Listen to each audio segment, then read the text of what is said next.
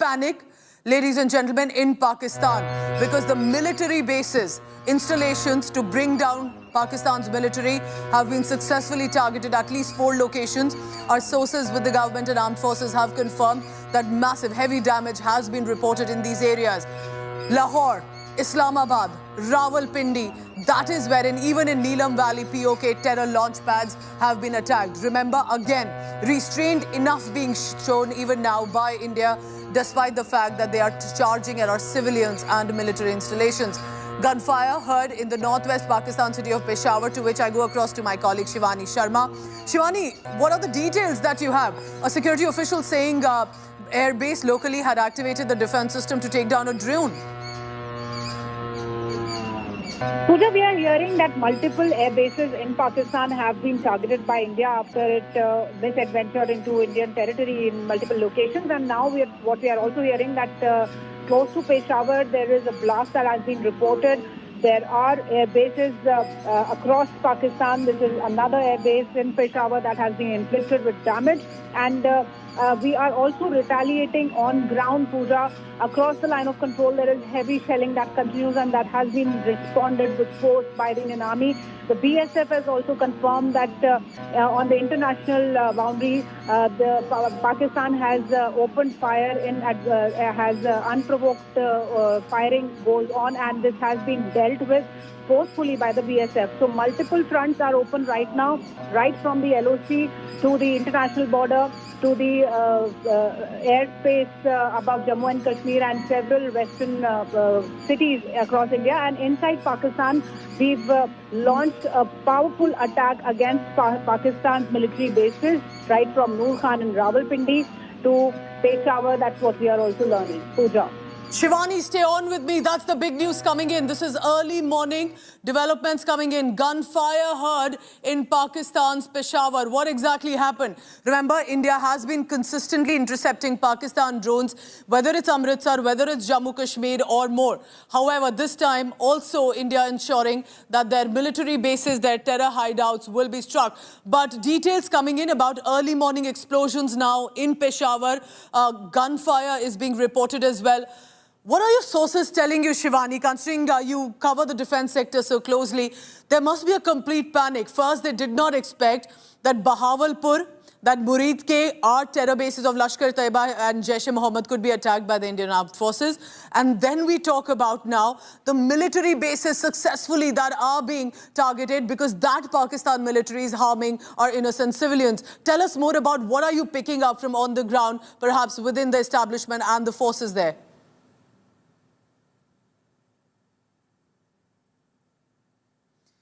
All right, I'll go across to Shivani in just a short while. Visuals on your screen coming in from Lahore, Islamabad, Rawalpindi, and gunfire being heard from Pakistan's Peshawar as well. Through the night, remember, as you're waking up this morning and trying to figure out what exactly happened, there's been a massive, massive escalation. In many ways, a retaliation even now, with a precise, calibrated response. Through the night, there were, remember, projectiles thrown toward Rajouri. Jammu region, there were attempts to target bases in Srinagar and Avantipura, to which India has now responded. And how? The Rawalpindi Air Force Base, Nur Khan Base, which is very close to the Pakistani military headquarters. I'm also talking about explosions in Islamabad, Lahore. We also have updates coming in that the civilian airspace has now been shut for Pakistan. Viewer, you must know that last night when Pakistan was throwing these and firing missiles and rockets toward our border regions to harm our civilians, they simultaneously, for some reason, had their civilian airspace open. There were takeoff and landings happening. Why were they using civilian airspace as a shield?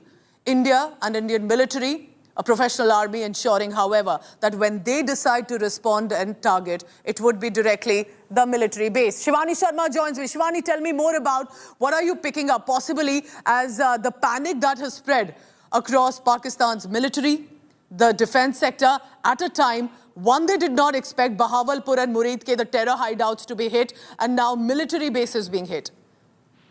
Pooja, certainly there is panic inside Pakistan as they have been losing their installments, the defense installments, the air defense systems across different air bases in Lahore as well as Rawalpindi in Islamabad. and 2 other air bases in Punjab province. So apart from that, the Indian forces have been giving a forceful response to them on the IB as well as LOC in the airspaces. If they are trying to misadventure towards Punjab, we've seen that multiple drones have been shot down in the western sector. In Jammu area, we've got a response from the officials that the attempts of multiple drones that were fired towards the Indian territory were thwarted using our Zu-23 guns and several other air defense systems. So there is panic. Indeed, there are reports of the runways in its strategic air bases being destroyed with big holes, and it is actually not able to move its craft on those particular runways. So there is a lot of damage that Indian forces have inflicted onto Pakistan, especially the military air bases, because India remains focused on the military targets there, because after Pakistan has been trying to target the civil areas in Jammu and Kashmir and other areas in Punjab and Rajasthan. So India is now fighting back, and India is not only thwarting the intrusion attempts but also giving it back to Pakistan by destroying its military assets across Pakistan. All right, we are staying with this big story coming in. Gunfire being reported in Peshawar. We have more details coming in. Remember, it's going to be, Shivani, isn't it, 10:30 briefing that we are expecting will be very crucial, because the briefing that was supposed to, in fact, take place early this morning at about 5:30. But of course, for different operational reasons, at about 10:30, a joint briefing by the Ministry of External Affairs and the Ministry of Defence will be conducted, and we are waiting to listen to that, to understand what are the details that are coming in. A lot has happened in the past few hours. Gunfire in the northwest Pakistani city of Peshawar. A security official says a local airbase had activated defense system to take down a drone. How do you think, Shivani, that the Pakistani military and its establishment are going to put this out? Because what they've done till now, especially their political leadership, is only embarrass themselves, expose themselves, whether it's an interview, whether it's a statement. And we have more news coming in. All right, stay on with me, Shivani. I have more news coming in, and this is with regard to how India at least is ensuring that this time, while we put out evidence of Pakistan equipment that has either failed to detonate in Punjab or in other areas, but also at this juncture ensuring that India busts the claim coming in from Pakistan. Look at that on your screens. Defense officials have said that the reports that are coming in of possible damage to our Pride S-400 air defense system is fake. There has been no damage. Viewer, do not fall for Pakistan propaganda right now, because everything that India is saying is backing it with evidence, whether it's a video of any sort of successful missile strike, whether it's Neelam Valley, Pakistan-occupied Jammu Kashmir, or perhaps in other cities of Pakistan of the military bases. There is evidence that we are putting out. We're also putting out evidence of how Pakistan is harming our innocent civilians along the line of control, and even in cities like Jammu and Hoshiarpur in Punjab. However, India is ensuring that we do not want to get Pakistan's narrative go unchallenged. There's been no damage to S-400, which is our defense system, which in many ways is one of the several defense systems we have. Whether we talk about the Akash missile system, the Spider, the Zu-23, all of that in different forms are being used as and when required. All of them are on high alert, activated. But Pakistan's fake claims are coming in. Shivani, they are going to ensure that they try and pull our morale down. But it's for all to see in the past 2 days of how strong India's defense systems have been. Because at this juncture, remember, and I want to keep reiterating this for the viewer, understand the differentiation of how India is responding. India's civilians have been killed, not in Pahalgam only, but also, remember, since the 1990s at least. I would in fact take you to 1947. But even in the latest, despite the distress and anger among all Indians, look at the response that has come from the Indian Armed Forces and the Indian government. It has been first to target the terror hideouts, and then only with regard to military installations which are being used as launch pads. Shivani, tell me more about this. It appears that there was some propaganda Pakistan was trying to spread that our S-400 defense system has been damaged. That's completely false, and defense official sources are telling you the same. Pooja, definitely there is no harm to the S-400 missile systems as per the confirmations coming in from the Air Force itself that these systems are intact, and there was a propaganda that Pakistan was trying to carry that there is a damage to S-400 air defense systems in Punjab. And this was, I must tell our viewers that this particular propaganda was also carried forward by China's Global Times, the mouthpiece of the government out there. They also were claiming similar. So you see this information warfare also playing along with the military operations that are going on ground. So now the Indian government and the Indian Air Force has clarified that this is fake, what is being propagated by Pakistan about the S-400 being damaged. There is no damage to the S-400 systems of India. They remain robust and they are thwarting the attempts of Pakistani drones and missile systems entering Indian boundaries. Right, remember, because that's all Pakistan has done all these years, share lies, put forth propaganda, but it's all being exposed this time. In the past 2 days, it's not just about our defense systems. It's also how, remember, that the kind of Chinese equipment they are buying at extremely high price. For example, the HQ-9 China-made missile shield, which was in Lahore. And when India decided to strike on that, and we realized not only that defense system was damaged, so now they are trying to put forth a propaganda that India's defense systems have been damaged as well. I can tell you, viewer, I can confirm to you that from our defense official sources, it has been confirmed that news is fake. There has been no damage to our defense systems. And also remember, these defense systems are protecting you and I, the civilians that Pakistan is hell-bent on trying to harm, whether in J&K, whether in Rajasthan, whether in Punjab and other border areas. At this juncture, it's not just about one defense system, it's a multi-layered approach. All the units that have been placed are on alert and activated as and when required. But Pakistan, clearly, neither do they have the evidence. They can only do what they have done all these years, which is to put forth their propaganda. They are clearly, remember, at this juncture, what do? The losses that they are facing in even cities and military installations and headquarters, like in Nur Khan Airbase, in Rawalpindi, in Lahore, Islamabad, Shivani. If you can hear me, because at this juncture, India, remember, is putting it all out. Whether it's the attack that we are managing successfully on their terror hideouts or military targets, all on evidence. And sadly, the casualties also that we are facing, especially along the line of control of our civilians. But India is being very clear, very honest about all that is unfolding, unlike our rogue state nation neighbor. Pooja, I must bring the timelines, what has happened Go from ahead. 8 to 8 p.m. 8 p.m. till what has happened till now. 8 p.m., remember, the sirens were sounded and there was drone attack inflicted on India, which was spotted in multiple cities, 26 cities across the western border of India. It went on till 11:30. We got a statement at 11 that this is happening, and Indian Army and Indian Air Force, the Indian forces are thwarting this attempt, but we need not panic. We are at work. That was the message from the Indian forces. And through the night, we have been reporting of this thwarting by the Indian forces at multiple locations. In fact, where we have been reporting from, in very close vicinity, we were hearing these explosions throughout the night. And we were sure that all these drones will be neutralized by Indian forces, and that's what happened. In the morning, we saw so many debris in Amritsar also that have been recovered.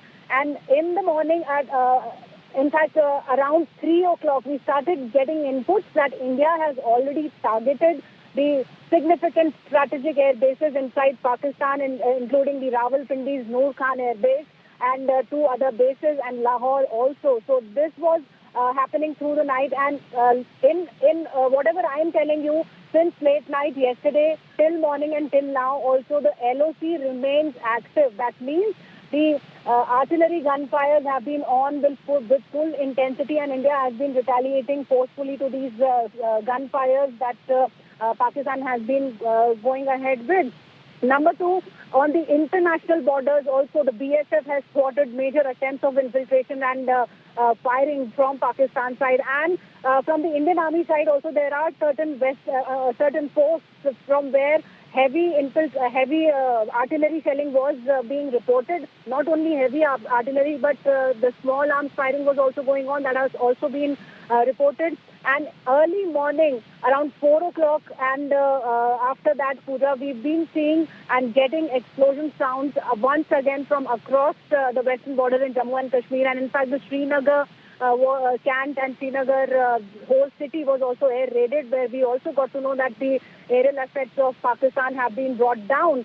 So now, and we got a message from the MOD that there's going to be an emergency briefing at 5:45 a.m., though there were a lot more assessments because this was an active operation that still goes on to be done. This briefing has been delayed and it will be now at 10:30 a.m. and this will be a combined briefing of the MEA as well as the MOD. And meanwhile, we've been getting a lot of inputs of damages inflicted on Pakistan of all sorts, Pooja. Their drones have been neutralized, their bases have been damaged, their gunfires have been thwarted, retaliated forcefully. So this is an all-out conflict or a war that India has Keep now, tracking, because 10:30 a.m. we are expecting a press conference, and I'm pretty sure that both the MOD and the External Affairs Ministry will ensure to also counter these lies coming in from Pakistan, because that's basically what Pakistan is doing. How do they then accept the kind of losses that they are facing in different cities, and how their defense systems are not able to intercept at all, and how they continuously are trying to harm our innocent civilians in different cities. All right, so what has happened in the past few hours? This is big news. India has inflicted heavy damage to multiple Pakistani military bases after late-night attacks. Pakistani military installations and assets, including the airbase of Nur Khan. This is huge. This is near Pakistan's army headquarters in Rawalpindi. Another location, this is, look at the explosion on your screen. Then there is Murid in Chakwal, Rafiki in Shorkot, also witnessing large explosions. These are all videos from on the ground. You can see the smoke, the orange balls, the clouds that come out and emerge, and this is after the Indian missile strikes. We're also reporting about how, and this is all confirmation, viewers, India has shot down a Pakistani Fatah-1 missile in the western sector, not revealing the exact location, but it was a strategic target, according to our sources, that Pakistan intended to aim at. But in time, our defense systems shot down. Fatah-1 is important because that in many ways Pakistan tried to put forth, it's a surface-to-surface missile, tried to put forth as their pride. There was a recent, remember, training launch also that was done. Fatah-1, Fatah-2 is in the arsenal of Pakistan. And because that is the reason that India is revealing this information to showcase that how even Fatah missile has been intercepted and destroyed. The aim of Pakistan forces clearly not looking good at all. Pakistan's Sialkot and Neelam Valley, basically, Pakistan-occupied Jammu Kashmir, have also been struck with Indian arsenal. These are terror launch pads that were being used in POJK. Remember, all of this is because late last night, Pakistan's military aimed for innocent civilians in Jammu, in Srinagar. They aimed for military installations, also in Punjab, also in Rajasthan, Gujarat. These are the border states. They've been trying to harm innocent people. But there are no military installations as much is where Pakistan is trying to hit the civilian areas. We have updates now coming in from Peshawar. Gunfire is being heard in the northwestern Pakistan city. Security official adding a local airbase had activated defense system to take down a drone. But it's in Islamabad, Lahore, Rawalpindi, where the explosions have not just been heard. These are not reports or conjectures we are bringing to you. It's all on video. The ground evidence that we are bringing out to you, people in panic on the cities and on the streets, they have come out. India is using, meanwhile, you should know, to protect us, our own civilians, who Pakistan intends to harm, using superior air defense systems. One of them is S-400. You must have heard a lot about it in the past 2 to 3 days. But Akash surface-to-air missiles. We also have L-70. We have the Zu-23. We also have Shilka. So there are multiple units that have been placed in different border areas specifically to carry out, whether it's precision strikes or to intercept and destroy any missile strikes. All of this, remember, vision of past few years that's coming to fruition now. जहाज गुजरा है ये drone गिरा अभी यहाँ पे आके वो आगे वो देखें आग लगी हुई ये ड्रोन गिरा अभी फेज 6 में ये ड्रोन गिरा अभी यहाँ पे आके वो देखें आग लगी हुई ये ड्रोन गिरा अभी फेज 6 में ये ड्रोन गिरा अभी यहाँ पे आके वो देखें आग लगी हुई ये ड्रोन गिरा अभी फेज 6 में ये ड्रोन गिरा अभी यहाँ पे आके वो देखें आग लगी हुई ये ड्रोन गिरा अभी यहाँ पे आके, वो आगे करके, वो आगे, वो देखें आग लगी हुई। ये ड्रोन गिरा अभी फेज 6 में, ये ड्रोन गिरा अभी यहाँ पे आके, वो आगे करके, वो आगे, वो देखें आग लगी हुई। ये ड्रोन गिरा अभी फेज 6 में, ये ड्रोन गिरा अभी यहाँ पे आके, वो आगे करके, वो आगे, वो देखें आग लगी हुई। ये ड्रोन गिरा अभी फेज 6 में, ये ड्रोन गिरा अभी यहाँ पे आके, वो आगे करके, वो आगे, वो देखें आग लगी हुई। ये drone. Remember the statement of Pakistan's military chief General Asim Munir about the jugular vein? The fact is, India has struck some of these jugular veins in real for Pakistan military. Let me help you understand what are these bases that have been struck by India. The Nur Khan base, one of the most prominent, this is in Rawalpindi. Rawalpindi is basically the military headquarters for Pakistan Army. So therefore this Nur Khan Airbase is located very close to the GHQ. It was used for refueling, air refueling and strategic transport. It also houses the IL-78 refueler. That is why this was an important airbase. It also houses the Lockheed and Hercules aircraft and provides air transport for senior officials. But with the strikes at the Nur Khan Airbase, India has clearly sent out a signal to Pakistan. Now, nothing is off the table. We are ensuring that while civilians will not be targeted in Pakistan, but to ensure that the real seat of power for Pakistan military will be hit. Look at these visuals coming in. Remember, latest images consistently coming to you. We are only putting out verified images. There may be time by the time we put it out. There may be a slight delay, but we are ensuring it's all verified, confirmed. Look at that image. Ooh. Huge explosion that took place. This was early this morning. Ooh. While people in India slept and in safety and peace, primarily in our cities because of our air defense systems, our Indian armed forces were on the job. So this is an airbase location. We'll try and get more clarity. Remember, whether it's Nur Khan base or the Rafiki air base, these are different visuals coming in. Look at that. This is a precise strike that has happened with the Indian missile. The coordinates, the location always were with the Indian armed forces. India always pushed for de-escalation. India always pushed for a hand of friendship with Pakistan in hope that possibly their military or their nefarious designs will change, will transform. That there could be peace, prosperity, unity and friendship between the neighbors. But it's only now realizing that that has really not been an exercise that led to any sort of change when it comes to Pakistan. Look at that. Massive explosion. This is Rawalpindi, we are told, very close to the Pakistan military headquarters, or should I say, even the seat of Pakistan's military chief, General Asim Munir. But more on that, remember, the Nur Khan base is also as much about the logistics hub for Pakistan Air Force. It hosts Pakistan IL-78 refuelers.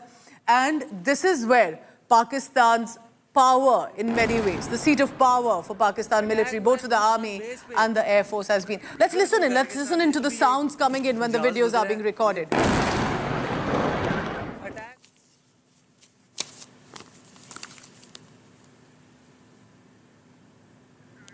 All right, so that is what is happening in Rawalpindi. We'll try and keep getting you different visuals coming in.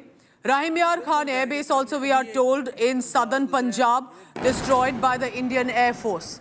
Different visuals, one after another, as you're waking up this morning, wondering what exactly happened.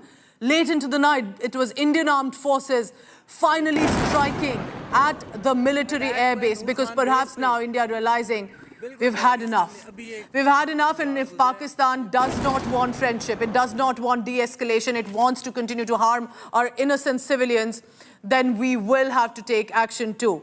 And look at the restraint here. After targeting the terror hideouts of Bahawalpur, Muridke and others in POJK, even now targeting not civilian areas but military bases, unlike Pakistan, which is targeting our people in Jammu and Kashmir, in Punjab, in Rajasthan and other areas. Always remember that, viewer, of how India continues to keep that differentiation between civilians and military and terrorists. Shivani Sharma joins me now. Shivani, I believe we have visuals coming in from the Nur Khan Airbase as well. And that we'll play that out. We'll play that out in just a short while. This is incredible. I can only imagine the precision that is being planned. And perhaps now in hindsight, all those huddles yesterday that were happening with the NSA, with the military chiefs, with the defense minister, home minister, other meetings that were happening, now we realize, and okay, this is the visual. All right, this is the visual confirmed. I can tell you that the confirmation that has come in, this is the Rahim Yar airbase that has come in. Look at the massive crater on your screen. The visual, this is the Rahim Yar Khan Airbase. This is southern Punjab base in Pakistan.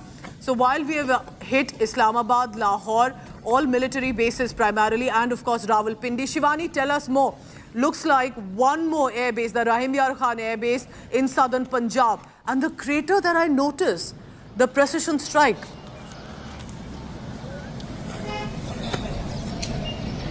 Pooja, you can see the crater out there. Totally damaged stands the Rahim Yar Air Force Base in southern Punjab province of Pakistan. And this is the fourth air base that was totally damaged by Indian precision strikes. India had gone ahead with the ballistic missiles on Pakistan. And across Pakistan's Punjab province, there are major damages and destruction, especially to the military bases out there. And these four air bases, right from the Nur Khan Airbase in Rawalpindi to Rahim Yar Khan Airbase, they all have been very strategically important because Nur Khan, if I talk about, that is the seat of Rawalpindi, the headquarters of Pakistan's army.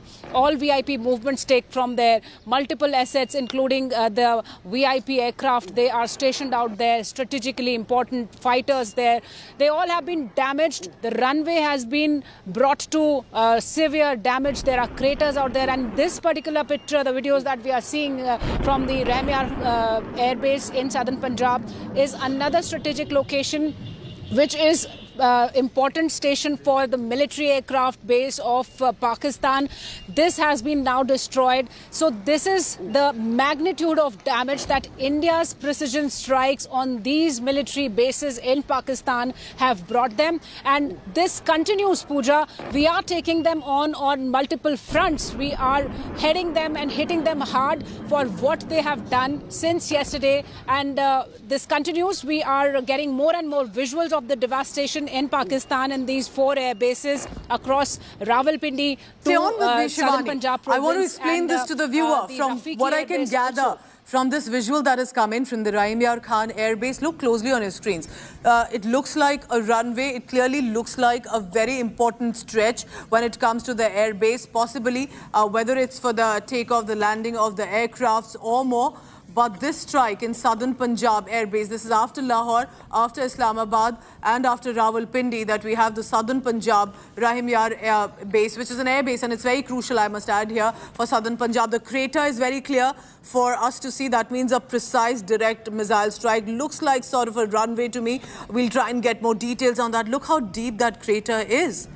And that means not only destroy the military installations, but also these pathways, these runways when it comes to Pakistan. Remember, in Pakistan is not using its military for self-defense, as should be protocol. It's using these military bases to target our innocent people and our military installations. Thankfully, that most of it is getting intercepted and destroyed, including the Fatah missile. But this is also remember, apart from the explosion videos that we are looking at, this is more direct. It's a ground video that has been confirmed to us from our sources, and that's why we are putting it out for you. A massive crater. Rahim Yar Khan Airbase. 4 Pakistan air bases have been destroyed in Indian attack. Looks like this is another one that is coming in because it's Pakistan's Air Force that is sending out missiles, drone strikes, projectiles into our Indian territory and our skies, into our heavily populated civilian areas. And we have seen the kind of destruction that has caused to our innocent people.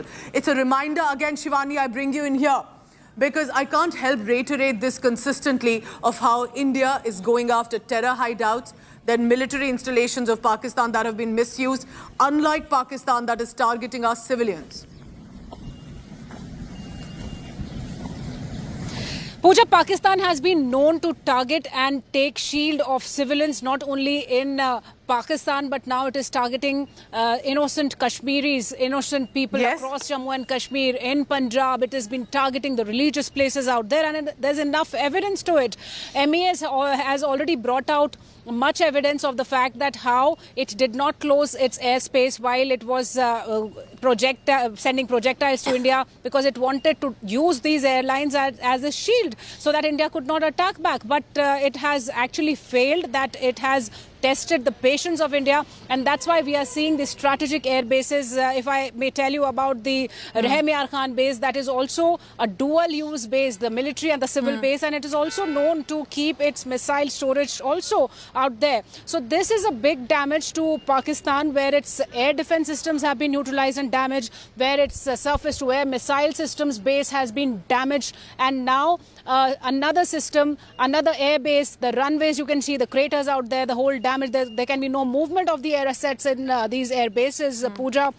There remains a missile storage facility where it can, which was also strategically planned to mobilize forces towards India if required. So all this stands damaged, and the Indian forces have in a very focused and measured manner, they have targeted those important military infrastructures across Pakistan. It's incredible, because while we have reports coming in from our territory of how even random civilian areas are being targeted, but look at the precision, the effort that has gone in. This means 4 air bases. What are the air bases that have been destroyed in this Indian missile strike attack? The Nur Khan Airbase in Rawalpindi, the Rafiki Air Base in Shorkot, the PF Murid Air Base in Chakwal, and now we have Rahim Yar Khan Air Base in southern Punjab.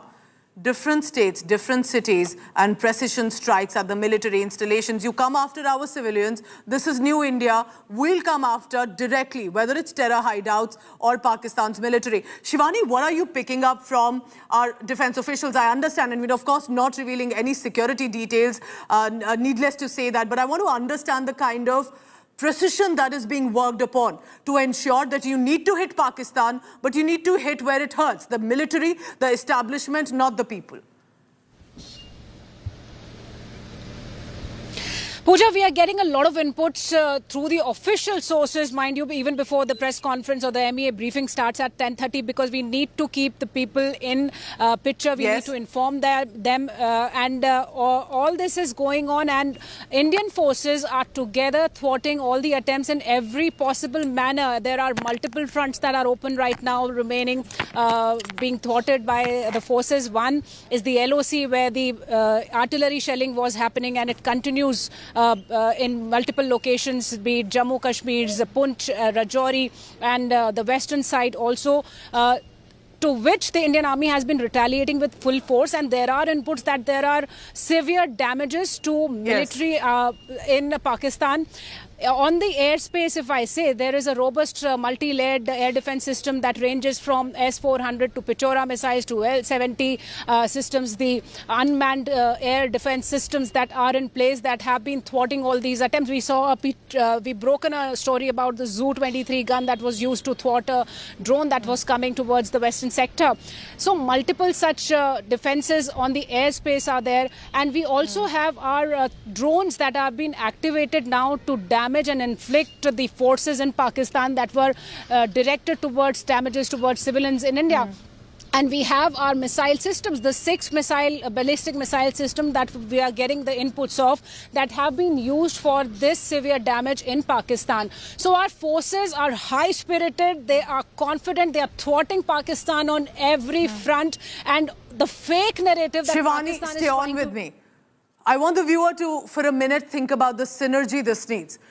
From the intelligence agencies like the Research and Analysis Wing, to the Intelligence Bureau, to the political will to be approving of how we need to go about our operations, to the Indian Armed Forces picking up on those coordinates and then carrying out these precision strikes to hurt where it must hurt Pakistan, and importantly, not the civilians. And that's why it's important to head and understand how this is united India speaking at this point. While the Pakistan military is targeting Hindus, Muslims, Sikhs, targeting our temples, gurudwaras, convents in Jammu region, killing our children and women and men. That is what Pakistan is presently about. I want to now bring in Ankit Kumar for the latest on that. Ankit, take us through the 4 Pakistan air bases that have been destroyed. Heavy damages have been inflicted in different parts, and the latest coming in from the Nur Khan Airbase.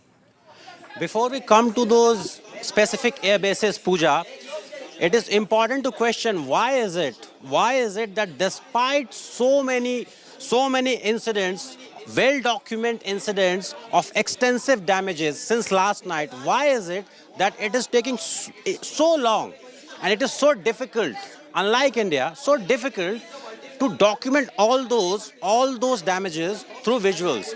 Now, we have been speaking to journalists in Pakistan, and now we can confirm to our viewers on India Today that there has been a directive by the general headquarters in Rawalpindi not to broadcast any such footage, any such news of damages suffered by the Pakistan military. That is why there has been a 10 to 12 hours lag when something happens and that is being reported on Indian TV. Remember, this is unlike what we are seeing in Indian media, right? We are covering everything, but there is a blanket ban. Remember, this is December 1971 all over again. No, not because there is another Bangladesh is being created, because the kind of information restriction that we are seeing in the newsrooms, also on social media in Pakistan. What happened in December 1971? I have in my hand the front page of one of Pakistan's most popular, perhaps most credible English newspaper. This is the morning after Pakistan surrendered. Bangladesh was created. Take a look at the headline. War till victory. Yahya's pledge. Pays tribute to forces. Pakistan promised continued support by China. On the bottom, jihad means total commitment. Come fund us. On the left, fighting ends in East Wing, PAF hits in West. So this is the narrative. This is the narrative that we are witnessing for past 48 hours. Even most senior journalists, even most credible newsrooms, even restrictions on social media. Remember, there are accounts, bots run by GHQ, ISI, who are now approaching common people who have posted some of these footages, asking them to take down those footages. So there is an actual warfare going on, and there is this information warfare going on. Pooja.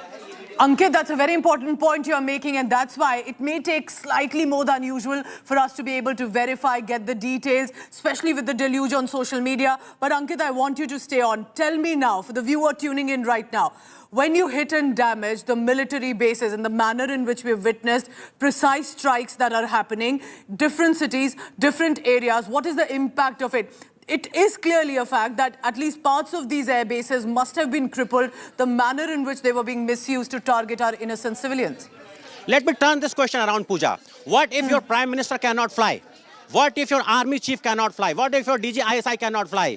This air base in Rawalpindi is used as the home base of all of VIP flights in Pakistan. Anybody who's supposed to come in Islamabad, this airbase is used. All your refuelers, that is the home. Stay on with me. I need you on the big breaking coming in. India has crippled Pakistan Air Defense Unit in Chaklala. India targeting the Chinese HQ-16 Pakistan Air Defense System. Must be a familiar name. It was HQ-9 that barely 2 days ago in Lahore, remember, again Chinese made and sold to Pakistan, was damaged, and how in the Indian missile strikes. We are now hearing of information coming in from Chaklala that Pakistan's air defense system has been targeted. This is incredible precision work being done. The base was active, remember, when India was carrying out strikes on the terror camps in Bahawalpur and Muridke and was launching missiles against Indian aircrafts. We'll try and understand the level of damage that has been caused to the HQ-16, but this is huge because these are the two big systems. Ankit, if I can come to you on that, the two big air defense systems that Lahore has was HQ-9, HQ-16. Shivani Sharma also bringing us that breaking news. Shivani, first to you. If HQ-16 also appears to have been damaged by the Indian precise military strikes, what does that mean?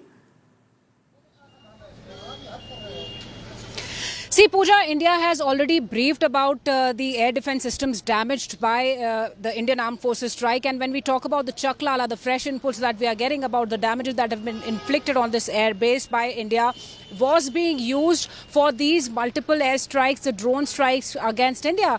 And now these HQ-9 systems, the HQ-16 systems, the air defense systems that they were activating even when we were carrying out the Operation Sindoor stand damaged. And this, mind you, is a Chinese system, a failed Chinese system that was sold to Pakistan by China, and it has totally been damaged by India. So you see the specifics of this operation that India has been carrying out against Pakistan's nefarious designs. It has now been declared, or the inputs that we are getting, that the Chaklala air base that we were speaking about, that was all earlier damaged by India, was being used. Its air defense systems were activated when India was carrying out the Operation Sindoor. So this is now destructed, completely out of order. No air defense Pakistan has on this particular Pakistani air base in Chaklala. So one more shield lost by Pakistan. We had already reported that there were damages earlier on the Lahore air base, similar air defense systems, the HQ-9, the HQ-16, which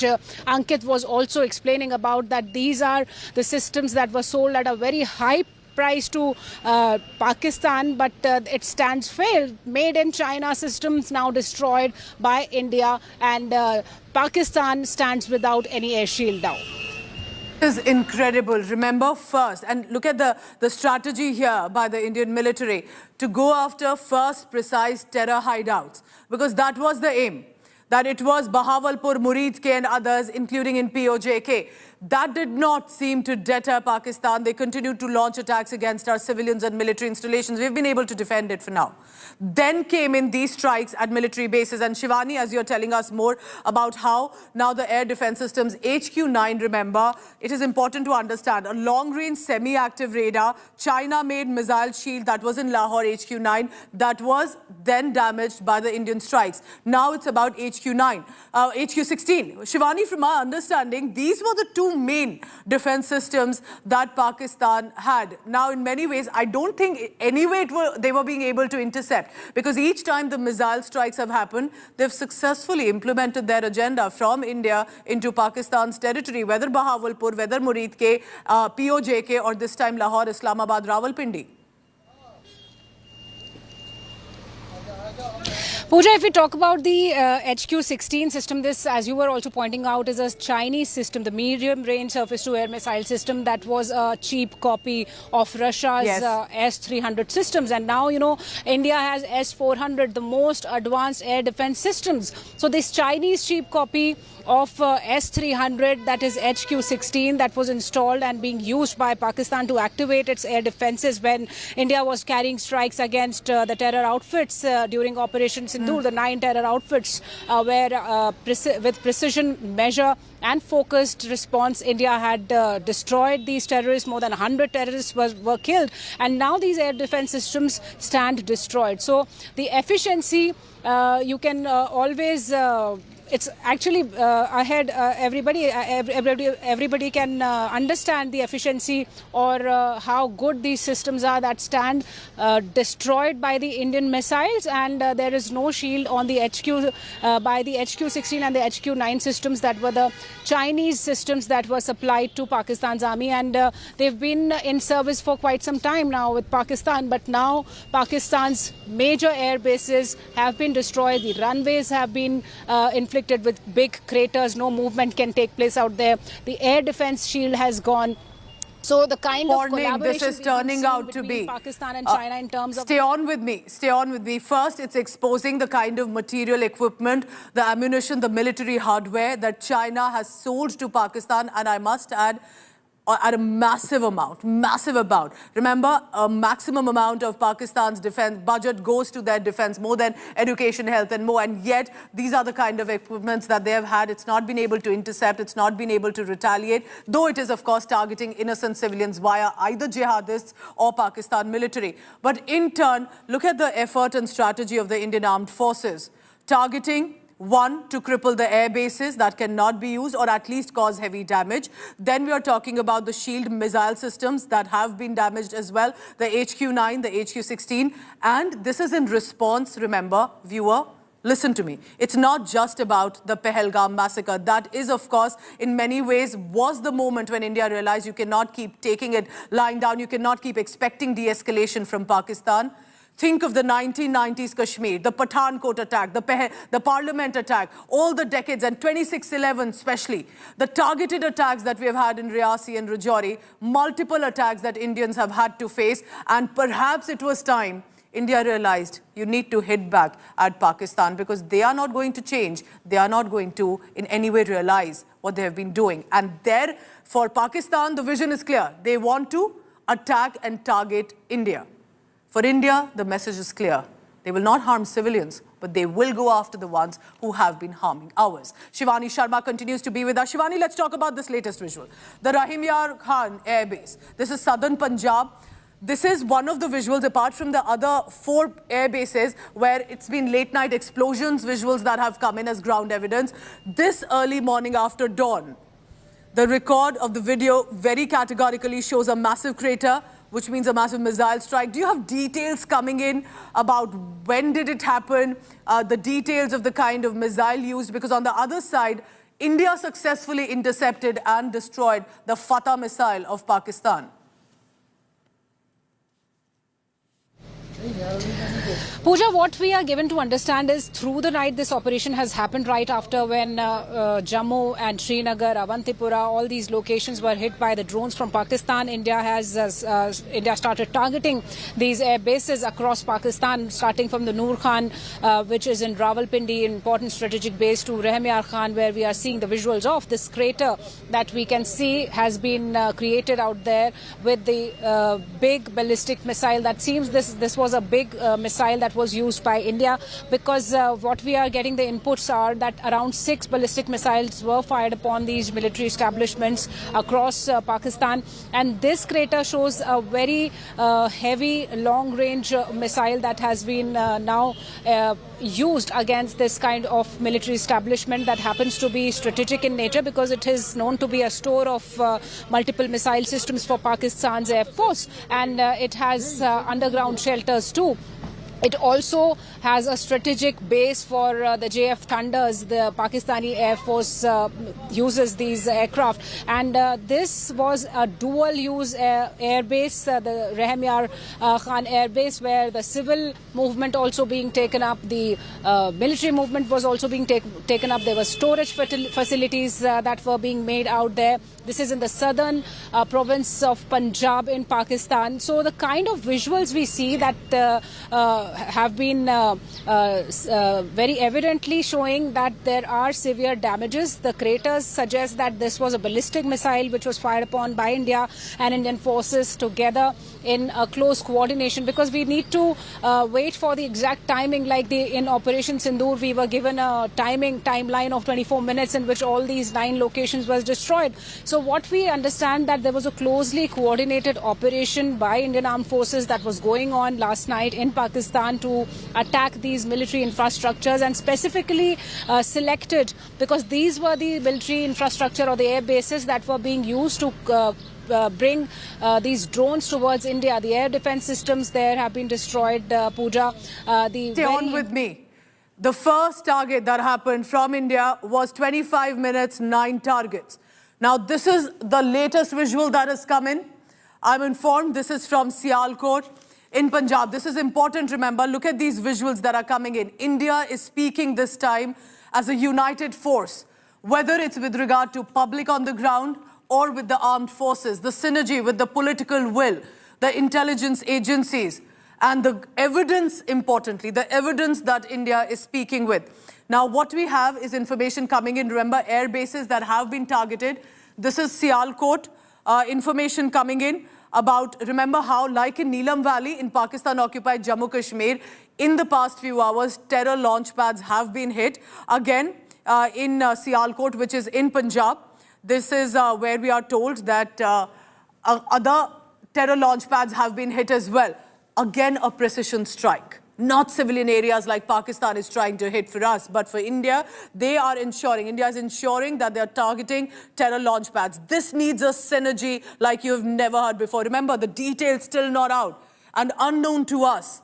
Behind those curtains are Indian armed forces with the agencies, with the government, ensuring as a coordinated effort to hit where it hurts. These launch pads were being used to foster terror, to push forth and infiltrate jihadists into our country, to harm our innocent people. Shivani Sharma continues to be with us. Shivani, incredible. We finished with one video. We were talking about the Nur Khan Airbase and where there's been a massive crater. And by then we have another video coming in from Sialkot. What are the details you have coming in from here?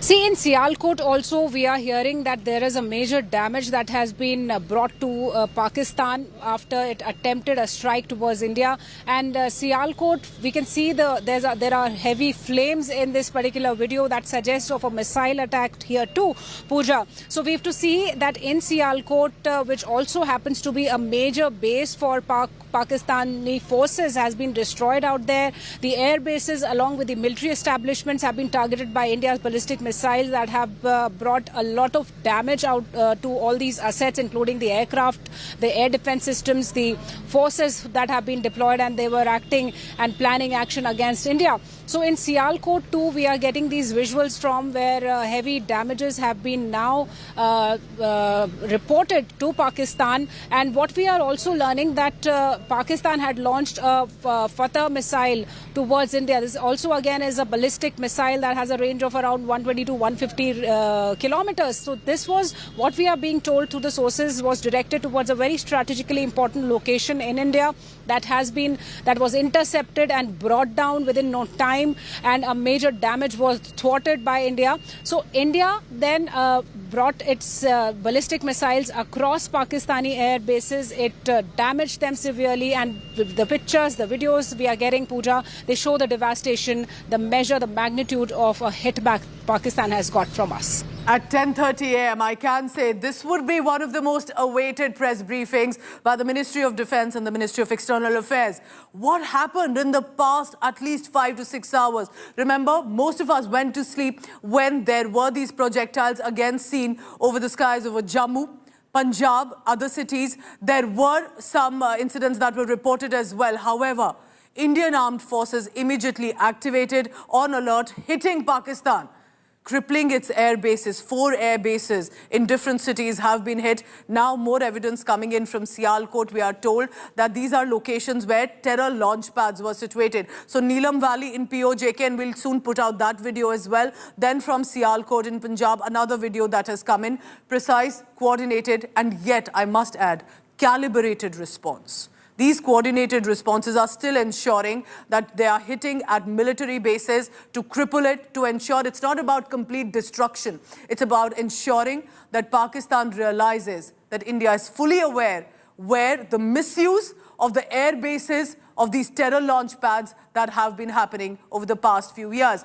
That's the big news coming in. All right, I have more news coming in. This is from Sialkot. We have details now. We have details that the terror launch pad at Luni in Sialkot, and that has been destroyed by the border security force, is what we are told. So that means it's very close. This is near Akhnur. So this is very close when it comes to the international border. This, we are told, is by the border security force. We'll try and continue to get more details on that. Shivani Sharma continues to be with us. And we'll also put out other visuals from different air bases that have come in from the Neelam Valley, different locations, and a reminder that India is now speaking up with evidence. It's not conjecture, ladies and gentlemen. We are putting out what is verified, confirmed. It may take us slightly more time than usual, but we are ensuring that you now have verified information because of the trust that you've put in India today. Now we have Shivani with the latest details coming in. Shivani, this means that whether it's the border security force, the boots on the ground, the Indian Army, or whether it's the Air Force. It's a coordinated effort that we are looking at right now. It's been quite a morning. This morning when we woke up, we've been flooded with visuals that have come in from the targeted attacks from the Indian Armed Forces. Now, there was a press briefing earlier announced at about 5:45 a.m. Now 10:30 is where, because it was an active operation, so perhaps more assessment details that have come in. And to ensure that the Ministry of Defence, Ministry of External Affairs will put out details, and we'll wait for that official clarity. So we are not going to put out any conjecture. We are putting out confirmed information from our sources, and of course at 10:30, we hope it's going to be an elaborate, detailed press briefing about what and where were hit in the past few hours. From about 1 to 2 a.m. when the operation started. The first phase, remember, when we started hitting the terror targets. 9 terror targets, 25 minutes. What was the timeline in this operation? This, we are told, has been an operation. This one that you're looking at is reportedly by the Border Security Force, which means boots on the ground are on alert. There's been attempted infiltration by Pakistan, especially in the Samba sector in the past few hours. That also was foiled, remember, a day ago. We are looking at how the airspaces that Pakistan is attempting to breach, especially into J&K, that is being foiled successfully by our air defense system. Incredible work, remember, whether it comes to our S-400, the Akash missile system, the Spider, the L-70, the Zu-23. But it's also about alertness, coordination, synergy between the armed forces, between the agencies on the ground, and importantly, all of this, remember, briefing that is being done with the top leadership. And Prime Minister Modi's message here becoming all too clear, isn't it? On the first day itself, when he had said before the first strike, complete operational freedom to the Indian Armed Forces. They decide the mode, the timing, the target. It will come not when Pakistan expects it, but when India decides to hit. Remember, after the first strike, we were expecting it, if it has proven to be a certain deterrent for Pakistan. Clearly, it wasn't enough. They continued to target our civilian population, continued to attempt to target our military installations. Shivani Sharma has been reporting from the border all these days, and she now joins me. Shivani, more visuals coming in. Now, Sialkot, it looks like this was an operation by the Border Security Force. Tell us about what are you looking at the coordination when it comes to how each one of these units are alert, responding as befitting as they feel.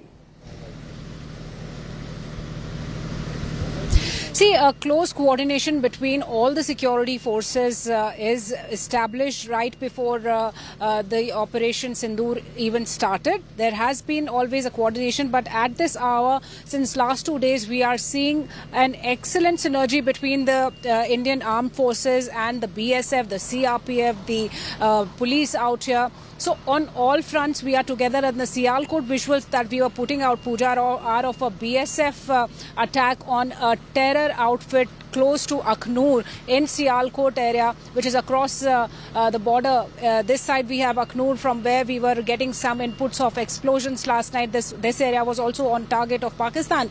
And across the international boundary, BSF has thwarted this major attempt and also attacked these terror outfits that were right inside the Pakistan's boundary, close to these borders. So this is the fire that has been caused to this terror outfit that was running inside Sialkot region in a nexus, close nexus with Pakistan's armed forces. So now BSF has neutralized this terror outfit. 9 have already been neutralized, and much more is being done across the line of control and also the international boundaries, where all the forces are in a synergy to thwart any nefarious design of the Pakistanis. And very important out here, all these messages that we are getting, Pooja, the message that these forces are giving to all Indians is that the spirit to protect India is unshaken. Absolutely. So that should be taken as an assurance from the forces who have been there at task while we all were reporting, and all these operations have been happening. So we are getting those inputs, and now we are getting a number of videos of this devastation across Pakistan. Shivani, look at the communication and coordination. I think India also indulging in this information warfare with the right spirit, because what is happening is, earlier India believed that the world would believe what is happening. They felt they didn't have to consistently put out their views. But this time, with each video, it's the evidence that India is speaking with. And Prime Minister Modi and the government has said, this is new India. Remember, to anyone who says de-escalate, say no to war, the kindness that has been of India has been consistently misused. We have tried to de-escalate, but we got the 1999 Kargil war. We tried to extend a hand of friendship. We got 26/11. We tried to de-escalate even more and got targeted terror attacks across Jammu Kashmir, from Rajouri to Riyasi, and then the Pahalgam massacre. This time India decided we need to stand united and hit back. And then remember the differentiation. Shivani, isn't it? You tell me. You're at the border. You can see how India military, and also because you closely track the defense sector, there has been a lot of distress and anger among all Indians since the Pahalgam carnage. And yet look at the calibrated response of the Indian military, hitting first terror hideouts, then the military bases, crippling it to a certain level. Heavy damage inflicted. In turn, what is Pakistan still doing? It's targeting our innocent civilians, who I must say at the border, extremely brave, stand with the armed forces and the nation even now.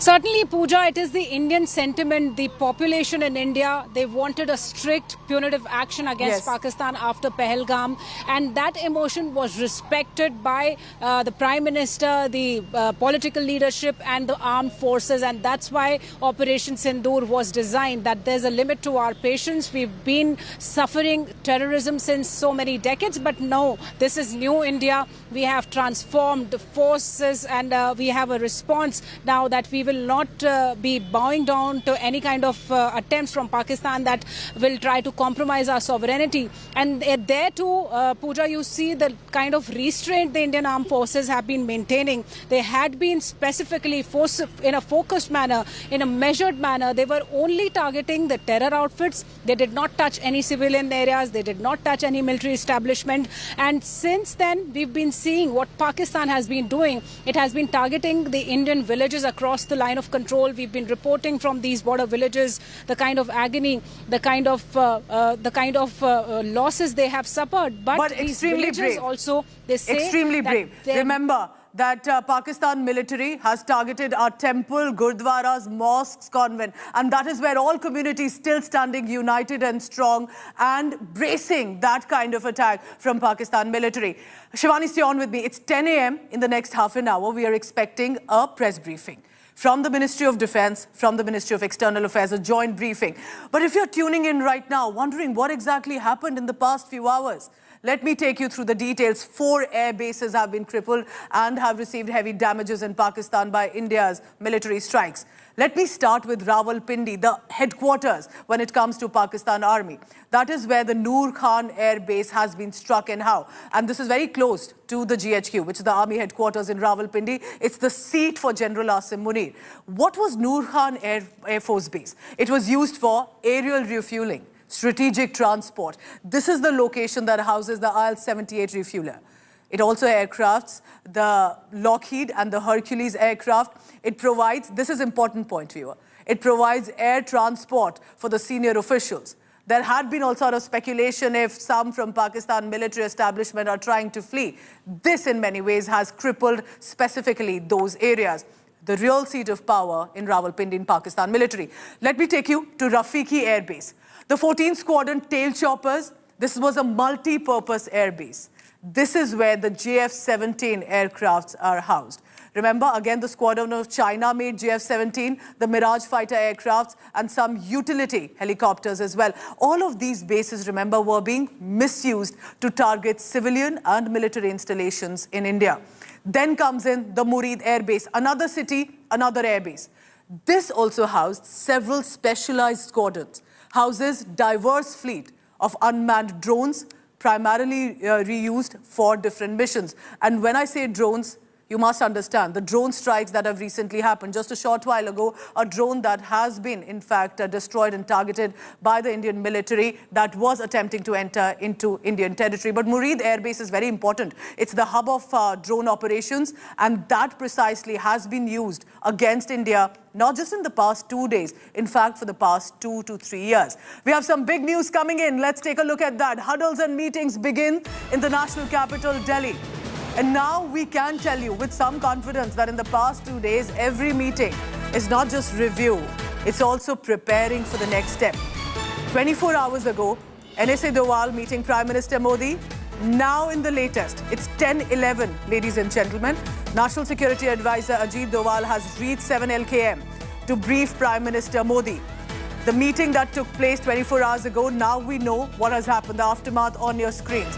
Craters in the Nur Khan Airbase in southern Punjab and other explosions that can be seen. Now NSA Ajit Doval, who of course has received inputs from the Indian military, other sources, will now be briefing Prime Minister Modi. But I can tell you from our sources, our reporters on the ground have confirmed that Prime Minister Modi has consistently been in real time tracking the operations, of course. So as the Home Minister, the Defence Minister, but this is as much a part of protocol. NSA Ajit Doval reaching LKM. Think about this, viewer, as you wake up, the kind of synergy that has been required to be able to work in a coordinated manner, to be able to hit where it hurts Pakistan and not hit the civilians.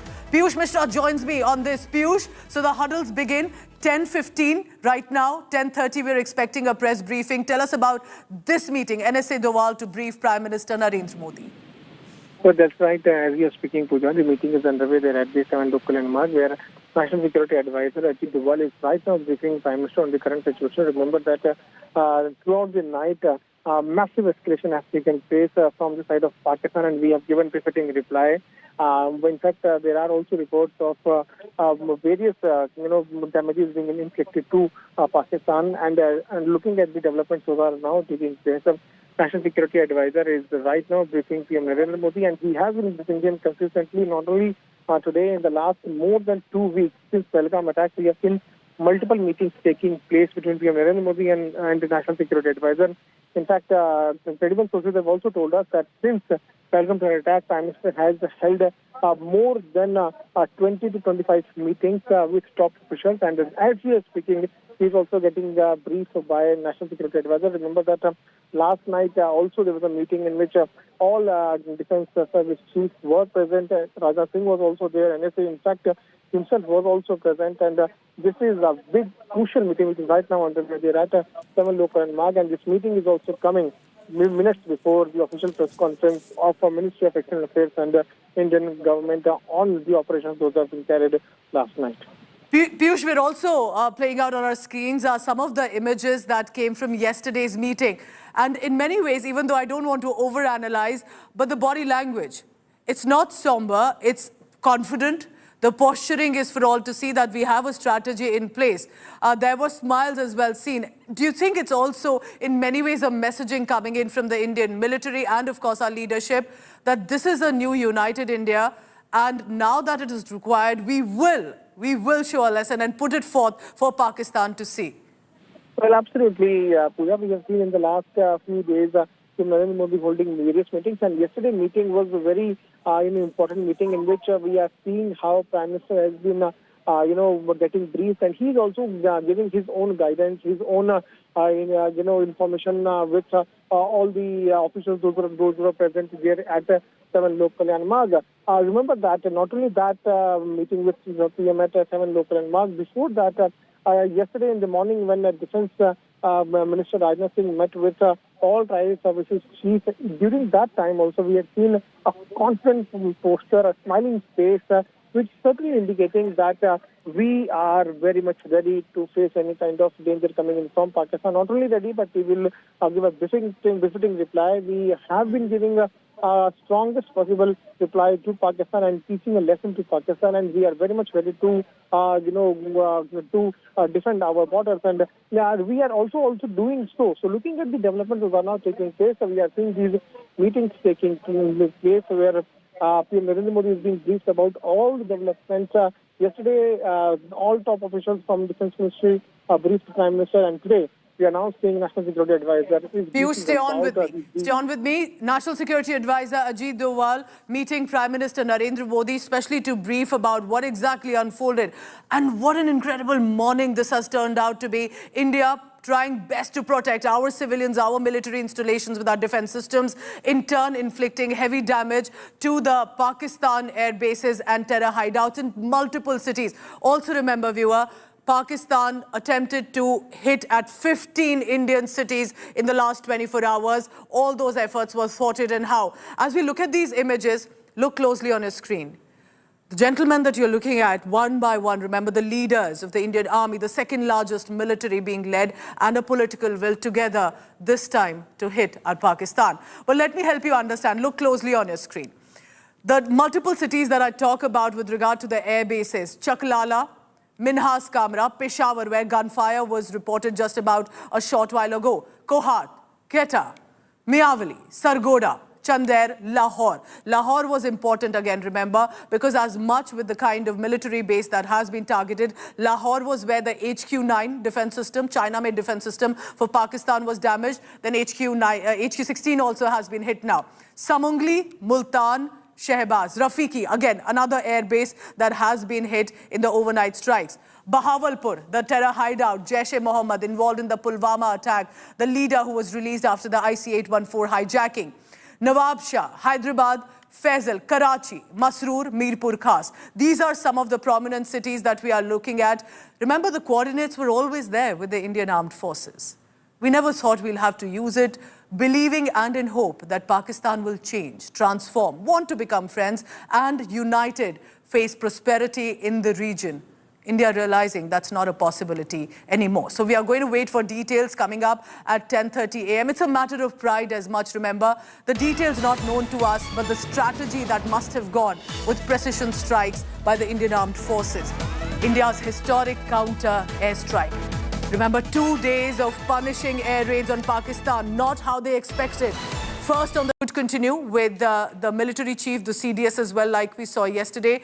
But this means, remember, sleepless nights for our military, for our boots on the ground, for especially our Indian Air Force at this juncture. What a remarkable effort and performance by our Indian Armed Forces, especially by the Air Force. And we'll discuss that soon, as I'll be joined by my colleagues in just a short while. But these are images on your screen. Just in case you're waking up right now at 10 a.m. tuning into India Today, what exactly happened? Explosions in Islamabad, Lahore, Rawalpindi, other cities as well, as we await for a press briefing on what exactly happened. Military targets that have been hit.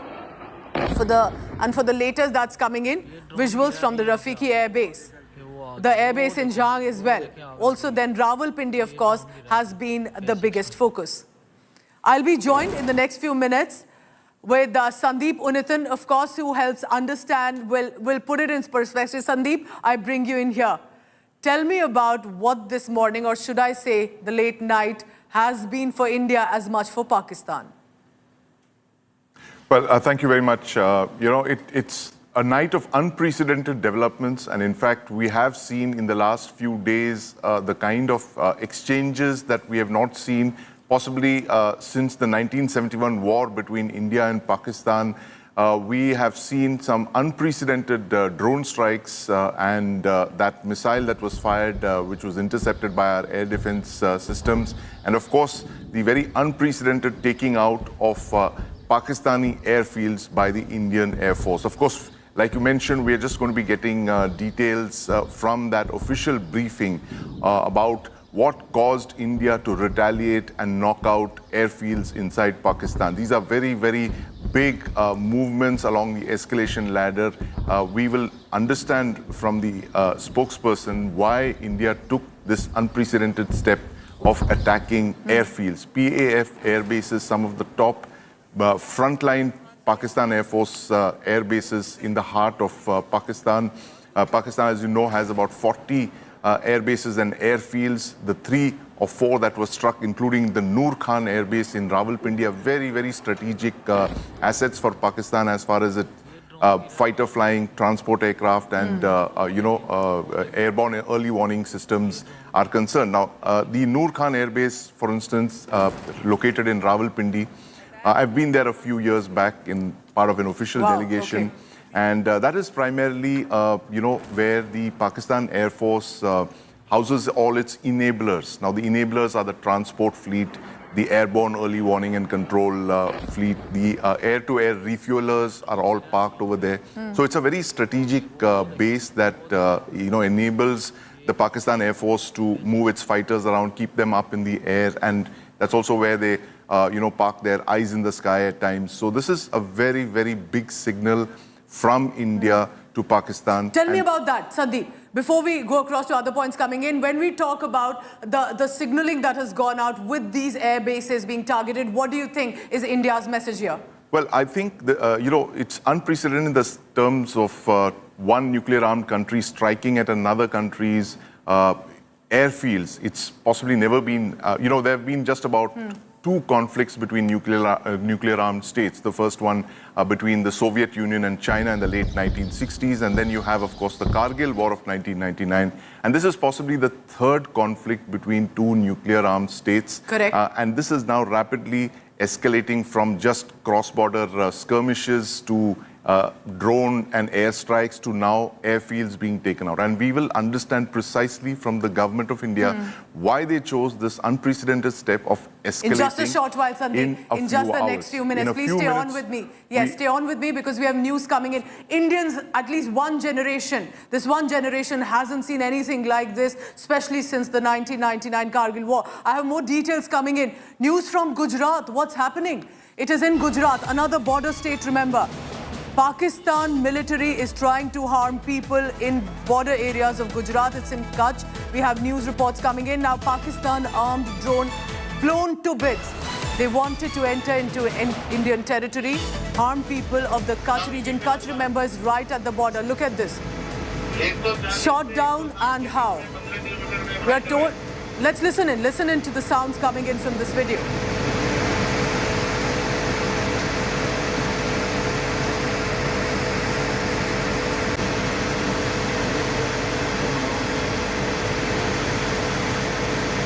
Sandeep, let's try and explain this video. This is Gujarat's Kutch, Pakistan's armed drone blown to bits. We are told that it entered into the Kutch district immediately by the alert forces, was shot down. But this is an incredible visual, possibly for the first time. Before that action, we're looking at the visual. Absolutely, Pooja. And in fact, what you see there is one of Pakistan's short-range drones, one of their domestically manufactured drones. I think it looks like a Shah-Par drone, which they've made, and incredible visuals there. It appears to have been intercepted, and now Nalia in Gujarat is also the location of one of the Indian Air Force's premier bases in the western sector, and that is possibly Pakistan signaling that it has the ability to target India's bases as well. But, in a span of a few hours, India has gone from just signaling to actually knocking out, cratering Pakistan's air bases. So very, very serious escalation in a matter of hours. Like I said, we will know, Pooja, from the government of India why they chose to take that unprecedented step of striking at the Pakistan Air Force's air bases. And this also means, Sandeep, isn't it, if you can explain this to us, it's not just about Jammu Kashmir. It's as much about Rajasthan, Barmer, for example. It's as much about Punjab, another border state. It is also about Gujarat. It's the over 3,000-kilometer border we share with Pakistan that Pakistan's military is trying to harm our innocent civilians. I can only imagine the alert presently at the border over this. Well, Pooja, the border states have been on high alert, the 3 states and 1 union territory all along the international border, and of course the line of control. They've been on high alert for the past few days. And what Pakistan chose to do in response to Operation Sindoor is to activate this entire international border with those strikes, which we are calling Swift Retort 2.0, whatever they call it. But the thing is that they have shown their intent to target the entire Indian western and northern sectors along the international border, all the way from Jammu and Kashmir right down to Gujarat. That's 3 Indian states, 3 Indian border states, and the Union Territory of Jammu and Kashmir. This is Pakistan's signaling, and they've been doing so night after night. And what happened today is unprecedented in the terms of India striking back at their airfield. So this is, this is possibly a conflict that we haven't seen in more than half a century. And, the onus of this... You are expecting a response, of course, from Pakistan on this as much possibly in the next few hours. We already see it with these drone strikes. But when you use the term unprecedented, what is it that you're comparing it to, Sandeep? 1971, 1999? Why do you think that this possibly is a situation that is historic in so many ways? I call it unprecedented, Pooja, because in 1971, neither India nor Pakistan were nuclear armed. It was a fully, they were both conventionally armed, and that was the last large-scale conventional war that was fought between India and Pakistan. In 1999, the conflict, it was a border conflict, it was localized to Jammu and Kashmir, that was confined to a few hundred kilometers of the line of control. That was a few months after both India and Pakistan tested nuclear weapons and became overt nuclear weapon powers. Now, that is also precisely the reason that the Pakistan military chose to embark on that adventurism in Kargil. They thought that the nuclear arms on both sides would deter India from conventionally responding. And to an extent, they might have been right, because ever since Kargil, if you see, Pooja, there has been 25 years of very grave provocations, starting from Kargil to Parliament in 2001. Then you have the Mumbai terror attacks of 26/11, and then a string of other terror attacks culminating in Pahalgam on the 22nd of April. And that emboldened the Pakistan military. When you have a quarter century of no major Indian conventional response, the Pakistan military was emboldened, and they believed that their nuclear weapons had not only protected Pakistan and its military, but would now protect their non-state actors, these terrorists that they have been rearing for a quarter century. Those assets would also be protected. I completely agree to that, and that's what I've been maintaining, that I understand that most people would think this is a response to Pahalgam massacre, but to me it's as much a response to the 1990s Kashmir, to the terrorism inflicted in the valley, to as latest as the Riyasi, Rajouri terror attacks in which children were shot dead at point-blank range, and then of course Pahalgam, and when you're talking about 26/11, Parliament attack, Pathankot attack, Uri, Balagh, all of this in many ways, I think it touched the patience of a common Indian as much of the leadership. Sandeep, as we wait for further details, tell me about the strategy at play here. When you decide to go ahead as a country with regard to the air bases, heavy damage that has been inflicted after the terror hideouts, why do you think India decided to take that step, even though I would say still restrained, considering how they continue to target our civilians? Well, this is signaling, Pooja. You know, the fact is that if you look at Foreign Secretary Misri's briefings over the last, we've seen 3 briefings so far from the 7th of May onwards. All of the briefings have been very measured in the choice of words and the language that were used. All of those briefings had an inbuilt element of de-escalation, where in the first briefing on the 7th, he very categorically mentioned that this strike was to target Pakistan's terror infrastructure only. We were not targeting civilian areas, and we were certainly not targeting the Pakistan military. Now, in the second briefing, we get to a point when the military installations have been struck as well, in response to what Pakistan did by escalating this conflict all across the international boundary, going from Jammu and Kashmir all the way south to Gujarat. And there also, if you look at it, the Foreign Secretary's briefings have again got that note of de-escalation. So we've always been signaling that we need de-escalation, but the Pakistan military has been unwilling to do so because, you know, like I said, using that word again, unprecedented.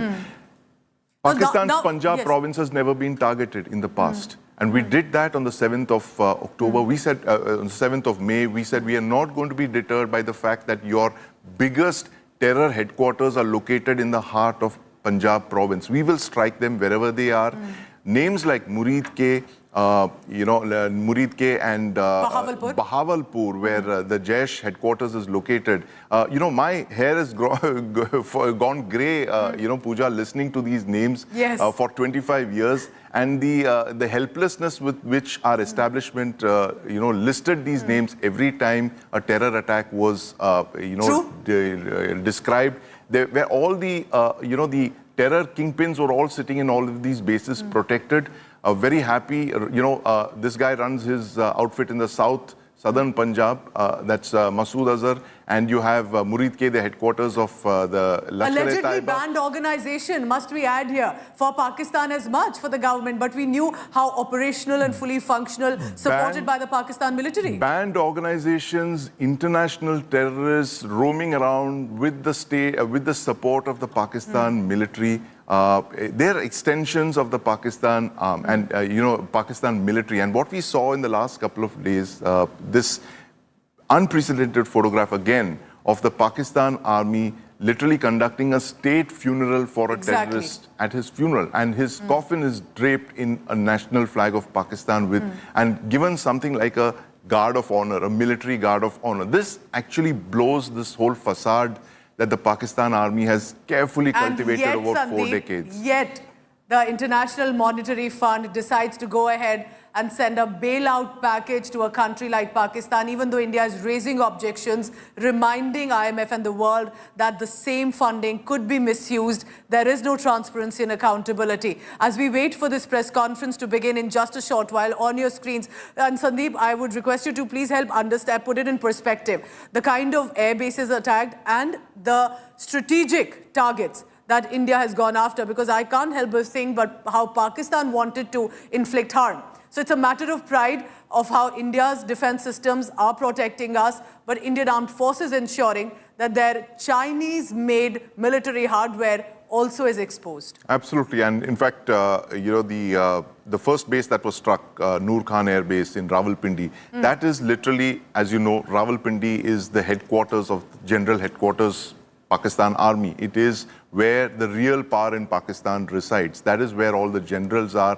This is from where they fly out. They have their VIP transports parked over there in that airbase in Rawalpindi. It's named after the second chief of the Pakistan Air Force, Air Marshal Nur Khan. That airbase, it also has a allied airfield, airbase, the Benazir Bhutto International Airport, which is now believed to be defunct. But Rawalpindi, this is the second time that India has struck at Rawalpindi.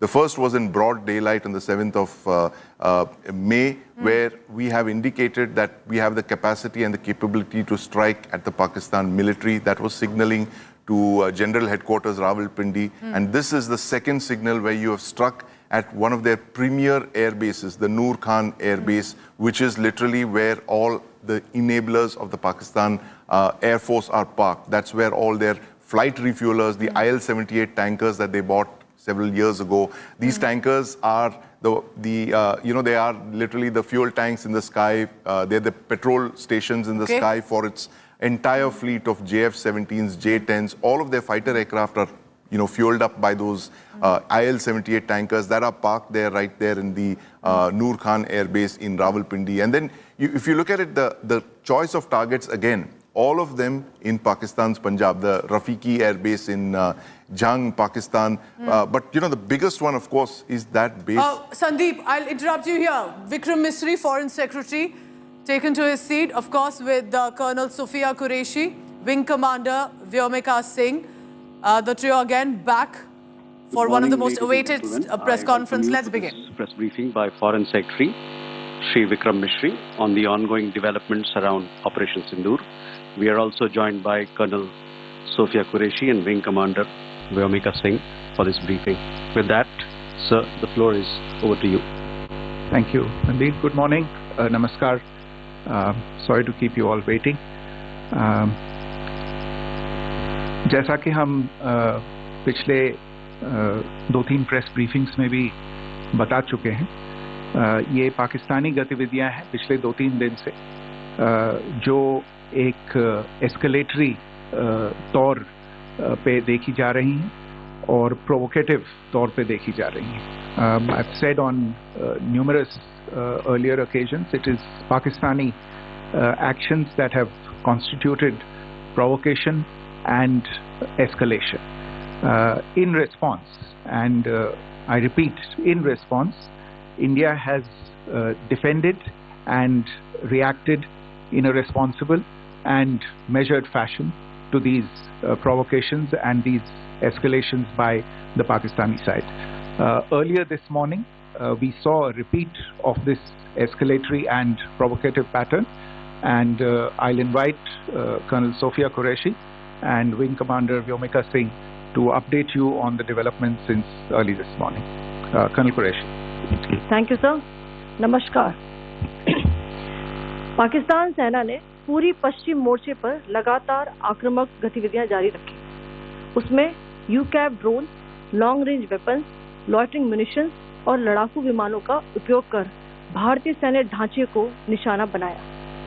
नियंत्रण रेखा पर भी drone घुसपैठ और भारी calibre हथियारों से गोलाबारी की।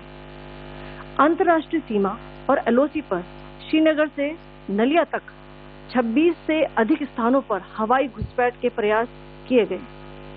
भारतीय सशस्त्र बलों ने अधिकांश खतरों को सफलतापूर्वक निष्क्रिय किया। फिर भी वायु सेना स्टेशनों पर उधमपुर, पठानकोट, आदमपुर और भुज बठिंडा स्टेशन, इन सब पर उपकरण व पर्सनल्स को हानि पहुंचाई।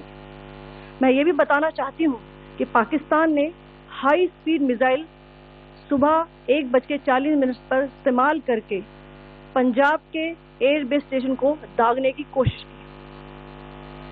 एक निंदनीय और अनप्रोफेशनल एक्ट के तहत पाकिस्तान ने श्रीनगर, अवंतीपुर और उधमपुर के वायु सेना अड्डों पर चिकित्सा केंद्र और स्कूल परिसर को निशाना भी बनाया, जिससे उसके द्वारा सिविल इंफ्रास्ट्रक्चर पर हमला करने की गैर जिम्मेदाराना प्रवृत्ति फिर उजागर हुई। पाकिस्तान द्वारा सैन्य ठिकानों को जानबूझकर निशाना बनाने के पश्चात भारतीय सशस्त्र बलों ने त्वरित व सुनियोजित जवाबी हमले किए। Technical installation, command and control centres, radar sites और हथियार भंडार को चुनकर निशाना बनाया गया। रफीकी, मुरीद, चकलाला, रहमियार खान, सुकूर और चुनिया स्थित पाक के सैन्य ठिकानों पर एयर लॉन्च सटीक हथियारों व लड़ाकू जेट से प्रहार किए गए। पसरूर स्थित रडार साइट और सियालकोट का एविएशन बेस भी प्रिसीजन एम्यूनिशन से टारगेट किए गए। इन कार्रवाइयों के दौरान भारत ने कम से कम कोलैटरल डैमेज की क्षति सुनिश्चित की। चिंता का विषय यह रहा कि पाकिस्तान ने लाहौर से उड़ान भरने वाले नागरिक विमानों की आड़ लेकर अंतर्राष्ट्रीय हवाई मार्गों का दुरुपयोग किया ताकि वे अपनी गतिविधियां छिपा सके। ऐसी चालों ने भारतीय वायु प्रतिरक्षा तंत्र को नागरिक सुरक्षा सुनिश्चित करते हुए अत्यधिक संयम के साथ कार्य करने के लिए विवश किया। साथ ही साथ पाकिस्तान ने मिस इन्फॉर्मेशन का सहारा लेते हुए आदमपुर स्थित S-400 प्रणाली, सूरतगढ़ व सिरसा के हवाई अड्डों, नगरोटा के ब्रह्मोस बेस, देहरागिरी के तोपखाना पोजीशन तथा चंडीगढ़ के अग्रिम गोला बारूद डिपों को नष्ट करने के झूठे दावे सोशल मीडिया पर फैलाए। भारत इन फॉल्स नैरेटिव्स को पूर्णतः खारिज करता है। नियंत्रण रेखा पर पाकिस्तान ने ड्रोन घुसपैठ और भारी तोपखाना गोलाबारी के कई प्रयास किए।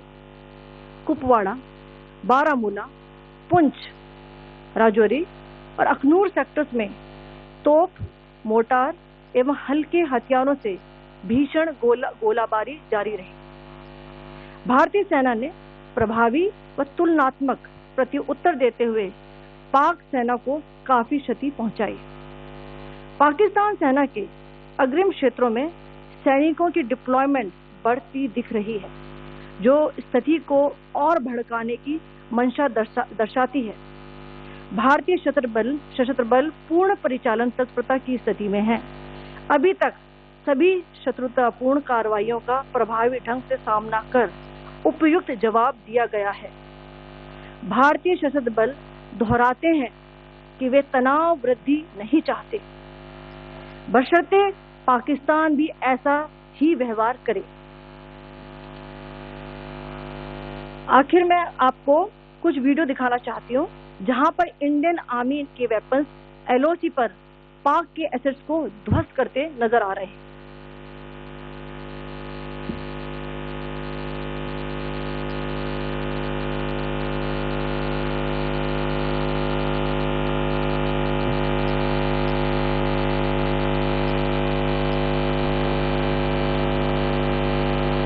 स्क्रीन में आप देख सकते हैं इस वीडियो को।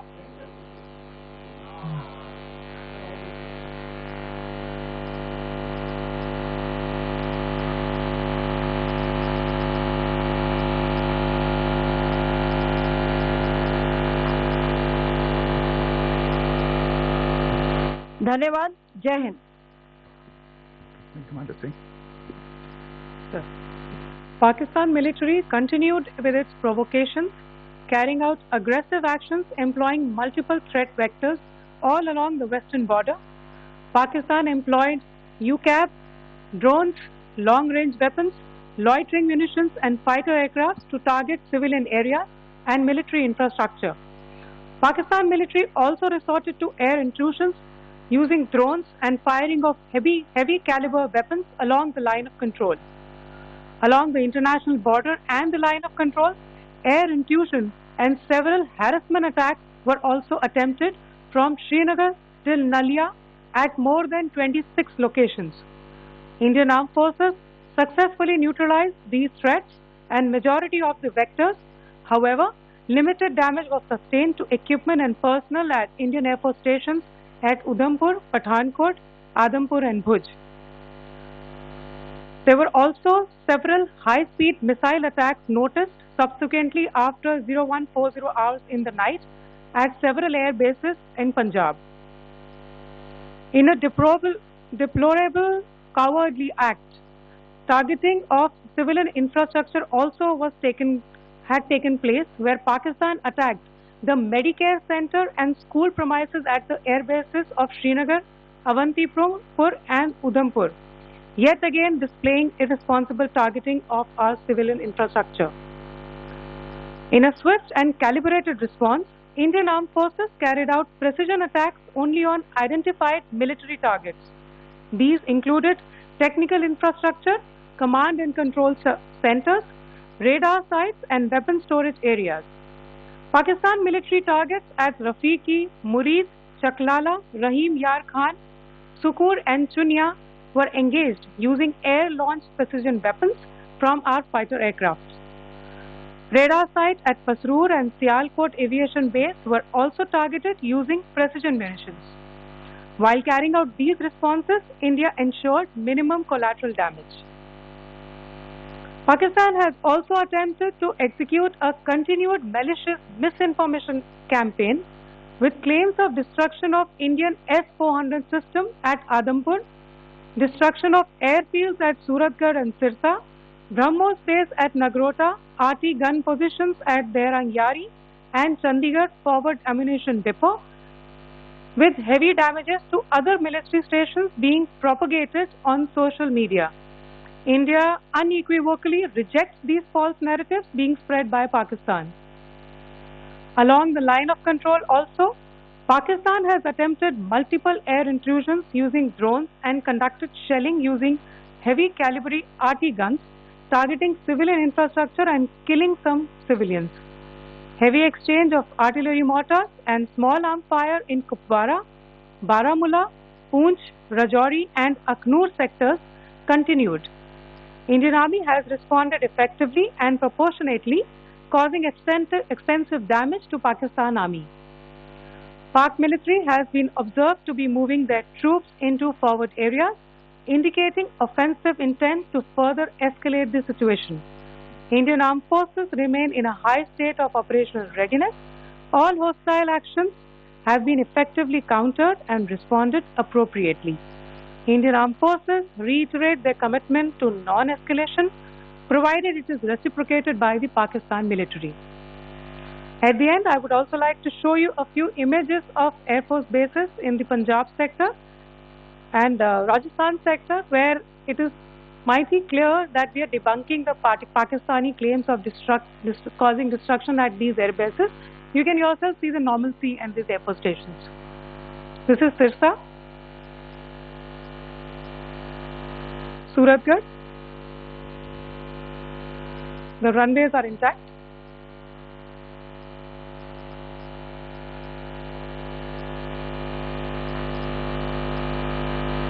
There are also time stamps, just notice, they are also time stamped. This is today.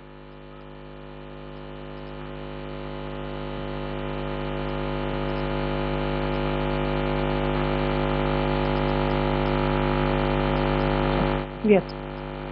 Thank you very much. Thank you. Thank you, Colonel Qureshi. Thank you, Wing Commander Singh. I just have a few points to make in closing. First of all, as you have seen, Pakistani claims about activities that they have undertaken continue to be heavy on lies, misinformation, and propaganda. And on top of that, this is peddled by Pakistani state agencies. The claims that they have made about attacking and destroying various places, various military installations and facilities, as has been pointed out by my colleagues here this morning, are completely false. The claim about the Air Force station in Sirsa being destroyed, completely false, as you've seen. The claim about the Air Force station in Suratgarh being destroyed, completely false again, as you have seen. There's a claim that has been made that the S-400 base at Adampur was destroyed, completely false once again. Claims have been made about large sections of Indian critical infrastructure, power systems, cyber systems, etc. being attacked and destroyed, completely false. I would urge all of you and all those who watch this not to be misled by this tissue of lies that is being peddled by the Pakistani state for obvious purposes. The second point that I wanted to emphasize is that Pakistan continues with its execrable and wanton campaign of targeting civilians and civilian infrastructure, especially in the states of Jammu and Kashmir and Punjab. There is also on its part a consistent attempt to sow discord between communities in India. As I said, there has been a particular focus in its targeting of civilian infrastructure and the population in Jammu and Kashmir and Punjab. Earlier this morning, Pakistan shelled the town of Rajouri, killing the additional District Development Commissioner Shri Rajkumar Thappa, adding to the civilian casualties and the damage in that state. We have also observed overnight damage to property and injuries to civilians in Firozpur and Jalandhar, among other places. Finally, as I said, Pakistani officials also continue to make ludicrous claims about India firing missiles towards Sri Amritsar Sahib. As I said, these lame attempts to divide India are doomed to failure. We have also seen in some of the remarks that have been shown on television that the Pakistani army spokesman seems to take great joy at the fact that the Indian public should criticize the government of India with regard to various issues. It may be a surprise to Pakistan to see citizens criticizing their own government. That is the hallmark of an open and functioning democracy. Pakistan's unfamiliarity with that, again, should not be surprising. And finally, there is this yet again completely ludicrous claim that Indian missiles have hit Afghanistan. Totally frivolous allegation, and I only want to point out that Afghan people don't need to be reminded about which country it is that has on multiple occasions in just the last 1.5 years targeted civilian populations and civilian infrastructure in Afghanistan. Ladies and gentlemen, as you would have gathered from this morning's briefing, we are dealing with an evolving situation. Accordingly, today we don't have the time to take questions, but we will continue to update you on this situation as we go along. Thank you all very much for joining us this morning.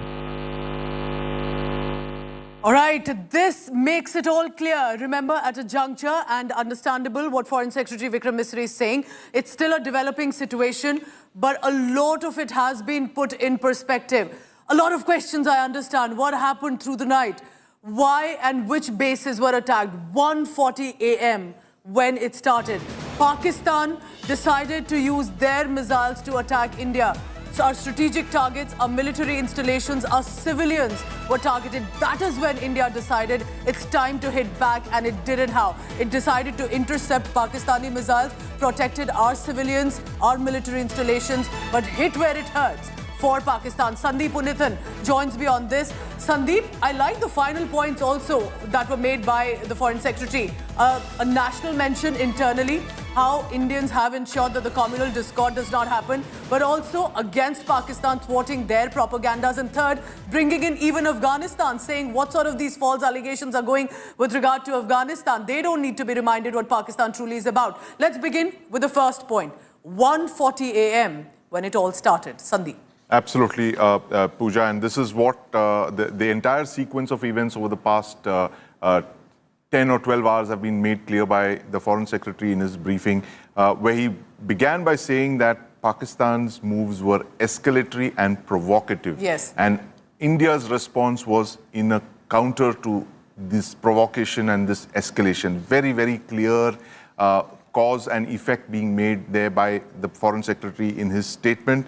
And the most important takeaway for me, Pooja, is that Colonel Sophia Qureshi mentioned that Pakistan had fired a high-speed missile at us, which was intercepted and downed in Sirsa. That is very, very, very significant. The fact that Pakistan chose to fire a high-speed missile, possibly a ballistic missile, that signals a dangerous escalation that, like we were just talking before the briefing.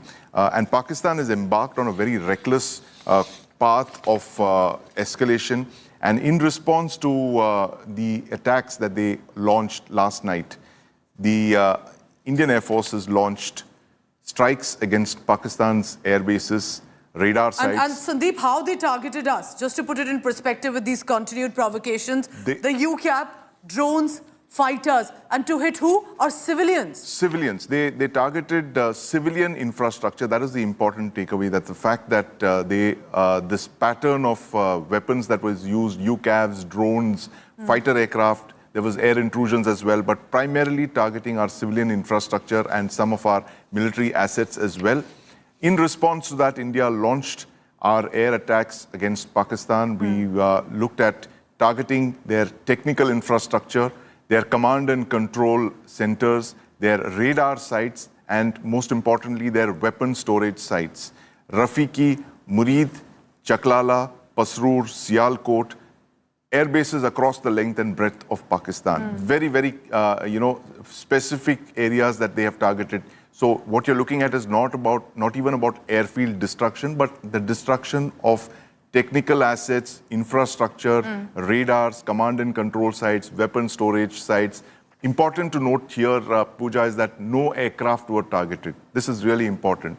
They have only targeted airfield, command and control sites, radar sites, weapon storage sites, but they have very clearly mentioned we did not target parked aircraft either in the air or on the ground. So this is an important distinction to be made over here.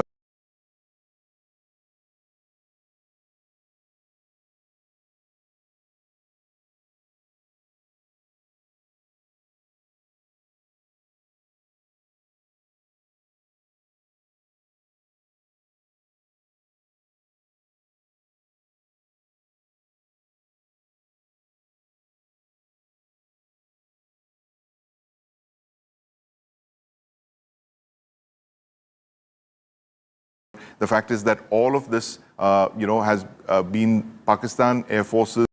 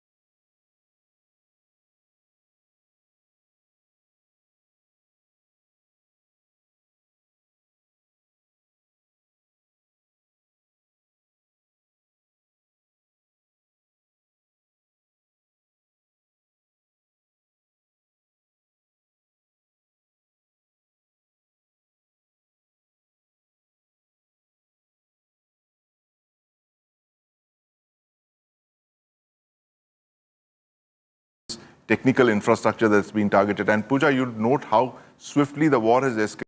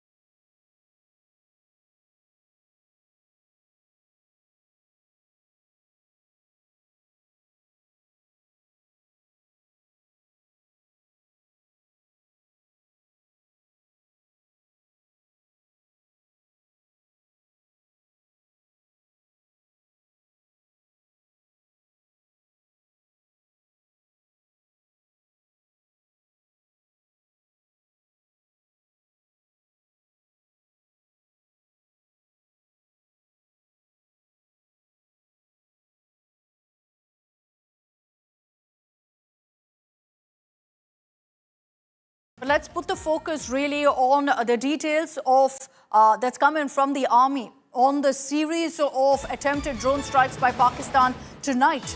Now, India has repelled the Pakistan drone attack 2.0. 26 locations. These drones were sent across, sighted at 26 locations. It was all repelled, ranging from Baramulla in the north to Bhuj in the south, in Gujarat. This is along both the international border and the line of control with Pakistan. Now, the Indian Army has also said that it suspected Pakistan even sent across armed drones, which of course poses potential threats to civilians as well as military targets. Now, the army has also given us details of the long list of places that were targeted. We're talking about locations in Jammu and Kashmir, in Punjab, in Rajasthan, as well as in Gujarat. Now, the army has also confirmed that unfortunately one incident has been reported of injuries being sustained to civilians. This is because an armed drone sent by Pakistan targeted a civilian area in Ferozpur, resulting in severe injuries to members of a local family. The injured have been provided medical assistance. We hope that they're doing okay. Prayers with that particular family. And unfortunately, the first report emerging there of injuries. Now, the army also confirming that they are maintaining a very high state of alert and that all aerial threats are being tracked and engaged using counter-drone systems. The situation, the army has said, is under close and constant watch. Prompt action is being taken whenever necessary. Let's bring in Mir Farid and Anmol Bali for the latest updates. And Sunilji Bhatt also is with us. Sunilji, I'll come across to you first. Let's talk about what's happening in Jammu. We're not going to, of course, tell you where Sunilji is. As I told you earlier, this is a sensitive situation. So, Sunilji, tell us really, at this point, we understand that the drones have been intercepted. That's something that's been confirmed also by the army.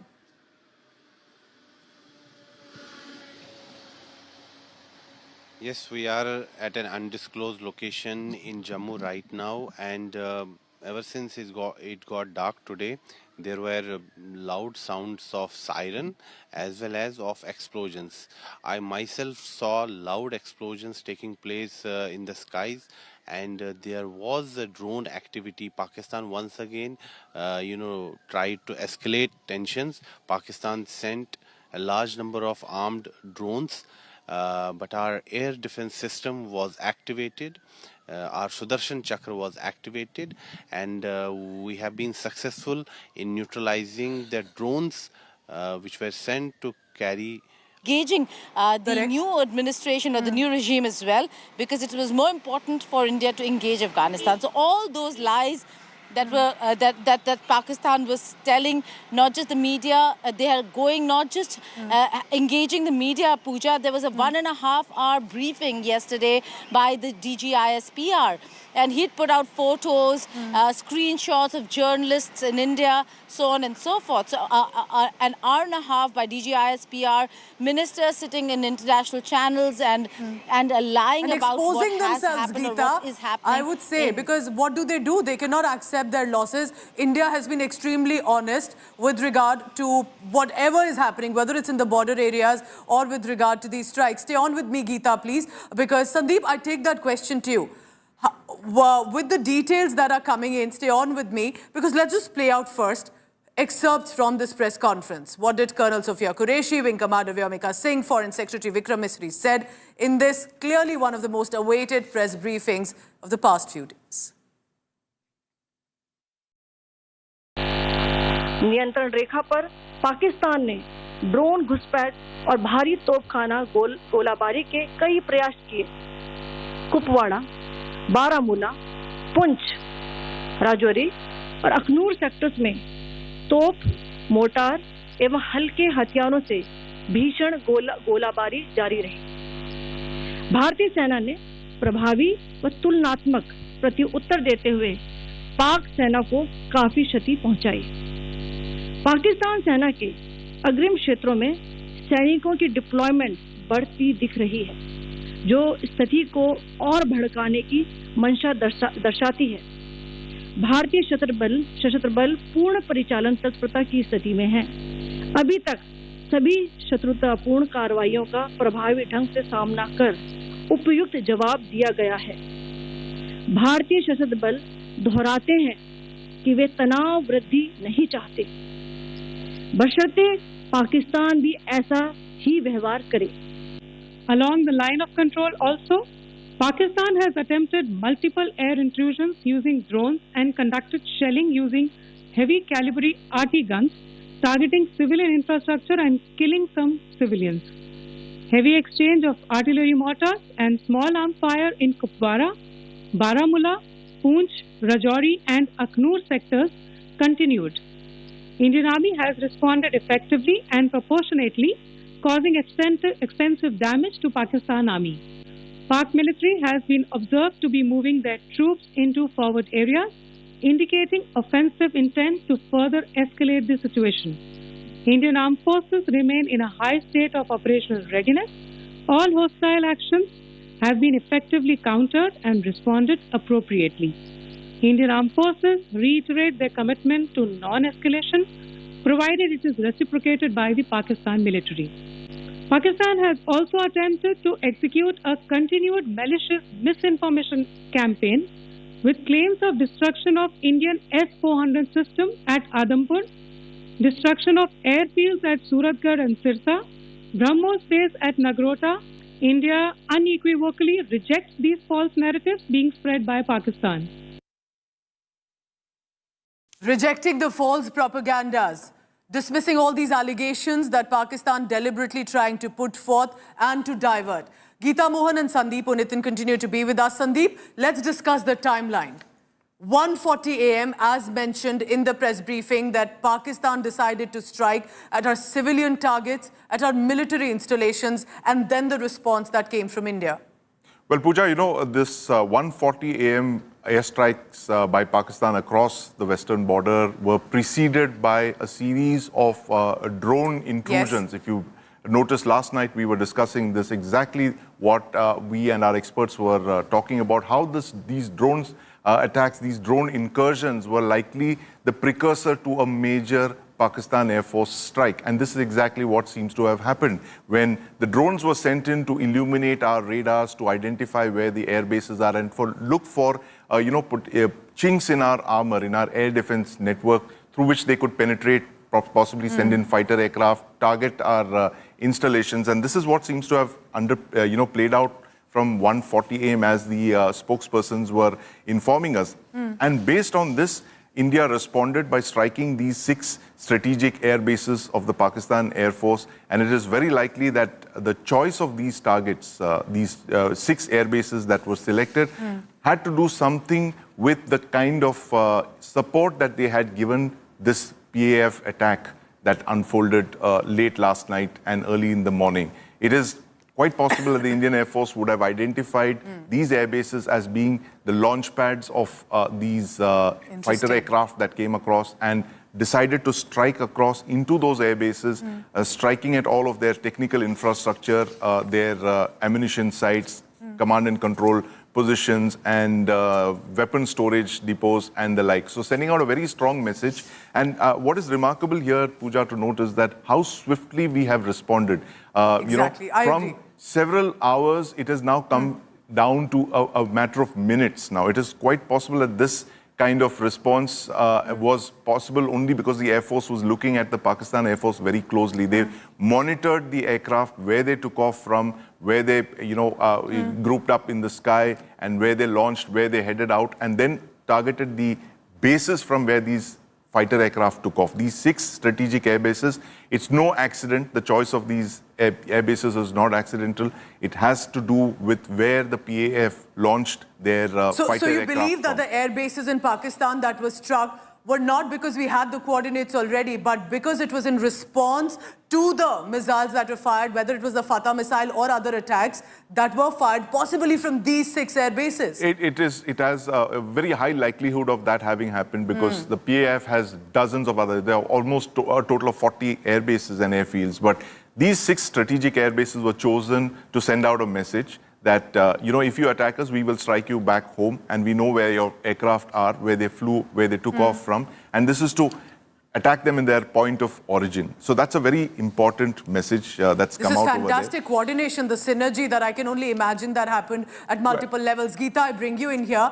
Tell me about one, how is the Pakistan establishment, the ministers, the DGIs who have been responding and trying to push forth a certain propaganda?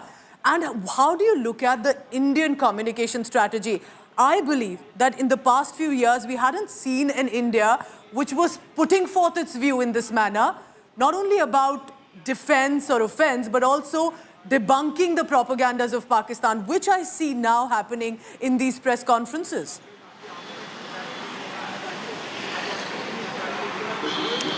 Well, Pooja, I couldn't hear you very clearly, but if the question is to me and on tell us about Pakistani what you're picking up from how the Pakistan establishment has been responding, like you're telling us about trying to share their propagandas. I can only see them getting exposed with the evidence that's coming in, and how Indian government and the MOD as much are debunking that propaganda, putting forth a communication strategy.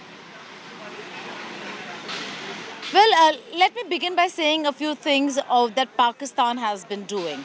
And then we'll talk about how India is dispelling and debunking those claims. Look at what Pakistan's premier, the Pakistani Prime Minister, has done. Apart from the fact that he's spewing lies and talking about things that they've done to India, which is not true. He's also now, there is some nuclear saber rattling that you'd be seeing with Pakistan Prime Minister. There are reports that Pakistan Prime Minister has called for a meeting of body that oversees nuclear arsenal. Now this, again, is a messaging to India and the world that they are looking at and they're overseeing the nuclear arsenal. Whether they're going to use it or not is a different matter altogether. But the fact that they are looking at it, that the Prime Minister has called for a meeting to oversee the nuclear arsenal in itself is messaging of sorts. Khwaja Asif, not just in Parliament, in interviews, has said that they've given a befitting reply to India.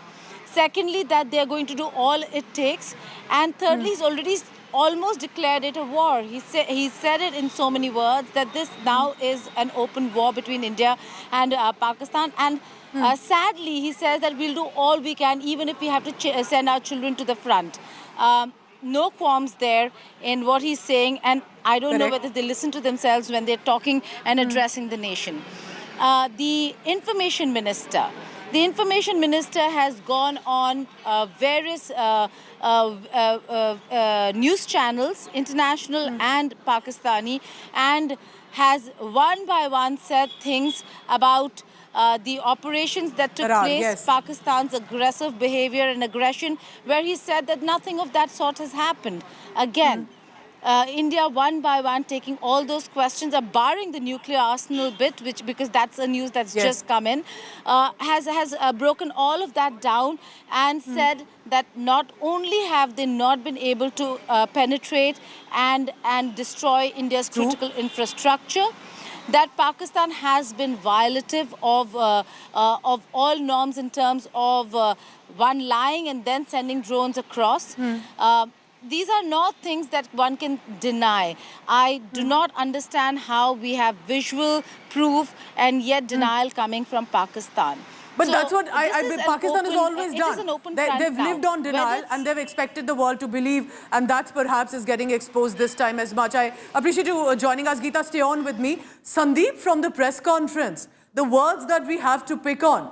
They tried attacking the Punjab airbase. They tried attacking a school in Avantipura, if I heard it correct. They did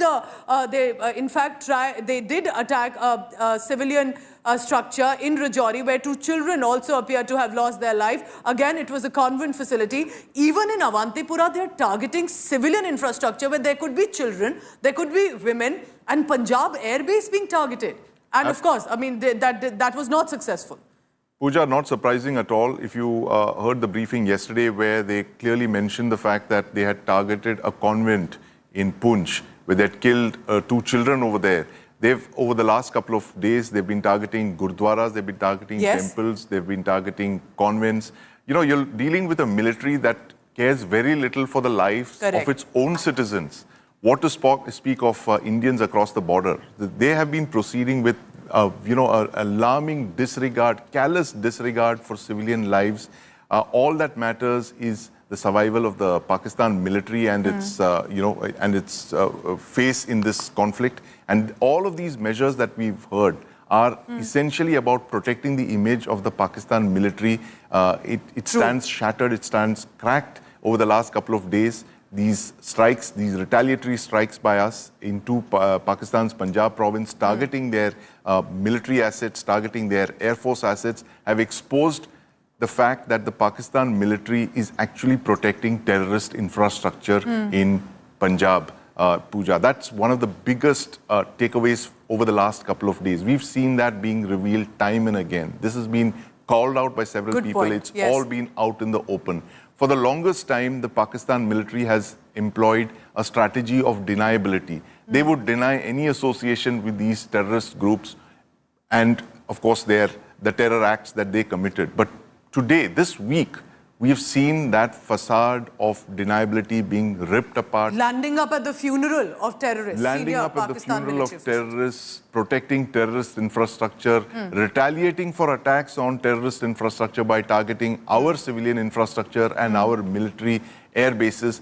The facade of the Pakistan military stands exposed, Pooja. Good that it is all on evidence, it is all with visuals, and that's how India is speaking this time. Geeta, if you can still hear me, I want to talk about the mention that was made in the press briefing, how Pakistan used its own civilian airspace as a shield while they were firing drones and missiles towards our border states. For some strange reason, now of course we understand the reason for it, they had their civilian airspace running. They were using their own people as shield, expecting India to hit and strike at them.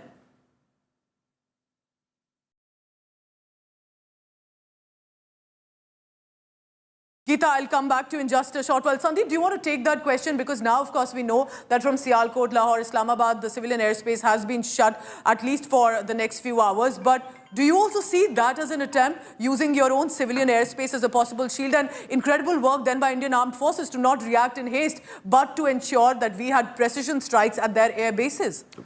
Pooja, this is an extension of the Pakistan military's irresponsible actions, their reckless behavior, their utter disregard for civilian lives, whether it's on Indian soil or in Pakistani soil. Keeping your airspace open signifies that you're willing to risk commercial aircraft filled with passengers, bringing them into the line of fire. Of course, several airliners, we are told, have now steered clear of Pakistani airspace. France is believed to have issued a general notification asking all its airliners to stay clear of certain sectors in Pakistani airspace until the end of this month.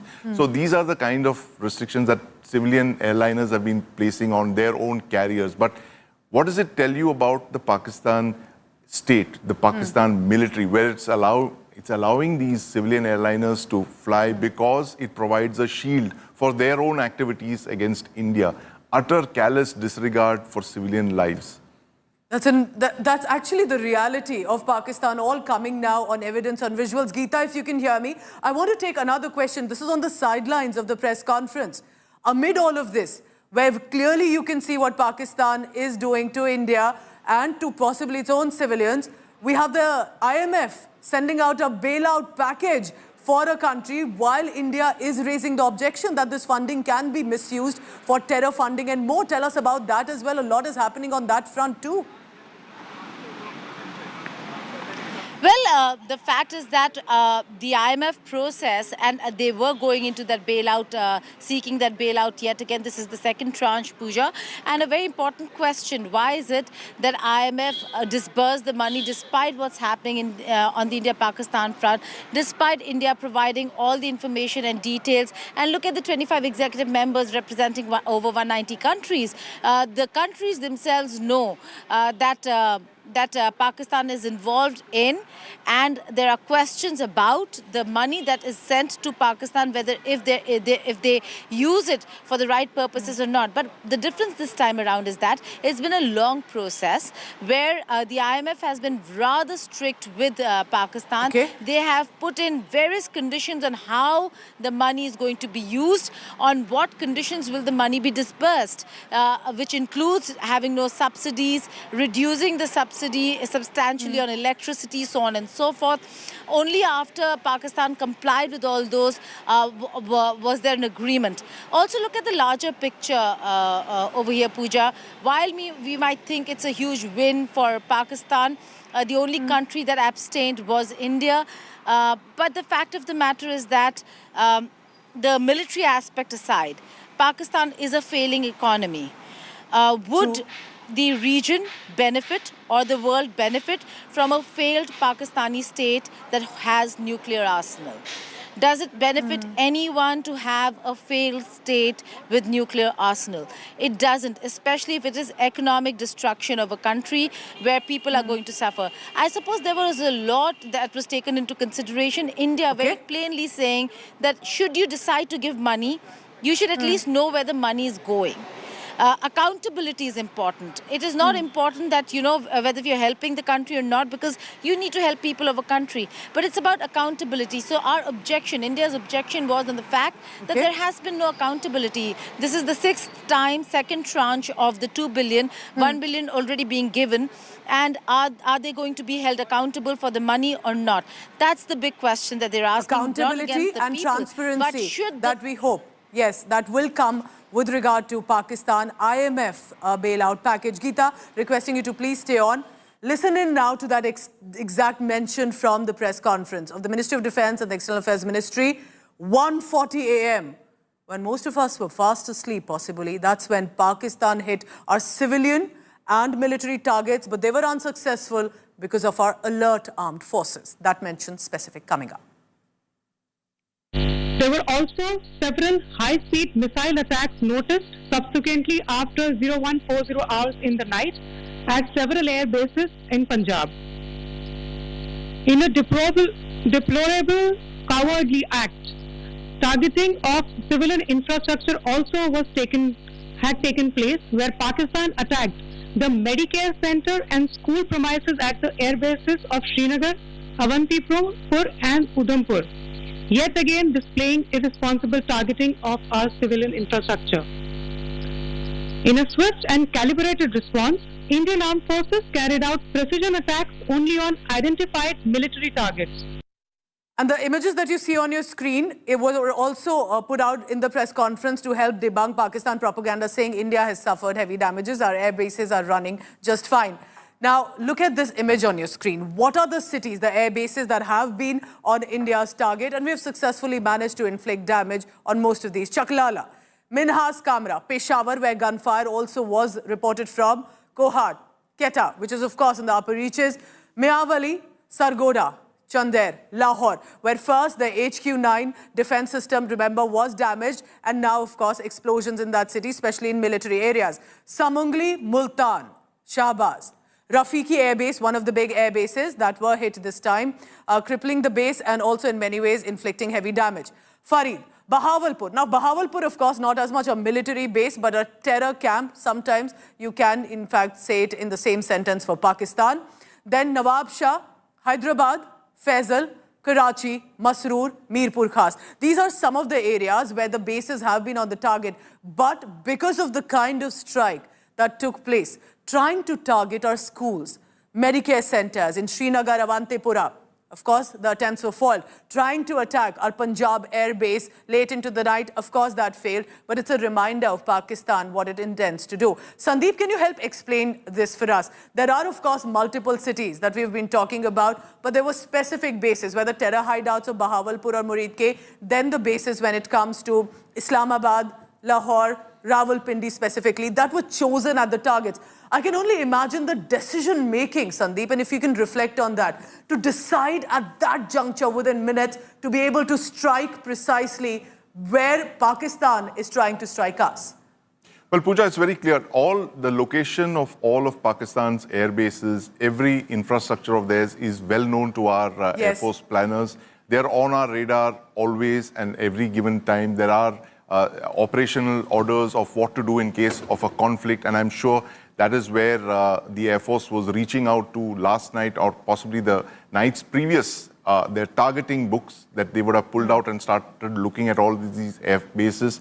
And they've been monitoring the movements of Pakistan Air Force assets from around these bases. And like I said earlier, all of these bases were chosen for a particular reason. These 6 air bases were struck because they were sending up aircraft into the air to launch weapons and target Indian bases, to launch drones at Indian civilians, launch fighter aircraft sorties towards Indian aircraft, towards Indian airfields, and to target Indian military infrastructure. So all of these attacks originated from these 6 sites that were chosen. So that is the reason that they're, making the government of India has made that cause and effect, that these sites were chosen precisely because this is from where you launched your sorties, you launched your fighter aircraft, you launched your attacks on Indian civilians, and also possibly where the Pak missiles, these high-speed missiles that the spokesperson mentioned, that's a very dangerous escalation, if you ask me, Pooja, because that is something that's almost unprecedented. Pakistan Tell us more about that, Sandeep. Specifically, the kind of escalation Pakistan is indulging in. Using using the Air Force, Pooja, is one thing. Launching standoff weapons is another thing. But launching ballistic missiles, high-speed precision missiles is a totally different ball game. You have escalated the game in a matter of hours. A nuclear weapon state escalating dangerously, telling out the rest of the world that we are up towards the stage when we could possibly look at using nuclear weapons as well, as Geeta was mentioning. This has been the Pakistani playbook all along. They rattle the nuclear saber whenever their assets are under threat from India, where there is a lot of global pressure or there's a lot of focus, attention. And in the last couple of days, you've seen these unprecedented Indian Air Force strikes on their assets. And as India ratchets up the pressure on Pakistan, they have begun reaching for their nuclear saber, not only to signal to India, but to tell the rest of the world that, hey, listen, if you don't hold India back, we will be forced to escalate the situation and even possibly look at nuclear weapons. And India very categorically mentioning in the press conference that India will stop if Pakistan stops with these provocations and escalations. But I have to say, Sandeep, isn't it? It does bring me a certain kind of pride and relief, happiness as well, when we look at what happened at the air bases in Pakistan and compare it to how almost all the mentions we are putting out with the border states and cities of India, it's foiled shot down. Drones have been shot down, missiles have been intercepted, and that also reflects on the kind of synergy and strategy Indian Armed Forces ensuring to protect our own people. But meanwhile, tell me about these images. Why do you think that the government ensured we put out the images to show, for example, in Sirsa, that look, our air bases are running just fine? Well, it's, I think the government of India decided to ramp up its communications game, as we were talking about, Pooja, just a while ago. And the fact that they chose to put out these time-stamped images to call out Pakistan's fakery. There's been a lot of fake news floating around on social media where Pakistani handles have been sharing images of what they called airfield destruction and air bases being knocked out, Indian airfields being targeted. All of this has been called out by that briefing. Quite to the contrary, the kind of damage that's been inflicted across the border seems to be substantial. If you look at those craters in the air bases around the areas in Rahim Yar Khan, which have been targeted by the Indian Air Force, large craters, possibly suggest the use of precision-guided munitions, air-to-ground munitions. The spokespersons mentioned that in their briefing.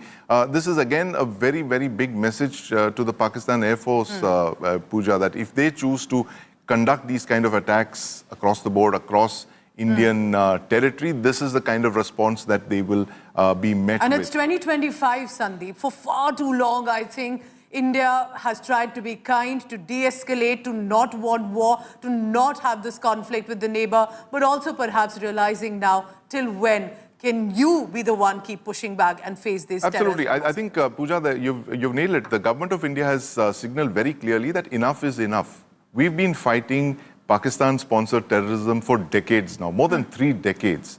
Starting from Kashmir and even before that Punjab, Kashmir and through the hinterland of India. This so-called death by 1,000 cuts, that this fantasy that the Pakistani generals have come up with has now reached a point of no return for them, that this much and no further. 2025 is going to be the time when the government of India has drawn that line in the sand and said that this much and no further. Even then, Sandeep, isn't it the restraint being shown by our Indian military to ensure civilians in Pakistan are not hit? I request you to please stay on with me because we have big news coming in. Secretary of State Marco Rubio spoke with India's External Affairs Minister S. Jaishankar, and Secretary Rubio emphasizing both sides need to identify methods to de-escalate, re-establish direct communication, avoid miscalculation. Our Foreign Affairs Editor Geeta Mohan joining me on that. Geeta, how do you see the response coming in from United States of America? I believe there was a conversation with Rubio a few days ago as well with the External Affairs Minister. Then comes this. Tell us more. Well, conversations between India and the United States of America and Pakistan and the United States of America is a continued process when it comes to the tensions between India and Pakistan. But what is most important right now is not Marco Rubio, who's the Secretary of State and National Security Advisor, Pooja, speaking with External Affairs Minister Dr. Jaishankar and the Pakistani Premier Shehbaz Sharif. The biggest news right now is Marco Rubio speaking with the Pakistani Army Chief. That the conversation between Marco Rubio and Asim Munir took place, and Marco Rubio insisted that there has to be de-escalation, but not just that, offered America's good officers to be used for mediation. Before this, we've had them talk about de-escalation and said that, they need to do it, they need to de-escalate, it's time. President Trump coming out and saying, you've done your tit for tat, it's now time for the two of you to sit across the table and talk. But Marco Rubio speaking with Asim Munir and saying that it's not just time to de-escalate, if need be, we are here to help the two of you come to an arrangement and an understanding. That's massive. After Iran, the Chinese have also come out, Pooja, and offered mediation. So countries in this scenario, what we are looking at right now is not how rattled Pakistan is or how the tensions are mounting and rising in between India and Pakistan, and which could impact the region. It's how rattled the world is right now. tensions and a rise in tensions between India and Pakistan should worry the world, should worry how the countries look at this entire scenario. I keep saying this, India's position has been very clear that the ball indeed is in Pakistan's court. India was retaliating or responding to the Pahalgam terror attack, which was a game changer. It was a turning point, a playbook change, so to say, in how Pakistan and terrorism or terrorists from Pakistan looked at Kashmir and targeted a certain community in Pahalgam, sending a very strong message across to India. So the playbook, change of the playbook made India retaliate and respond. Now, the entire focus should be on ensuring that Pakistan stops. So the world is rattled. They are concerned. This is blowing up. These are two nuclear countries, and now Pakistani premier is overlooking his nuclear arsenal. So it is a worrying point when it comes to India and Pakistan. It may look like a threat, but knowing how unstable, unpredictable Pakistan is, and the kind of steps they could take. Sandeep, how do you look at the world response at this juncture, especially for United States of America? India, I don't think is depending heavily on their support as much, but even the statements that are coming in, China's made weapons and military hardware sold to Pakistan. We can see it, evidence enough. Turkey appears to have come to their support in terms of military support. But at this juncture, how do you see the world responding? Do you think it's time they pick a side? Well, you've just named three of the top weapons suppliers to Pakistan, Pooja. So, I mean, it's a bit of, a little bit of hypocrisy here where the top weapons suppliers are crying for an end to this conflict. And the fact is that a lot of this arming of Pakistan has gone on over the last couple of decades. There are countries that have equipped Pakistan with nuclear weapons. I mean, it's unprecedented in the history of the world where one nuclear-armed state has transferred blueprints, know-how, and even tested weapons for another nuclear state, as has happened in the case with the China-Pakistan relationship. But here we are in 2025, where Pakistan is rattling its nuclear saber, and all of its conventional weapons, which it has stockpiled over the last couple of decades to protect many other things, including its terrorist infrastructure. We have seen that in full flow over the last couple of days, where they have used their military assets to protect their terrorist infrastructure, to respond to an attack on their terrorist infrastructure. But the world is deeply concerned, Pooja. If you look at it, the fact is, at the end of the day, India and Pakistan are two nuclear-armed states, so the United States would be deeply concerned about the way the situation seems to be spiraling out of control, all thanks to the Pakistan military, which chose to escalate last night by launching these high-speed missile attacks. That is a very, very grave provocation. Like I said earlier, flying fighters launching standoff weapons is one thing, but when you start shooting precision, high-speed ballistic missiles at each other, then that becomes a problem. And Pakistan has chosen to climb up that escalation ladder by shooting these ballistic missiles because, look at it this way, that when an air defense network picks up a ballistic missile that's been launched from another nuclear-armed country, the whole system would have gone up into a massive alert.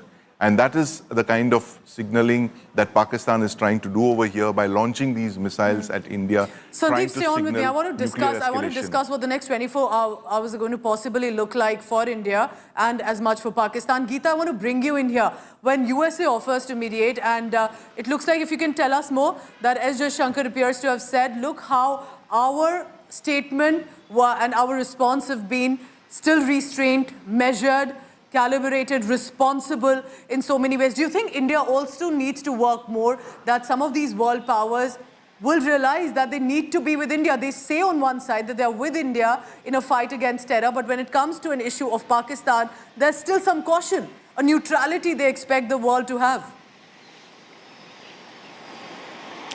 Well, Pooja, the fact is that every country is thinking for itself. Nobody over here is going to think for India. India will have to think for herself. That's an absolute clarity you get from what you see with the Trump administration.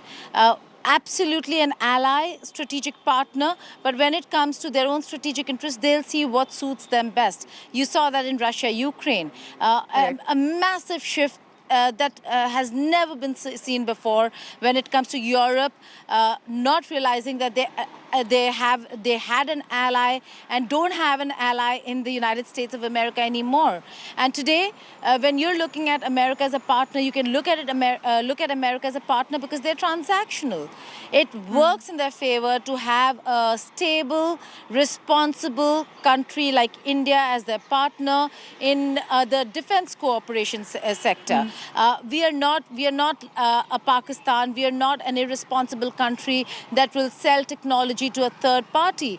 And that's the reason why the trust building took so long, but it is there today. But beyond that, if you're thinking that America will look beyond its own interests, not really. No country is going to. Even China right now coming out and saying that they're willing to offer their good offices is because their investments in Pakistan are under absolute threat. Exactly. They never imagined that the Air Force bases in Pakistan, that the terror infrastructure, which they also took a lot of help from, in Pakistan is going to be in a shambles. Never imagined that India could dare to go into areas that Pakistan has investments in. Correct. They have development projects and they have Chinese forces protecting those development projects, which means they have Chinese men in Pakistan. Of course, they're rattled. America, they're looking at a trade conversation between China and the United States of America. Trump saying that for the next talks, he's actually looking at reducing tariffs from 145 to 80. Why is that happening? Because for China, it is advantage China to have an India-Pakistan tension where India cannot be focused on economy. Right now, if America wants to think for herself, she should be thinking for India too, because it is in their interest. And that's the message. Not that please come help us. I think standing for India, Geeta, isn't it that at this point for any country is for the world interest. When we ensure we go after Jaish-e-Mohammed, we are also ensuring, in many ways, justice to the journalist Daniel Pearl. We are also ensuring that the world becomes a better place when we take on this fight against terror. Sandeep, but my question here, we're looking at all these developments that have come in. We've been able to shoot down their missiles, their targets for now, and keep our people and our military installations safe. What are the next 24 hours looking like? What, according to your experience, expertise, that Pakistan's response could be, will be, how prepared the Indian Armed Forces will be? Well, Pooja, about the preparedness of the Indian Armed Forces, there can be no doubt. They are on full alert, they are on high alert, and they've knocked down all of those missiles that Pakistan has chosen to fire at us over the last couple of hours. And not only that, responded very swiftly to that very grave provocation that the Pakistan military chose to undertake by launching missiles. This is a very, very grave provocation. It's possibly the first time in the history of the world that one nuclear-armed state has launched ballistic missiles at another nuclear state. And I'm drawing in from what the spokesperson said, where she mentioned that high-speed missiles had been launched at Indian air bases and sites, and they were successfully intercepted. This is gravely irresponsible, reckless behavior on the part of Pakistan. But regarding the next steps in the next couple of hours, it's going to be extremely tense, wait and watch. The ball, once again, Pooja, is in the Pakistan military's court. And what Geeta mentioned is very significant, the fact that Marco Rubio chose to call Asim Munir directly and tell him to de-escalate. This is what India has been signaling from over the last 3 or 4 days. De-escalation has been intrinsic to all our statements. Even the one today is spoken in this, in the face of such extreme provocation, where high-speed missiles have been shot at against our cities and military installations. Despite that, the spokesperson has indicated, Vikram Misri's, the foreign secretary, said that there was room for de-escalation. He mentioned the word de-escalation very clearly over there. And as Geeta was also mentioning, Pooja, the fact that our statements over the last couple of days have been extremely measured. They've not been provocative. They've all been in response to something that Pakistan has done. And in all of those statements, like I mentioned, there has been that de-escalation clause that the Pakistan military needs to look at very carefully. So the ball again is in the Pakistan military's court. If they choose to go down that path of reckless behavior, as they have been doing over the last few days, months, years, and if I could go back, decades, then we are going to see some other kind of military attack from their side. Geeta, yes. Geeta, when the USA, Iran and other nations are trying to pitch in saying we can mediate, do you see that being picked up as an option? All right, we have more visuals that are coming in from different locations. This is from the Indian Armed Forces. It's an official release. Let's dip in. Let's take a look at this video.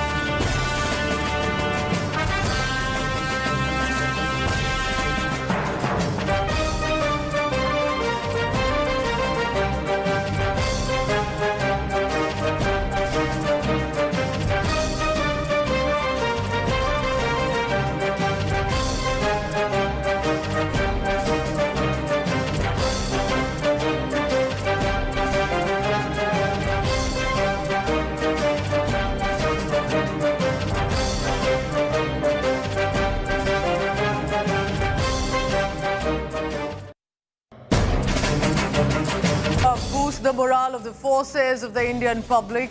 This many ways, Sandeep, can we say the inside video, if not, I think immediately of this operation as much, but a general understanding of how boots on the ground also perform, the kind of effort that goes in. And I can only think of the unknown heroes, whether it's with regard to undercover agents, whether it's about men and women in uniform. We may never know their names, but the kind of effort they put in to keep us safe. And now, tell me, as I look at this video, I can't help but think. 1962 war, 71, 1999 Kargil war, and now we're looking at how this could proceed in 2025. How do you look at the armed forces that have come together, especially the role of the Indian Air Force? Well, there can be no two ways about it, Pooja. The armed forces of India remain on alert at all times, and they have proved their effectiveness time and again, especially when it comes to tackling Pakistan since 1947. Look at the wars that they have fought and beaten back Pakistan's aggression from 1947, 1965, 1971. Kargil in 1999, and that war of that proxy war of terrorism which Pakistan has inflicted on Jammu and Kashmir and Punjab, that has been fought by the Indian armed forces as well for decades now. And today this video that you're watching on our screens here shows the Pakistan army being targeted by the Indian army. This is possibly an example of all the border firing that we've been hearing in the last couple of days. It seems to be a collection of images from the LOC. Some of those images are time-stamped as well, date-stamped as well. They're all from 2025 and suggest the LOC being active, the Indian Army responding to Pakistan's provocation along the LOC. Unprecedented firing has been reported, Pooja, this year. Can you help us understand and explain more about the arms and ammunition, the weapons being used by the Indian Armed Forces at the border? This could be when we talk about the shelling, the artillery fire, retaliation and befitting response by the Indian Army. This is what it means. This, what you're seeing there, Pooja, is an anti-tank. That's an automatic grenade launcher that's being fired. AGS-40, which is a Russian-built automatic grenade launcher that's been used to shell Pakistani positions across the line of control. You just saw a guided missile, an anti-tank guided missile, possibly a Concourse or a Milan being launched at bunkers on the other side of the line of control. So the Indian Army is signaling that it is also part of Operation Sindur. Over the last couple of days, it's not just the Air Force, it's the Indian Army as well that has been striking back at this provocation from Pakistan across the line of control. The line of control has been very active over the last few days and hours, ever since Pakistan chose to strike at innocent Indian tourists in Pahalgam on the 22nd of April.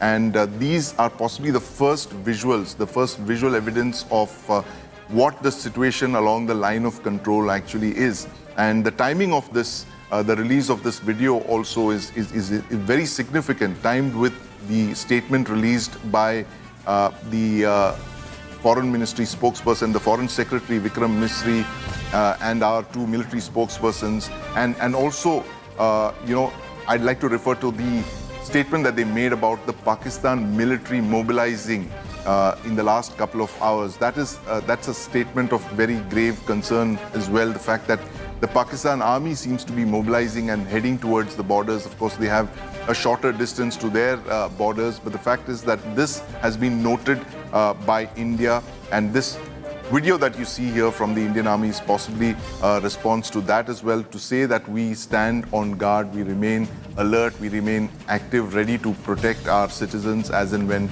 that call is given. And that's right. A video that's been released by the Army. Good afternoon, ladies and gentlemen. I'm Akshita Nandagopal, running you through all the updates that are coming in. This video released by the Army, as Sandeep points out, timed to multiple provocations and the escalating tensions with Pakistan. But I also want to highlight one point that you mentioned, Sandeep, which was a big takeaway really from the briefing that happened an hour ago, which is that Pakistan seems to also be forward deploying its soldiers. You know, yesterday I remember we had a conversation about this, that we're currently in a scale where we're just about at limited battle, not really there, with the developments that have happened. And if Pakistan indeed is forward deploying its troops, does that mean that's then a direct escalation? Well, Akshita, they are certainly moving up the escalation ladder. They've been the two biggest takeaways from today's briefing seem to be that the use of high-speed missiles, as they said, fired at the airbase. We saw remnants of that missile somewhere near Sirsa. Of course, nothing happened to our air bases, but that missile was shot down. That's unprecedented. That's number one. Number two is the military mobilization that they mentioned, where the Pakistan military seems to be moving towards the international border, mobilizing in a way that suggests hostile intent. And this is something that the spokespersons called out, the hostile actions on the part of the Pakistan military. Two very big takeaways here. But this essentially shows that the Pakistan military is trying to move up that escalation ladder. They're going beyond just the stage of military readiness, border skirmishes and air battles. They're moving up one level up the escalation ladder by ordering their troops to the border and by firing high-speed missiles, ballistic missiles that could be, construed as a very, very grave provocation coming from a nuclear-armed country. Because as I was telling Pooja, Akshita, the fact is that no nuclear-armed country in the world has shot a ballistic missile at another nuclear-armed country. This is a very, very grave provocation, and this is Pakistan not only signaling the fact that its military is very unpredictable, but they're also, it's like a flare pistol. They're signaling to the rest of the world that if they don't come to Pakistan's assistance and try and, calm matters down, they could go up the escalation ladder towards the nuclear exchange as well. That's what the Pakistan military seems to be signaling here. That's the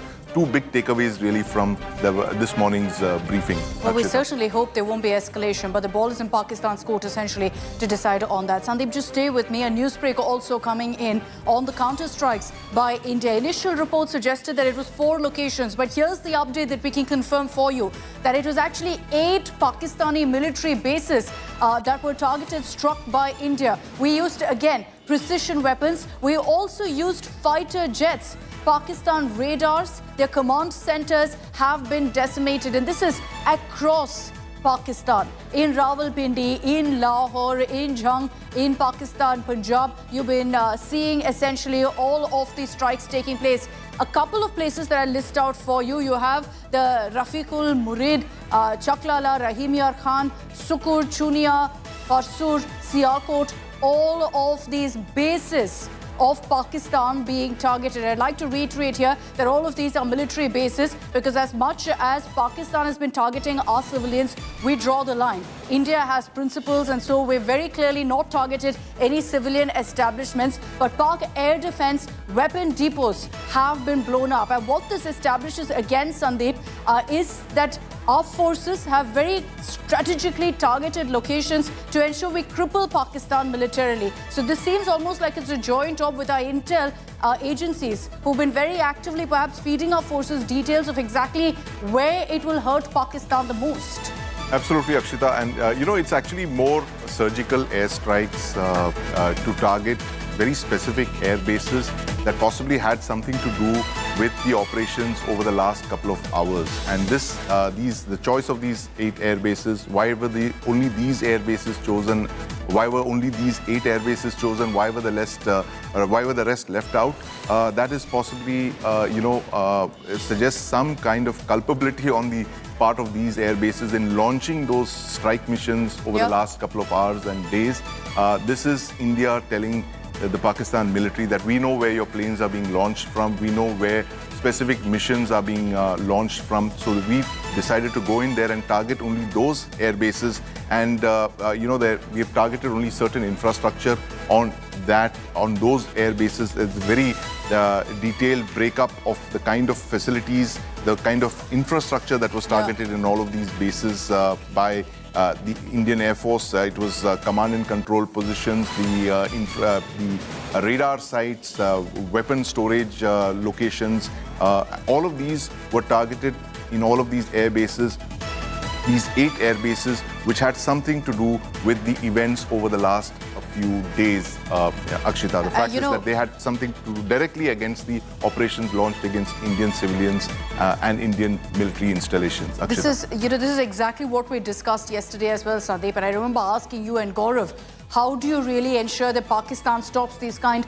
of attempted drone strikes all through the night? Because we've seen it 2 nights in a row. And I remember both of you telling me, strike at the source. That's really the answer. And so it looks like that's exactly what our forces have done to deter any attempt to go ahead and target us one more night. We'll see what Pakistan does. They've been resorting to a lot of warmongering amid what's been happening right now. But the message here is very, very clear that after Pakistan fired the missile is when we hit back. Pakistan fired this missile at about 1 a.m. targeting strategic locations. And that's why we hit back. And so now you're seeing essentially a huge counter to Pakistan's repeated attacks. I'll also bring in on this broadcast Air Commodore Kartikeya Kale, who's joining us. Thank you so much, Commodore, for your time. One question I'd like you, Commodore, to also explain for our viewers at this point is that, look, when Pakistan attempted to strike us with missiles, to strike us with drones, all of that failed because of a robust air defense system. We've struck back. We've hit every single location we wanted to. Does Pakistan not have an air defense system? Why have they been unable to actually counter any of our strikes? We have managed to strike exactly where we wanted every time. See, any air defense system, and particularly the one that is with Pakistan, that is a HQ-9 and an HQ-16, which is a hybrid system which is given by the Chinese. That kind of a system relies on various electronics to make itself function. And it has several components like radars, components like air defense weapons, which are integrated into the system, and including human beings. And that is what makes it a good system. Similarly, we have a system which is absolutely battle-proven. It is indigenous and it was made by us. And that is showing results now. We have integrated all the weapons that we have got from outside into the same system. The Pakistanis, I presume, would have done the same. However, the quality of a system as well as the quality of training upon the system makes a lot of difference. At the same time, one must understand that certain key essential elements of the system, which have already been targeted by the Indian Air Force, they leave voids in the system. You see, the system works completely. It's like a nervous system of a human being. It works completely and it works well as long as the nervous system is functioning together. But the moment you cut a couple of nerves, you find that the person is now looking a little paralytic. He's not being able to walk steadily. You cut a couple more and you find that the person now starts toppling. So that's exactly what is happening. The Indian Air Force knows which nerves to cut.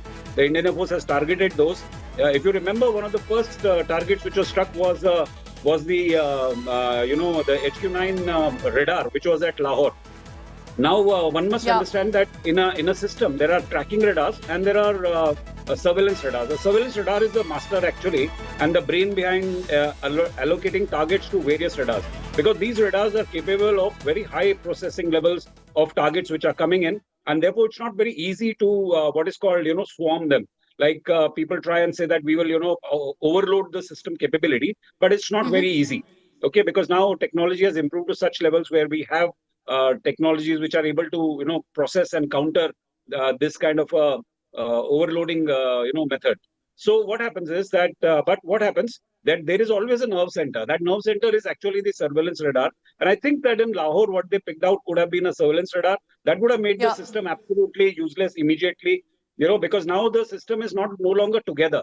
The tracking radars have to now independently do their jobs. So the brain is not functioning. When the brain doesn't function, then things obviously, hands are flailing about, the legs are going a different way. So the human being is not able to stand. That is the analogy that I'm trying to give you. And the similar thing has happened when they have struck, like you look at places where there are no airfields.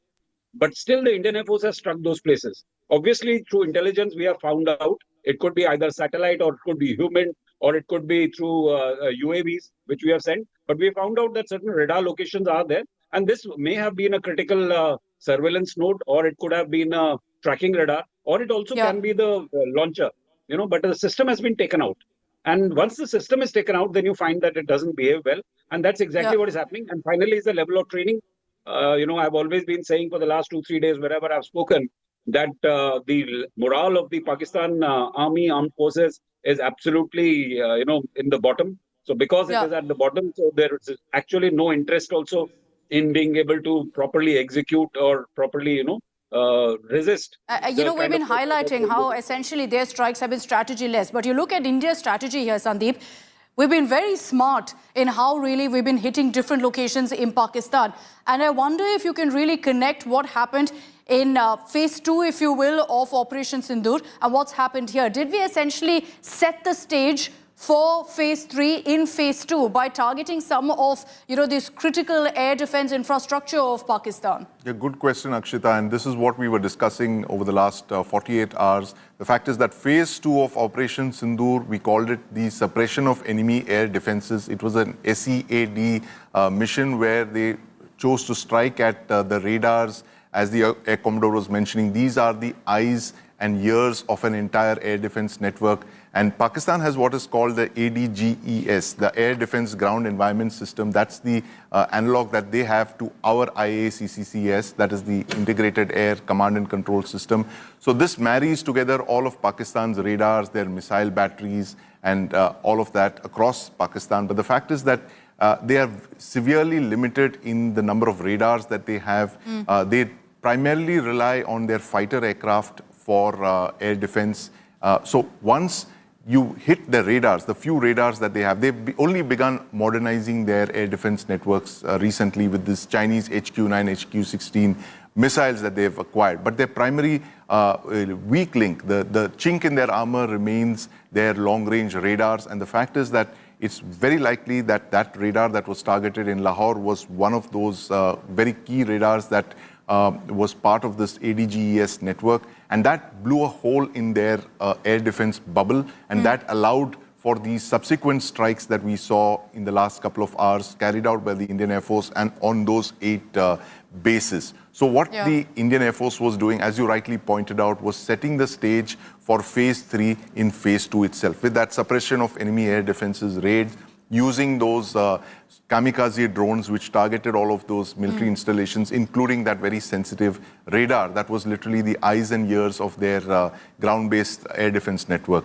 We're playing this very, very smartly. We're ensuring that there's a chain reaction of sorts, so that if there's any provocation by Pakistan, we know exactly what to do next. And I suspect that if Pakistan resorts to any of its usual antics tonight too, we already have our strategy very clearly laid out on what our next step, perhaps phase 4 of Operation Sindur, is going to look like. I want to put the focus now on the air bases, Pakistani air bases on India's target. From early this morning, we've been reporting on really the different locations where we've seen strikes taking place. I just want to put it in context for you in a map of Pakistan to show you how laid out it is across Pakistan. And look at the number of locations we've highlighted.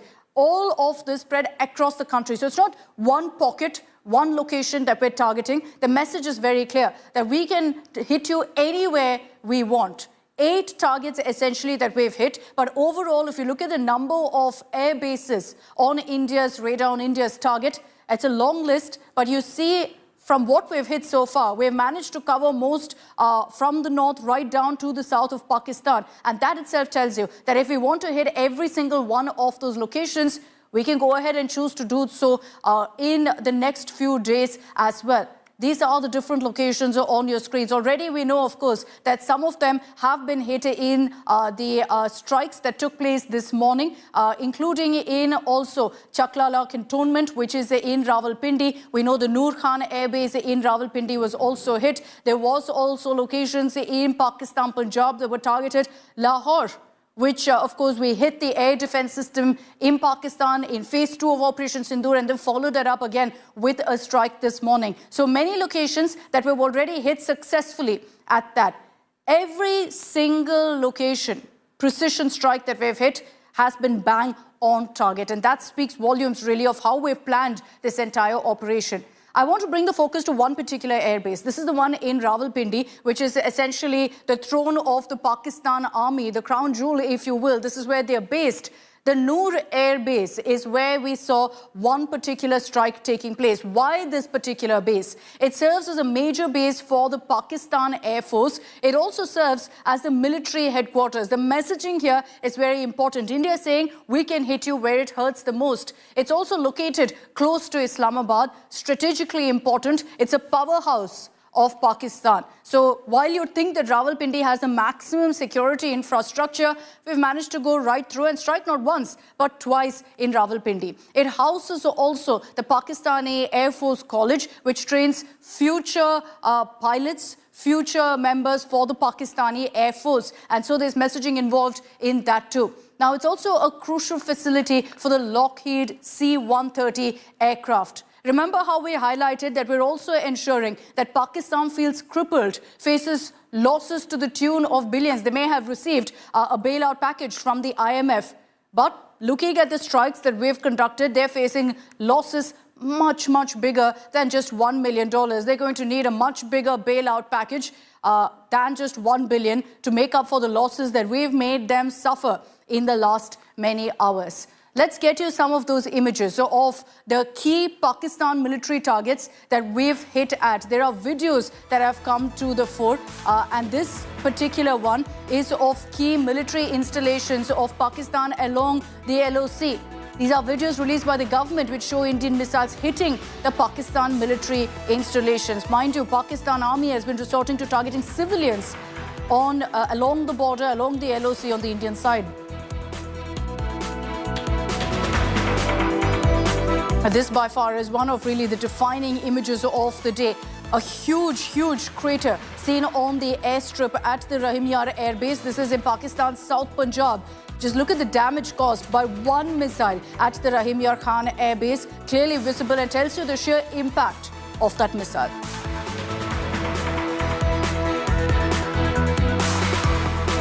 The terrorist launch pad at Luni in Sialkot, Pakistan was completely destroyed by the BSF.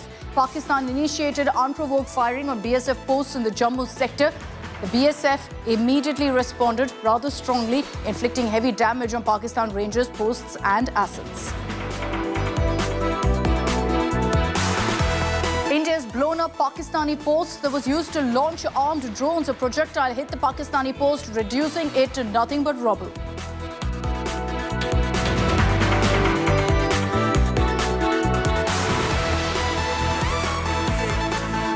India blew up 4 air bases in Pakistan, 8 military bases in all. Prominent among them, which I told you about, was the Nur Khan Airbase in Rawalpindi. This is the footage that's emerged from that. Multiple explosions reported at the Nur Khan Airbase early this morning. Nur Khan is a critical hub for the Pakistan Air Base. And you see there the footage of the massive fire that broke out right after the explosion.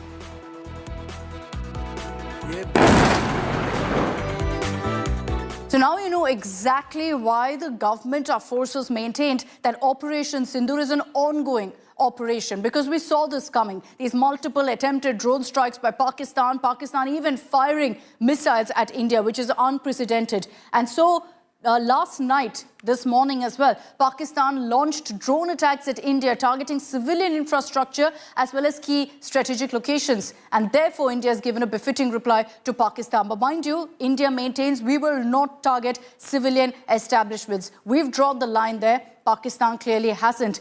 After Pakistan targeted several parts of India by launching even high-speed missiles aimed at the Punjab airbase, the Indian air defense systems destroyed Pakistan's high-speed missiles. And then in retaliation, India hit back. We made it very clear that every step we take is in response to Pakistan. So if you fire a missile, you're going to get it right back. India launched precision strikes against Pakistan and hit Pakistan with ballistic missiles. Indian fighter jets, we understand, also struck Pakistani military infrastructure. And as a result, Pakistan's HQ-16, which is their primary air defense system, their storage, their bases, all of that destroyed by India. We've also highlighted how Pakistan was continuously trying to peddle lies, spread misinformation about Indian targets being struck by Pakistani forces. This is largely on social media, so we'll also put out a word of caution not to believe all the videos that are doing the rounds claiming damages to Indian property. In a special briefing, India also showed proof that its military bases are completely intact and that Pakistan is only trying to spread lies, create a divide within the country.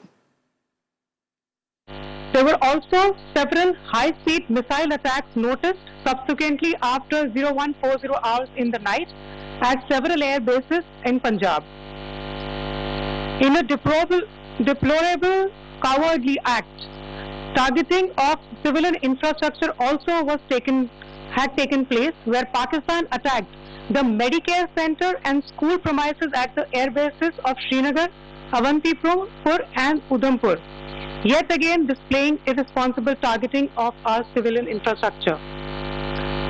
In a swift and calibrated response, Indian Armed Forces carried out precision attacks only on identified military targets.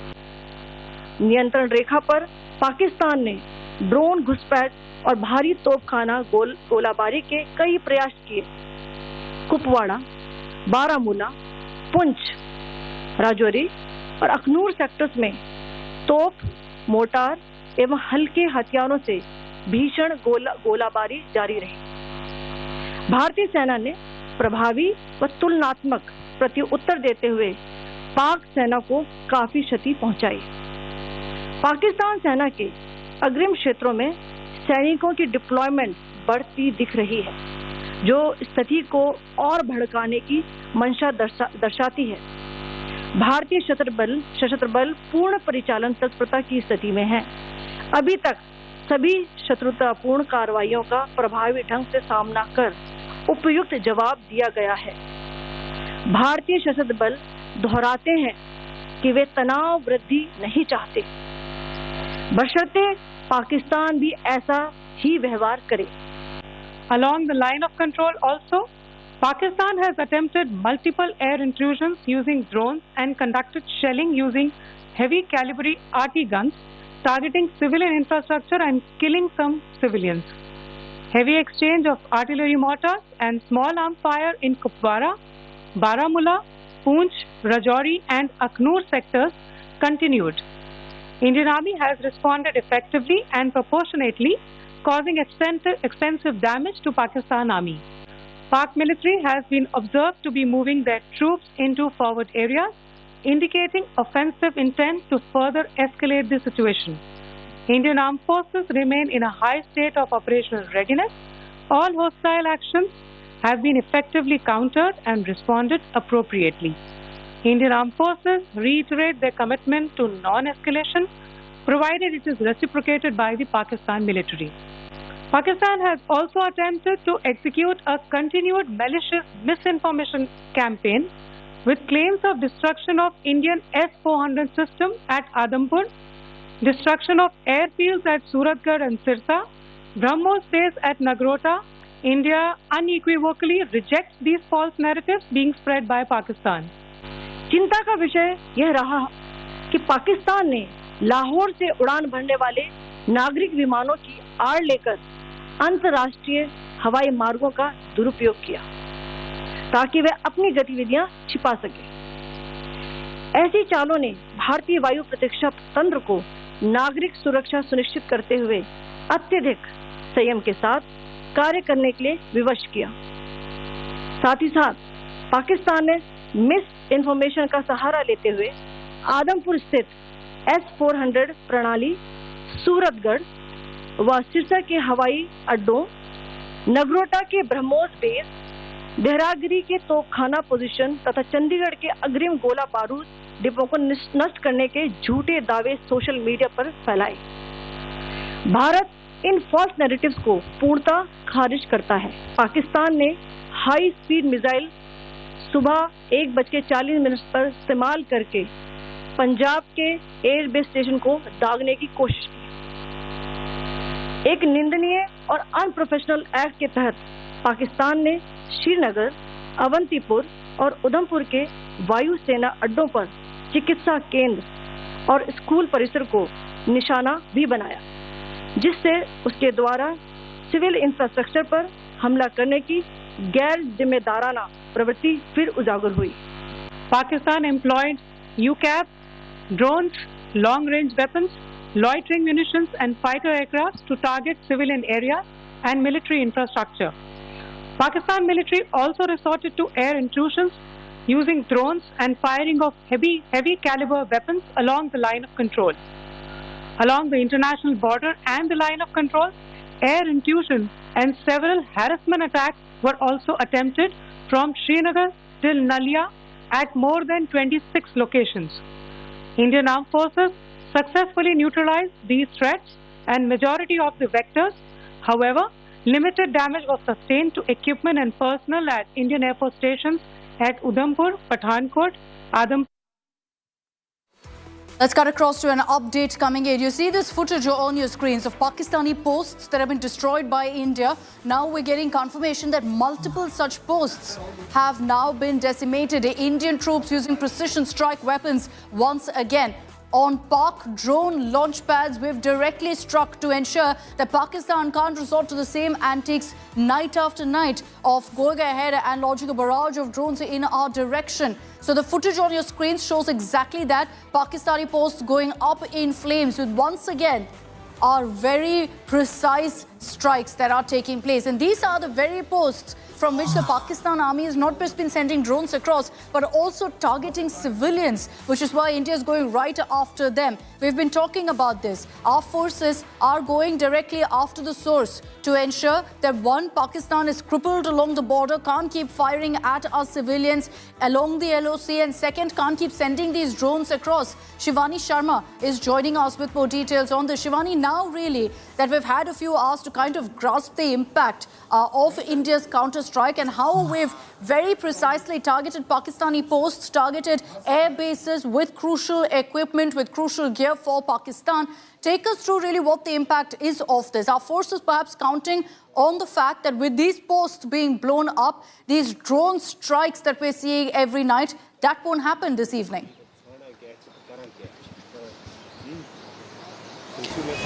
Akshita, there is a combination of weapon systems that is being used by the Indian Armed Forces against these terror launch pads and the Pakistani army areas in which they have been trying to escalate the tension and sending across drones, the swarm drones, the Baikar drones, the drones, kamikaze drones that they've been trying to send across the line of control towards Indian side and the western border.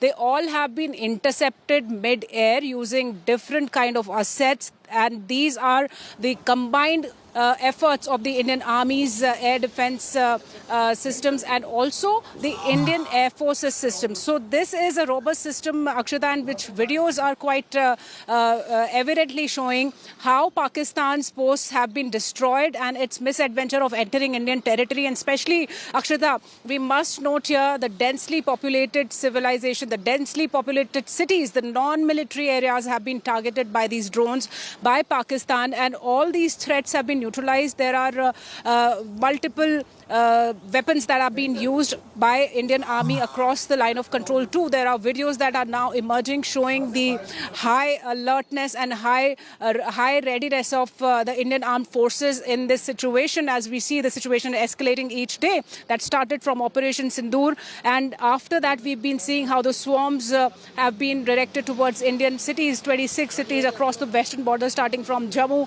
to Bhuj to Punjab, Amritsar, Baramulla. Important military installations were at strike from Pakistan, but India has thwarted all these attempts, and India is on a high state of preparedness with the multiple weapon systems, the RPGs that the Indian Army has been launching, the ATGMs that have been activated across the line of control, along with the heavy artillery gun shells that are being now directed forcefully towards army posts of Pakistan, where army of Pakistan has been inflicted with major damages, Akshita.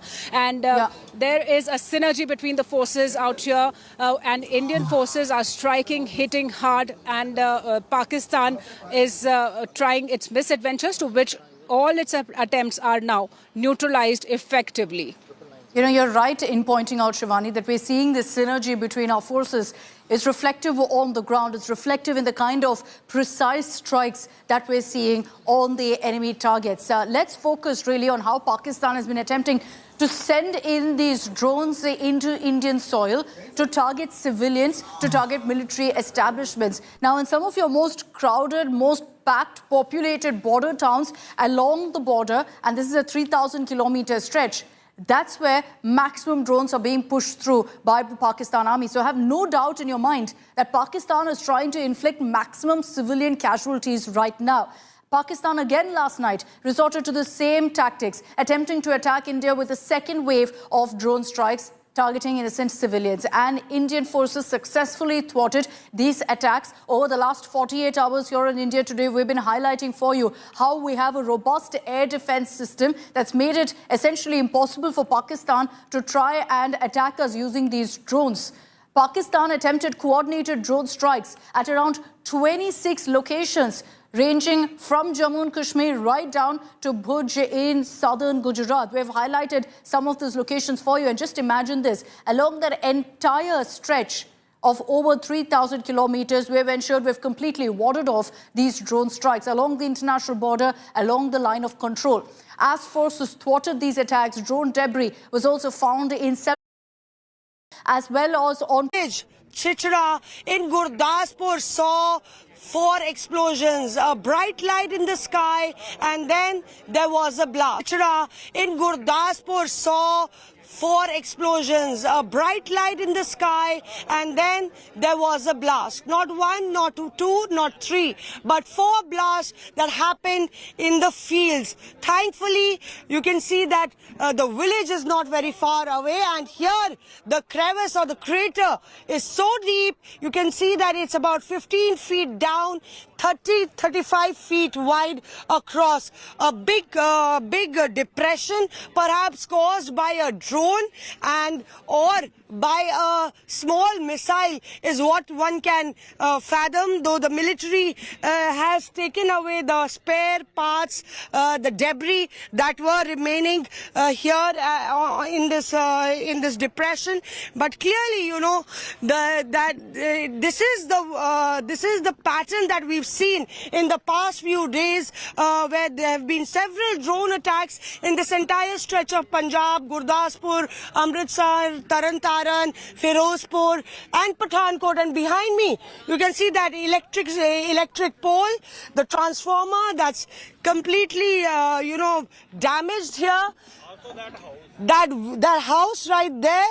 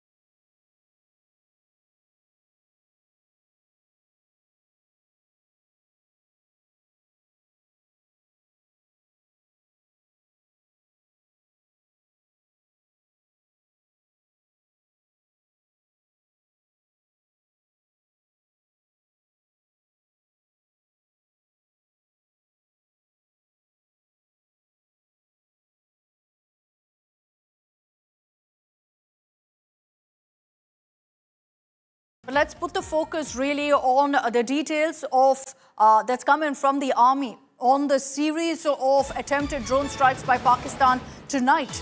Now, India has repelled the Pakistan drone attack 2.0. 26 locations. These drones were sent across, sighted at 26 locations. It was all repelled, ranging from Baramulla in the north to Bhuj in the south, in Gujarat. This is along both the international border and the line of control with Pakistan. Now, the Indian Army has also said that it suspected Pakistan even sent across armed drones, which of course poses potential threats to civilians as well as military targets. Now, the army has also given us details of the long list of places that were targeted. We're talking about locations in Jammu and Kashmir, in Punjab, in Rajasthan, as well as in Gujarat.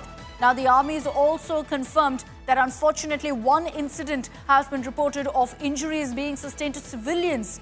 This is because an armed drone sent by Pakistan targeted a civilian area in Ferozpur, resulting in severe injuries to members of a local family. The injured have been provided medical assistance. We hope that they're doing okay. Prayers with that particular family. And unfortunately, the first report emerging there of injuries. Now, the army also confirming that they are maintaining a very high state of alert and that all aerial threats are being tracked and engaged using counter-drone systems. The situation, the army has said, is under close and constant watch. Prompt action is being taken whenever necessary.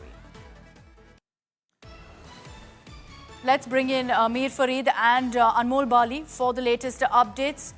And Sunilji Bhatt also is with us. Sunilji, I'll come across to you first. Let's talk about what's happening in Jammu. We're not going to, of course, tell you where Sunilji is. As I told you earlier, this is a sensitive situation. So, Sunilji, tell us really, at this point, we understand that the drones have been intercepted. That's something that's been confirmed also by the army.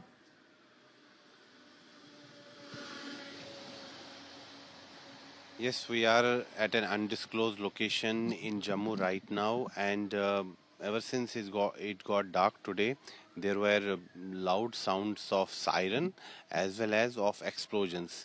I myself saw loud explosions taking place in the skies, and there was a drone activity. Pakistan once again, tried to escalate tensions. Pakistan sent a large number of armed drones. But our air defense system was activated, our Sudarshan Chakra was activated, and we have been successful in neutralizing the drones which were sent to carry out attacks in Jammu and Kashmir. Drones were sent to target the important military installations. There is total blackout in Jammu and most parts of Jammu and Kashmir. Situation remains very tense, whether it's Jammu, Srinagar, Avantipura, Nagrota, Samba. There are many places in Jammu and Kashmir where drone activity was witnessed. There were armed drones, and since our air defense system was activated, so all the drones have been neutralized and the security forces are on alert mode. Even now, we can hear the sound of sirens right now. As when I am filing this report, I can hear the sounds of sirens, and intermittently I can also hear sounds of loud explosion. The administration has appealed to the people that they must confine themselves to their homes. They should not venture out, and that is the best way to save yourself in these very testing times. The administration has also do so. We have had a small kind of equipment casualty, which our even press briefer also mentioned. But now is the time. The order needs to change. So you have now entered a phase where the initiative has to be seized from Pakistan.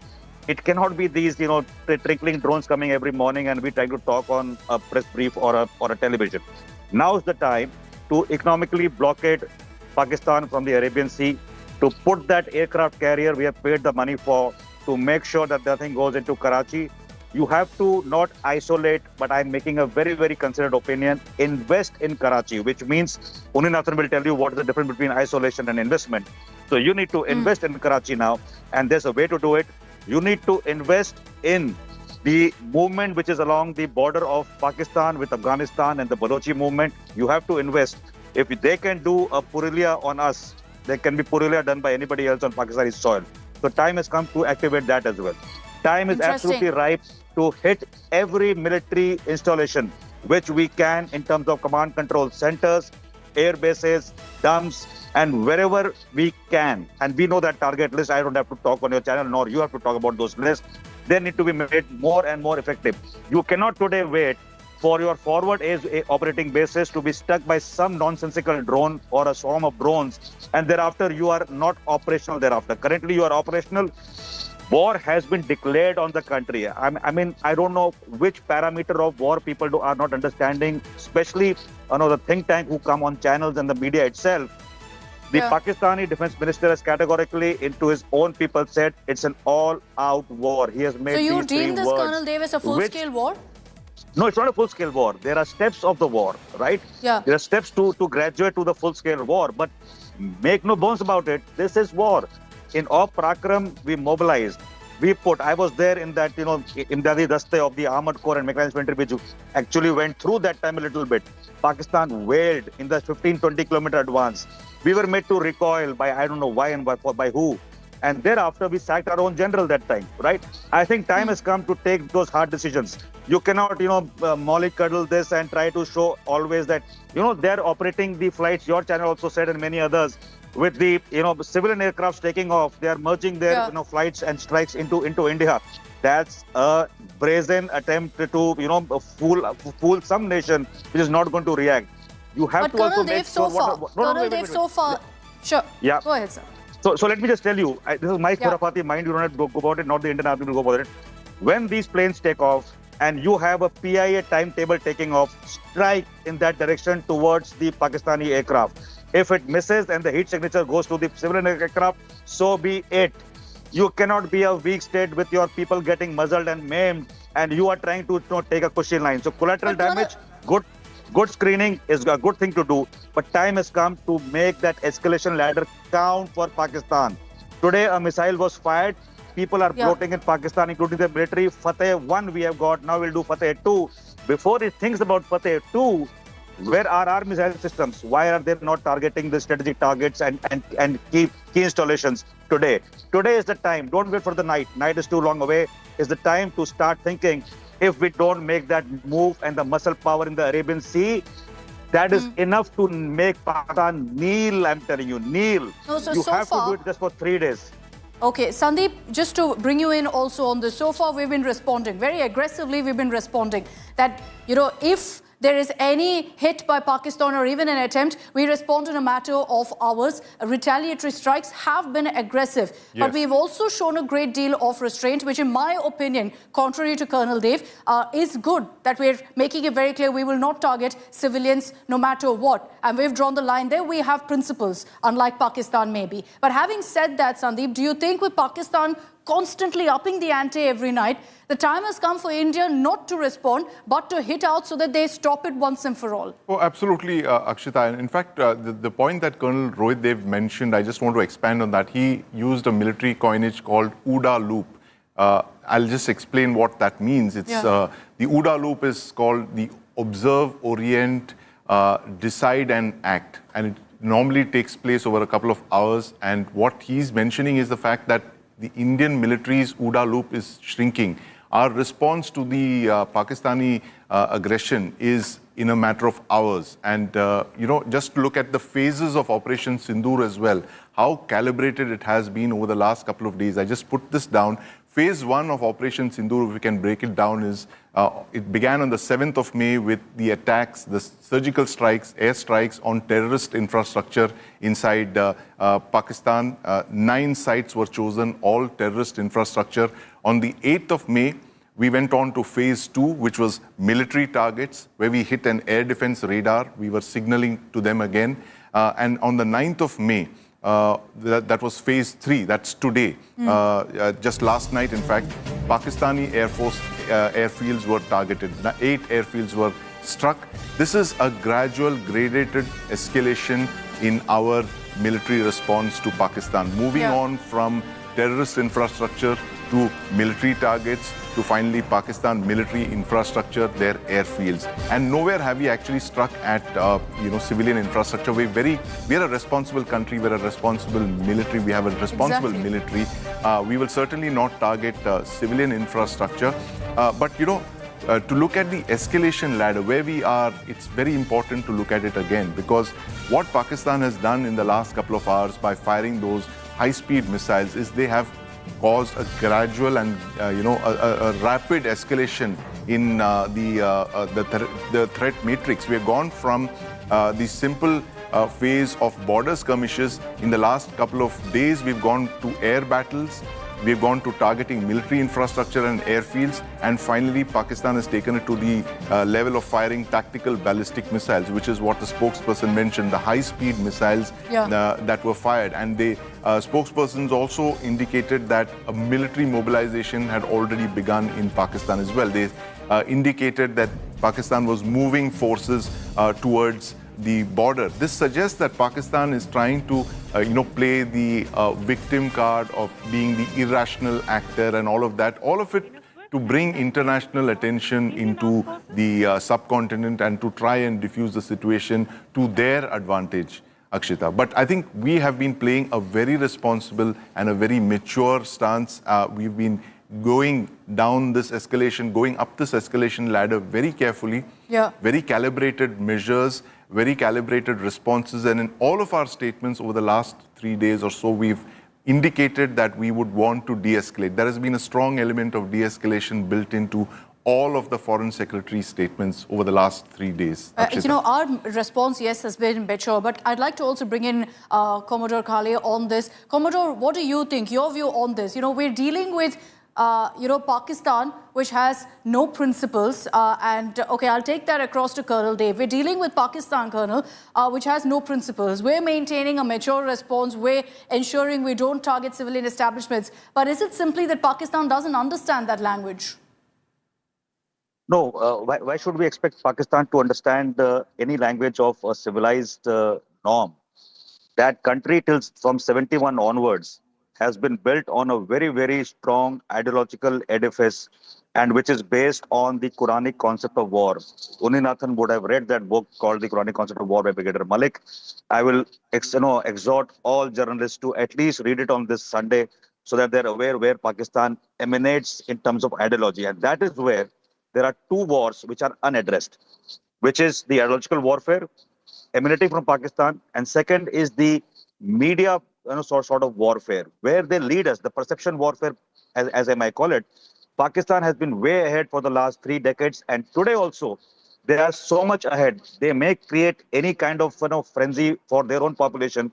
They might create any timestamp of even 2020 aircraft crashing in Pokhran, but showcase it today. They are much more effective. They are effective because they're trying to keep their awam calm and saying we are doing things.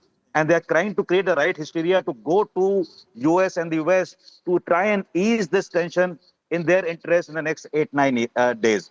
That is not our interest at all. Militarily, it does not suit India to fight a small skirmish. It suits India to actually cut Pakistan into many parts and to destroy their war-fighting ability over the next few years. We haven't done it so beautifully till now, but they have been able to do it.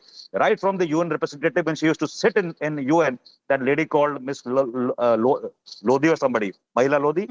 From her time, a lot of money. The Americans used to give money for ABC development. ADB used to give money. World Bank used to give money.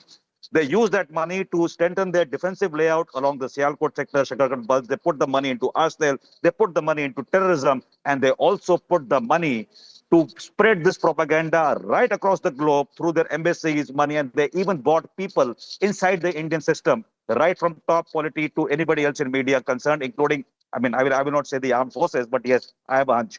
But that having said, today is not the time to talk about tutu-mame kind of military tussle between India and Pakistan. It's much more driven by ideology, much more driven by perception, and that is where media needs to step up. A.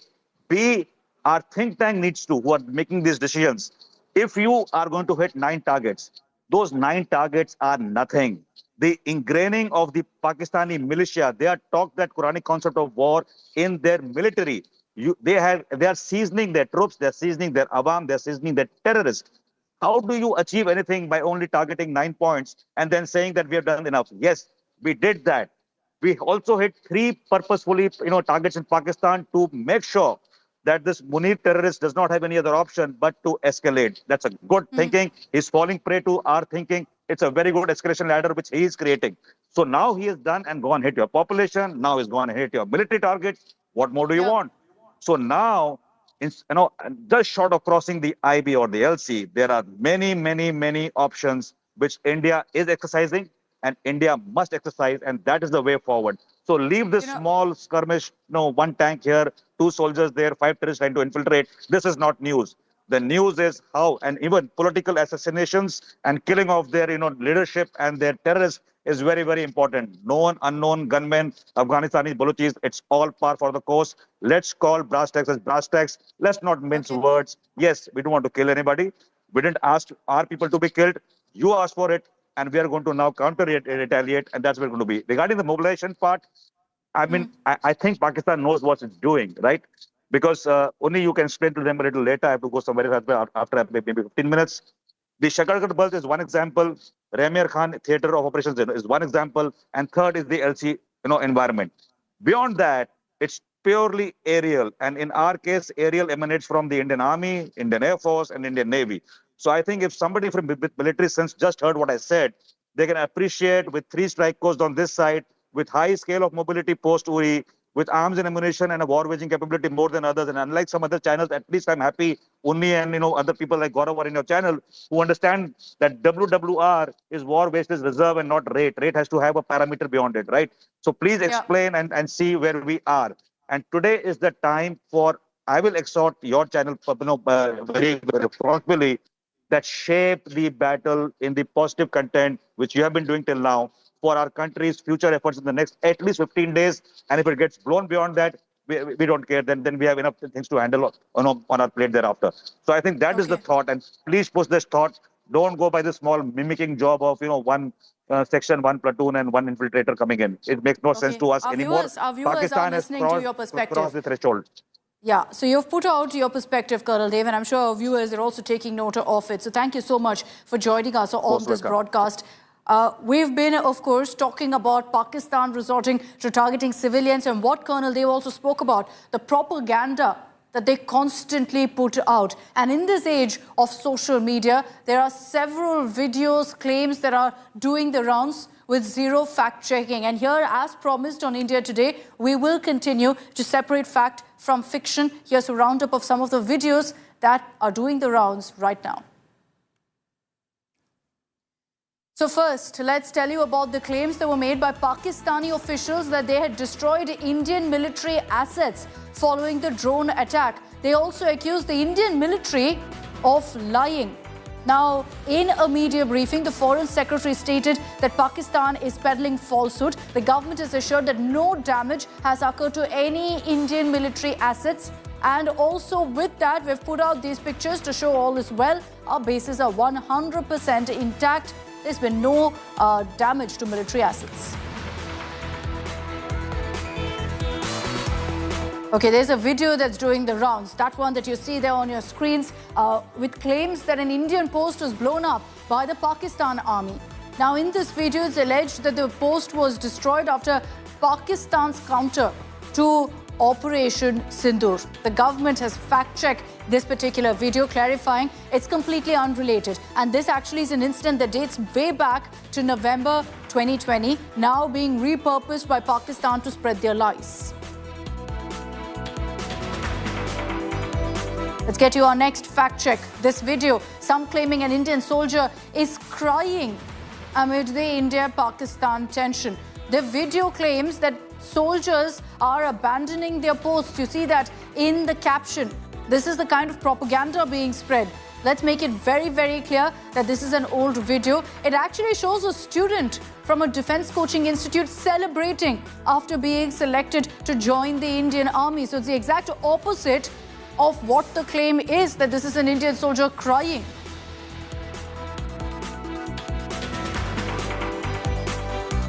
Apart from social media, even international news outlets like Al Jazeera reported that Pakistan carried out blasts at 10 locations near the Srinagar airport. The government has made it very clear that this is not true, it's fake news. The Indian government has clarified that all attempted attacks by Pakistan were successfully thwarted. So no, there were no 10 blasts or any blasts near the Srinagar airport.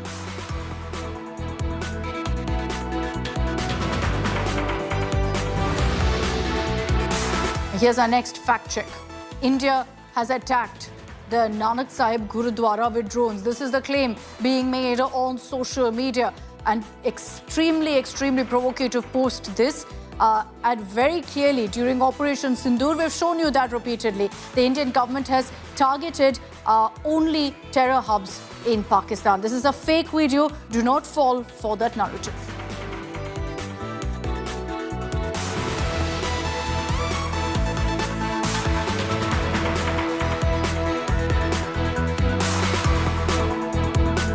Okay, our next fact check is of a video that's doing the rounds to claim that this was an explosion near Jaipur airport. In complete darkness, you can hear the sounds of blasts in this video.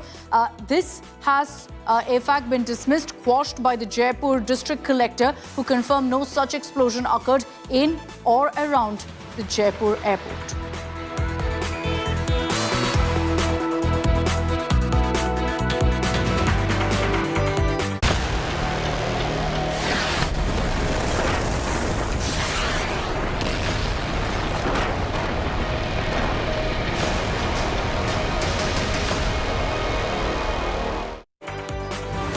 You're with us here on India Today for our rolling coverage on phase 3 of Operation Sindur and the conflict between India and Pakistan. Pakistan firing a ballistic missile towards India, leading to a sharp counter-strike by our forces as well. All the details that you need to know, the briefing that's coming from the government and much more coming your way. I'm Akshita Nandagopal. Let's begin with the headlines. India demolishes 4 Pakistani air bases, 4 other radar and weapons facility in precision strikes, explosions in Rawalpindi, Lahore and 6 other sites.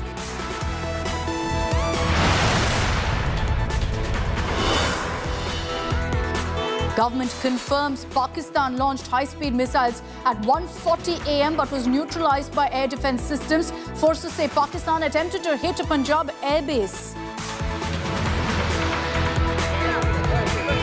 There were also several high-speed missile attacks noticed subsequently after 0140 hours in the night at several air bases in Punjab.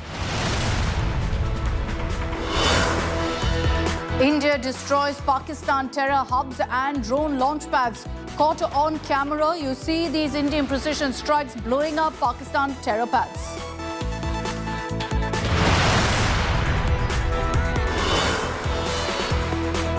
Pakistan hides information of assets and weaponry losses in Indian strikes, but India gives proof that there's been no damage caused whatsoever to our military assets.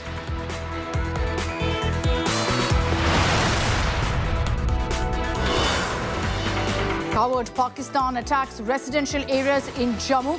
This is what led to India's strikes on Pakistani bases, because just look at the damage Pakistan created.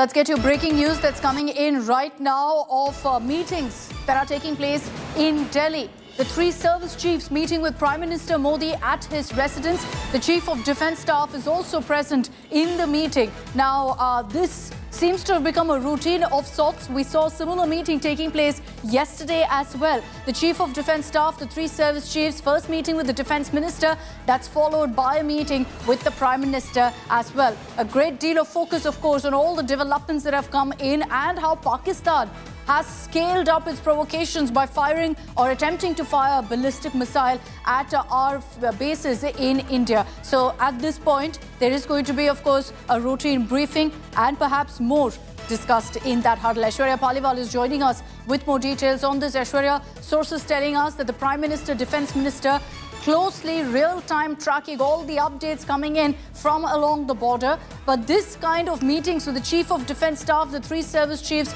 with the Prime Minister seems to have now become a daily routine affair.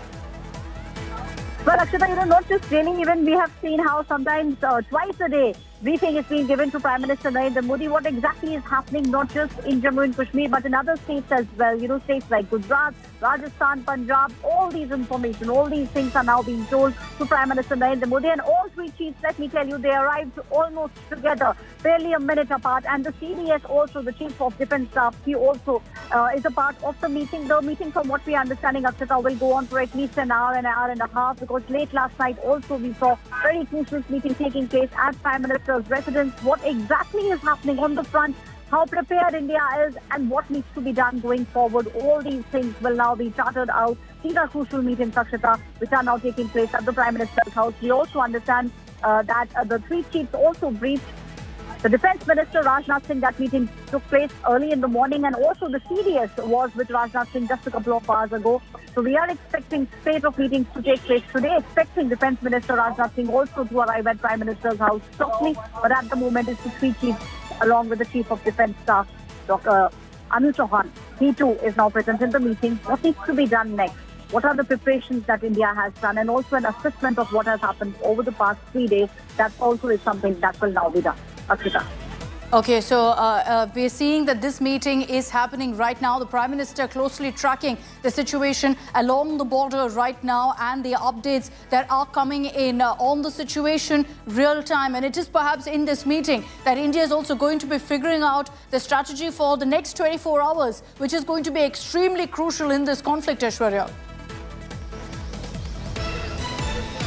Well, definitely, Akshita. We are seeing how de-escalation, that's one word which we are hearing again and again, be it the US, be it other nations. China also now in a statement has said that they are closely monitoring what's happening between India and Pakistan, and they are now hoping that peace prevails. So with regards to that also, what should be done diplomatically, how India now needs to make sure that there is pressure on Pakistan, all those things also will be looked at, because it's not just one thing that we are looking at. It's not a linear thing that India at the moment is looking at. Prime Minister Narendra Modi is looking at how to surround Pakistan 360 degree. That's also something that is clearly being looked at. All the details of what has happened, what happens at night, how are the drones coming in, how the Air Force is now making sure that they do not touch land. All those things will now be told to the Prime Minister, and the next course of action, what now needs to be done, how prepared the three chiefs are, all those things will now be discussed. And we are seeing, as you rightly pointed out, Akshita, this has become routine. Not just once every day, even twice, we are seeing the three chiefs coming and meeting Prime Minister Narendra Modi. Defence Minister Rajnath Singh, Akshita, also expected to meet Prime Minister shortly. Okay, Aishwarya, we're going to keep tracking the big updates that come in from those meetings. A busy day for the Prime Minister, as it has been for the last many days, as he's been tracking the situation very closely. Tensions rising between India and Pakistan. The government has, in their communication so far, made it clear that they've given a full free hand to our forces to respond how, when and where they want. We'll be tracking the latest on that meeting. Let's now get you some of the images of really the strikes, the counter-strikes by India. We've been reporting on it from 3 a.m. this morning, and images have been trickling in of how Pakistani military targets and military installations essentially have been crippled and badly damaged as a result of our strikes. Here are some of those images that prove that. In a targeted strike, India hit key military installations of Pakistan along the LOC. These are videos released by the government which show Indian missiles hitting Pakistani military installations, Pakistani posts, from where they've been launching these drones into India every night.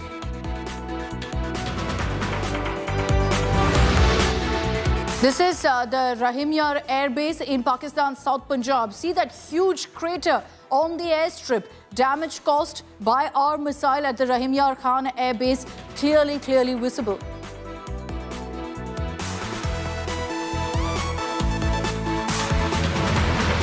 The terrorist launchpad at Luni in Sialkot of Pakistan completely destroyed by the BSF. Pakistan initiated unprovoked firing on BSF posts, and the BSF responded strongly, inflicting heavy damage on Pakistani Rangers' posts and assets.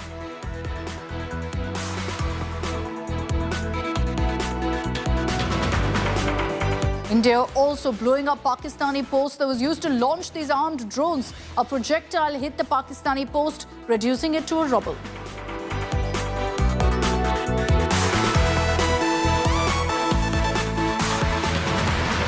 We've hit 8 military bases in Pakistan, many of them air bases. Prominent among them was the Nur Khan Airbase in Rawalpindi.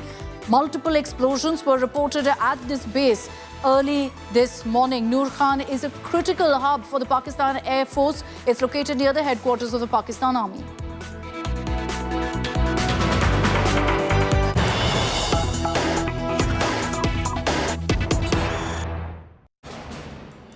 So let's tell you right now about the military bases that have been struck by India. 8 military bases across Pakistan have been hit with precision weapons. Fighter jets are also being used to hit many of these targets. Now, we've particularly chosen these 8 military sites strategically, keeping in mind that this is where command centers are. This is where Pakistani radars are.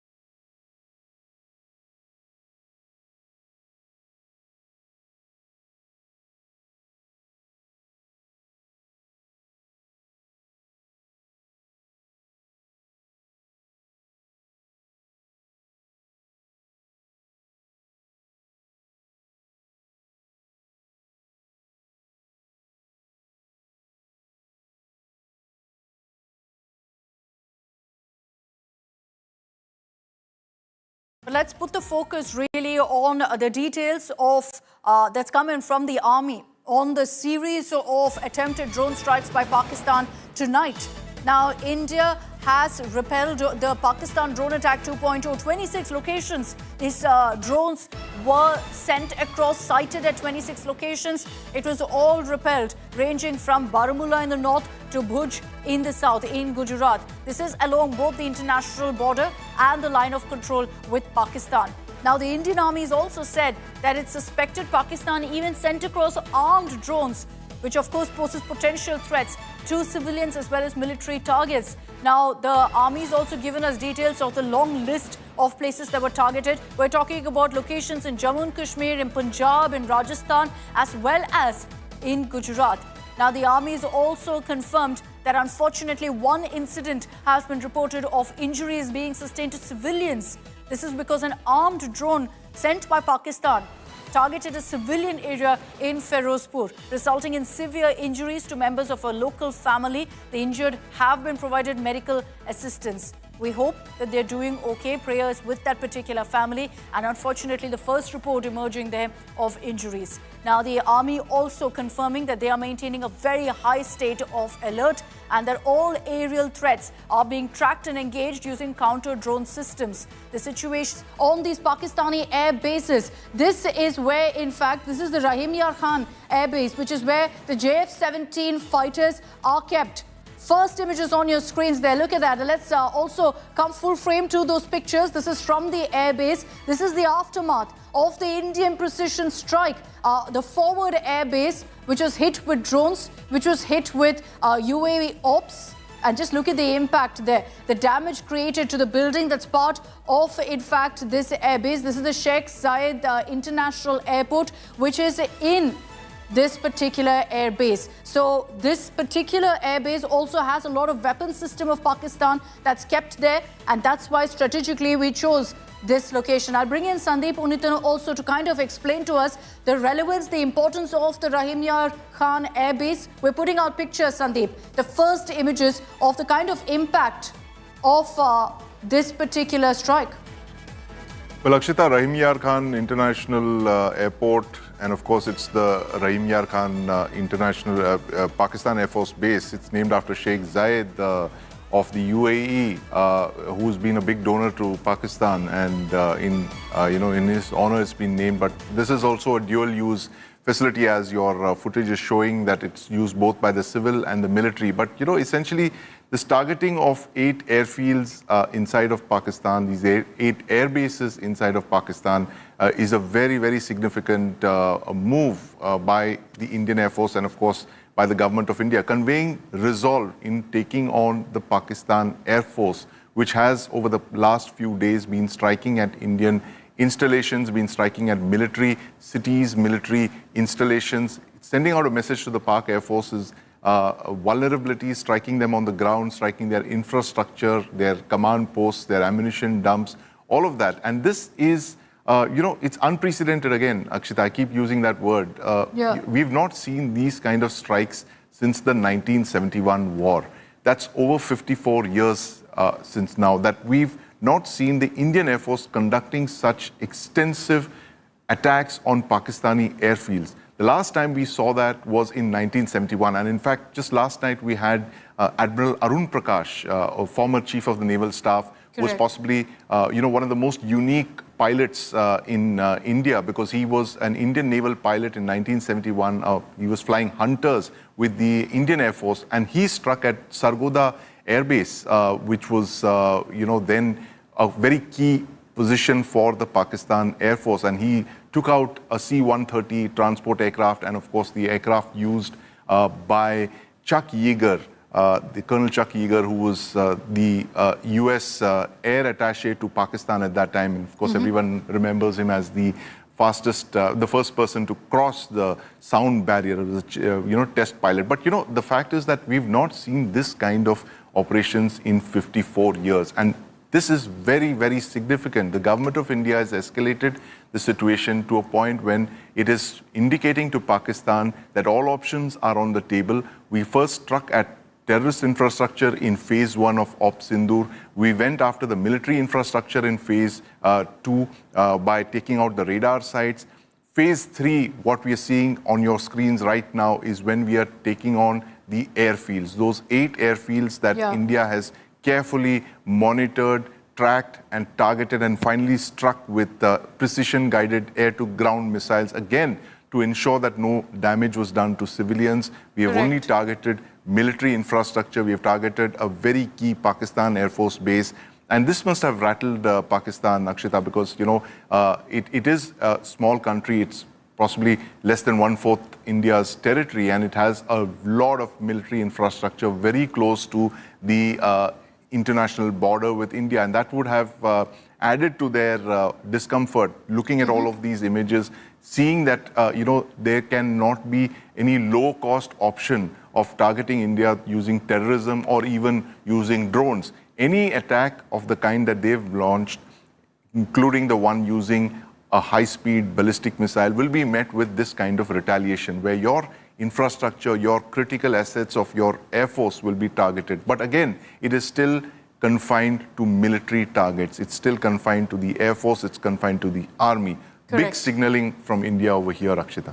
Very true. And Sandeep, you highlighted what phase 1, phase 2, phase 3 of Operation Sindur looks like. And there'll be a big question mark of what phase 4 will look like.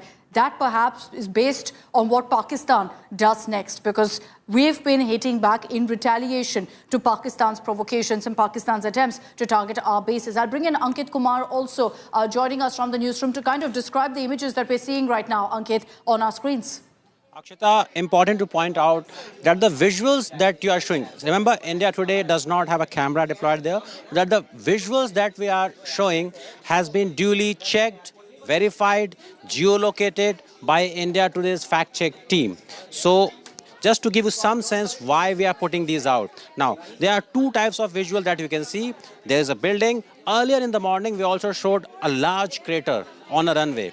We can now say with certain authority that the crater is from the middle of the runway. Remember, there's only one runway. There's only one functional runway at that airport. If you take that out, that makes the airbase redundant.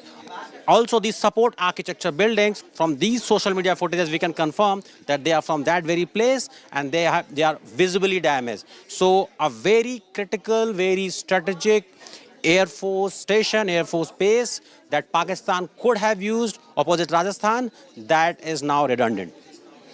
Okay, thanks very much, Ankit, for joining us with those details. And Ankit rightly pointing out that these pictures we have verified, we have vetted, and then put it out so that you get an accurate picture right now of the kind of damage on Pakistani air bases. All right, apologies for that. This is the Rahim Yar Khan Airport. It's a air base and also a civilian airport. But mind you, we've ensured that the damage in the building happened at a time when the airport wasn't functioning. So again, ensuring very clearly that civilians aren't targeted. Pakistan may keep doing it. Pakistan may keep provoking, targeting our civilians along the line of control, sending across drones to target civilian establishments.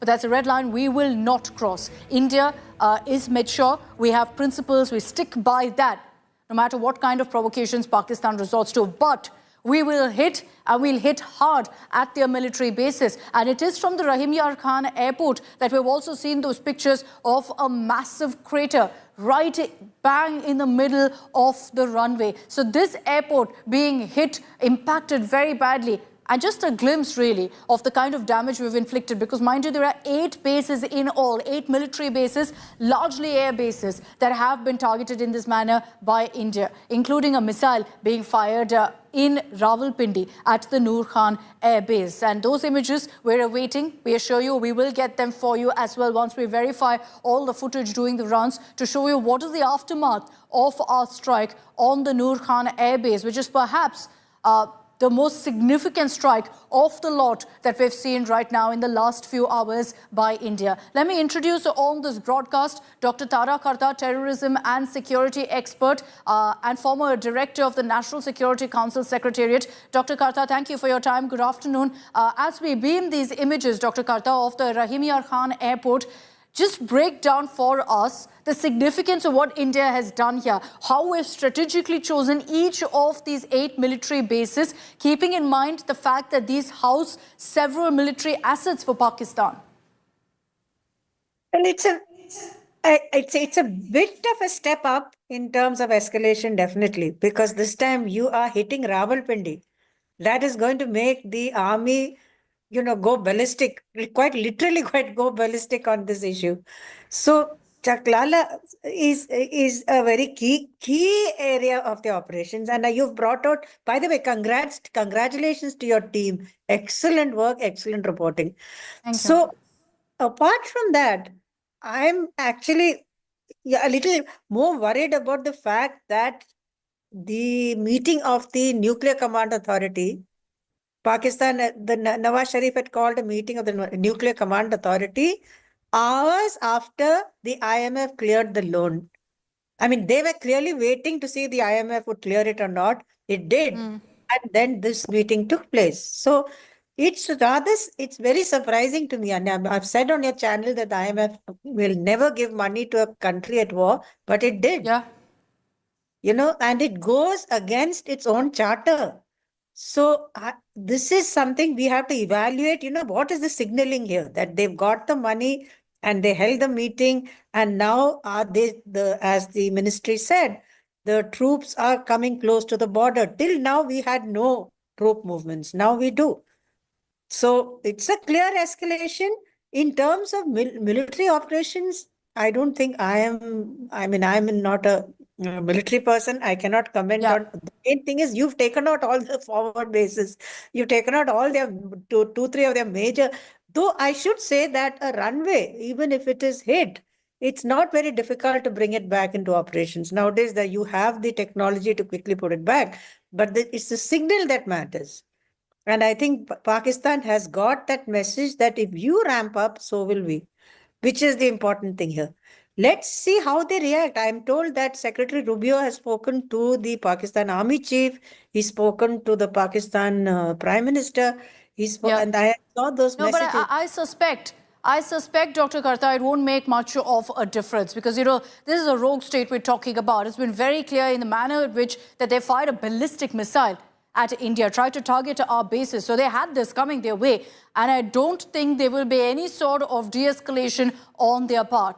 This is a country that's actually received a bailout package. And Dr. Karta is right. They've received a bailout package of $1 billion. The joke really is on the IMF here, that you've actually given a terror state that much money. And add to it the fact that the country has been resorting to this kind of a conflict, targeting civilians at that. And yet you handed out money to them. But we can tell you right now that the kind of damages that have been reported and reports of which are trickling in from these air bases, where you have Pakistani military assets parked, that we've targeted those. It's going to cost Pakistan at least a few billions to be able to make up for those losses. So the $1 billion that the IMF has given them, we know where it's going to be used. We know how they've used it previously to kind of ensure that their terrorism flourishes from the hands of the Pakistan army. This time, however, they're going to have to also lick their wounds with what we've done. So, at this point, while we've been talking a whole lot about really what the IMF has done with that bailout package,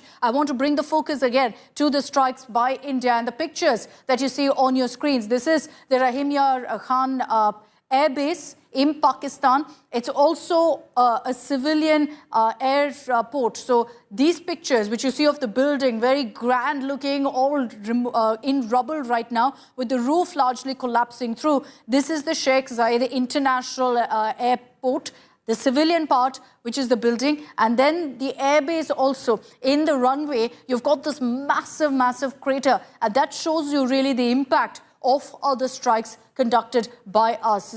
Mind you, and I'll highlight this again, that this building that you see, which is the airport, didn't have any civilians inside. Our agencies, our forces have been working together to ensure that no civilian establishments have been targeted. And that's because we've also gone ahead with very clear precision targets. We've chosen our location, we've fired right at that location, not a single building left or right neighboring, none of that has been affected. We are making it clear that our fight is against Pakistani terror. We're making it clear our fight is also against the Pakistani army if they choose to harbor these terrorists, if they choose to protect and shield them and then attempt to hit us. The ballistic missile that was fired by the Pakistan army is what's triggered these counter-strikes by India in multiple locations. What we're showing you is the Nur Khan Airport, but there are several other locations. Perhaps the most important of those is the Nur Khan Airbase, which is in Rawalpindi, which Dr. Karta also spoke about, because this really is the most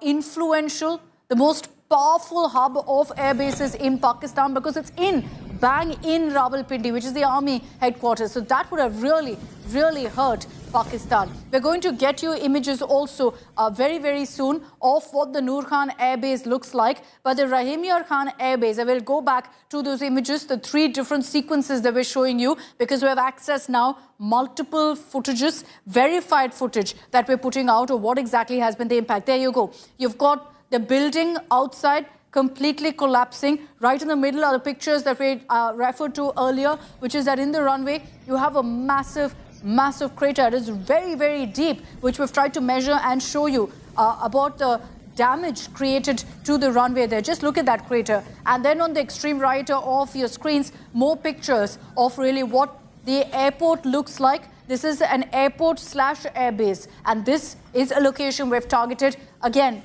because it's here that you have Pakistani military assets parked.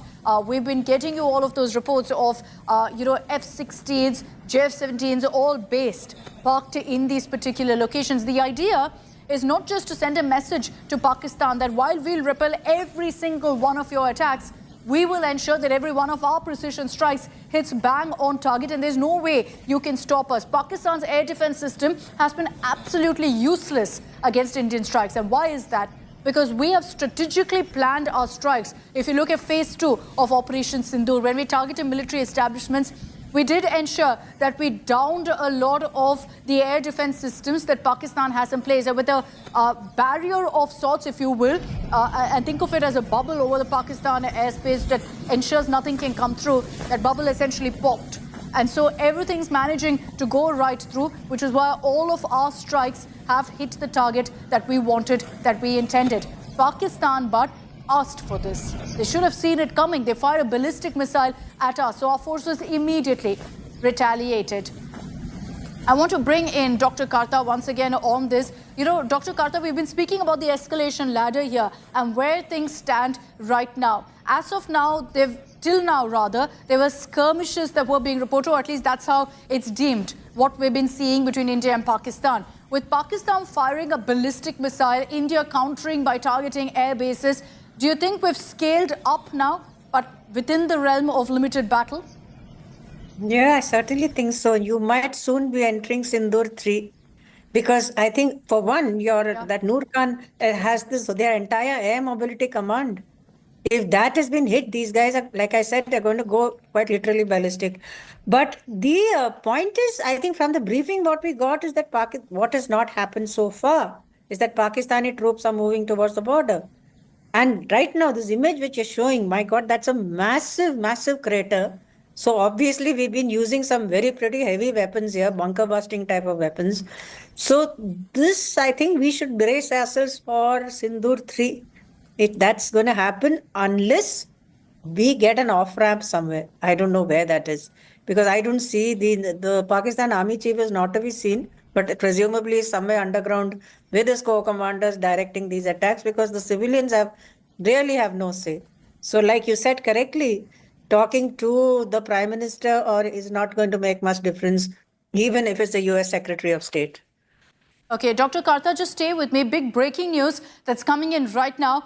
Details that are emerging of really the impact of Operation Sindur Phase 1 that I'm referring to, when we struck those terror targets. Information now coming in of all the terrorists who were eliminated, who were neutralized. In the last 48 hours, our agencies have been going through all the bodies that have been found, who were the terror chiefs who were eliminated. And we can confirm for you that Abu Jundal, one of the Lashkar-e-Taiba terrorists, handlers who were involved in the planning of 26/11, he's been neutralized in the strikes that we conducted against terror hubs. This is big breaking news that's coming in. Now, we understand that Abu Jundal has been eliminated, neutralized. Then you have Hafiz Mohammed Jamil with the Jaish-e-Mohammed, brother-in-law of Masood Azhar.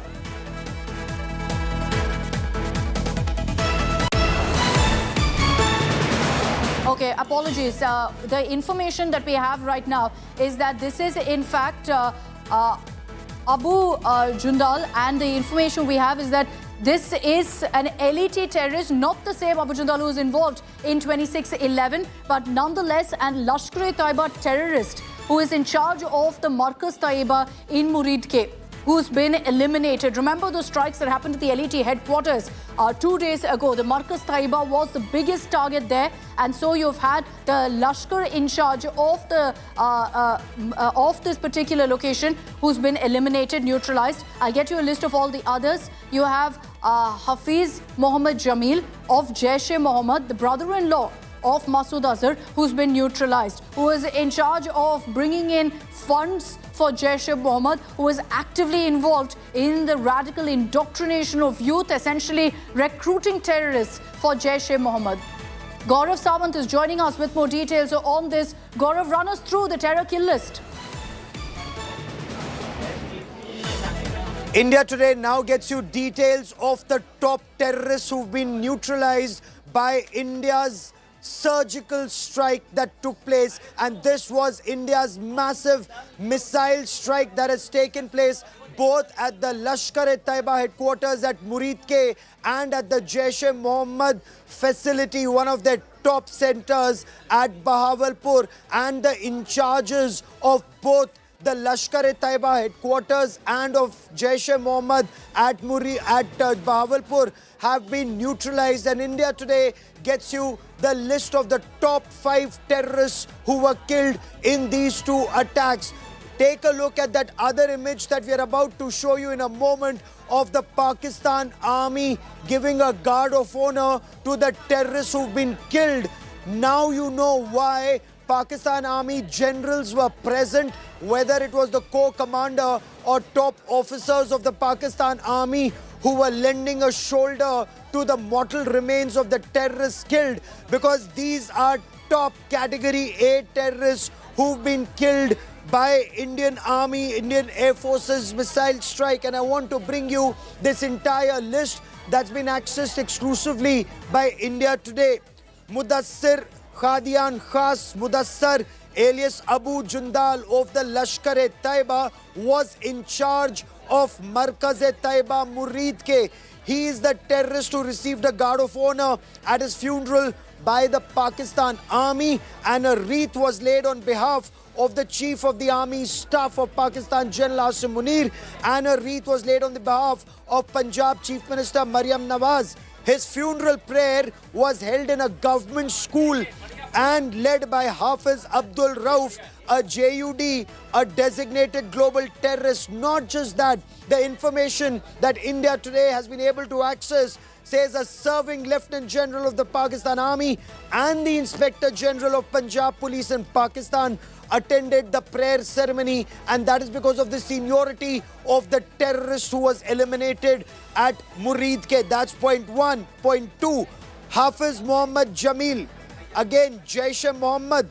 Why is he so important? Because he's the eldest brother-in-law of that Maulana of terror Masood Azhar, in charge of Markaz Subhanallah at Bahawalpur, actively involved in radical indoctrination of youth and fundraising in Jaish-e-Mohammed. He too was neutralized. Muhammad Yusuf Azhar, alias Ustadji, alias Muhammad Salim. This again is a Jaish-e-Mohammed terrorist, handled weapons training for Jaish-e-Mohammed, involved in multiple terrorist attacks in Jammu and Kashmir, wanted also in the IC-814 hijack. Muhammad Yusuf Azhar killed Then Khalid alias Abu Akasha, Lashkar-e-Taiba, involved in multiple terror attacks in Jammu and Kashmir, engaged in weapons smuggling from Afghanistan, engaged also in several other terrorist activities. Now, his funeral was held in Faisalabad and attended by senior Pakistan Army officers and the Deputy Commissioner of Faisalabad. And that's not all. While several other terrorists were killed, we are getting you the list of the top 5 terrorists who were killed in India's missile strike. Muhammad Hassan Khan of Jaish-e-Mohammed, and he is the son of Mufti Asghar Khan Kashmiri, the operational commander of Jaish-e-Mohammed in Pakistan-occupied Jammu and Kashmir. He played a critical role in coordinating terrorist strikes in Jammu and Kashmir. So these are top terrorists who were eliminated, and so pained was the Pakistan Army that the Pakistan Army since has been targeting India for killing their strategic assets. And a lieutenant general, a serving lieutenant general of the Pakistan Army attended the funeral. A wreath was laid on behalf of Pakistan's Army Chief General Asim Munir and Maryam Nawaz, the Chief Minister of Pakistan's Punjab province.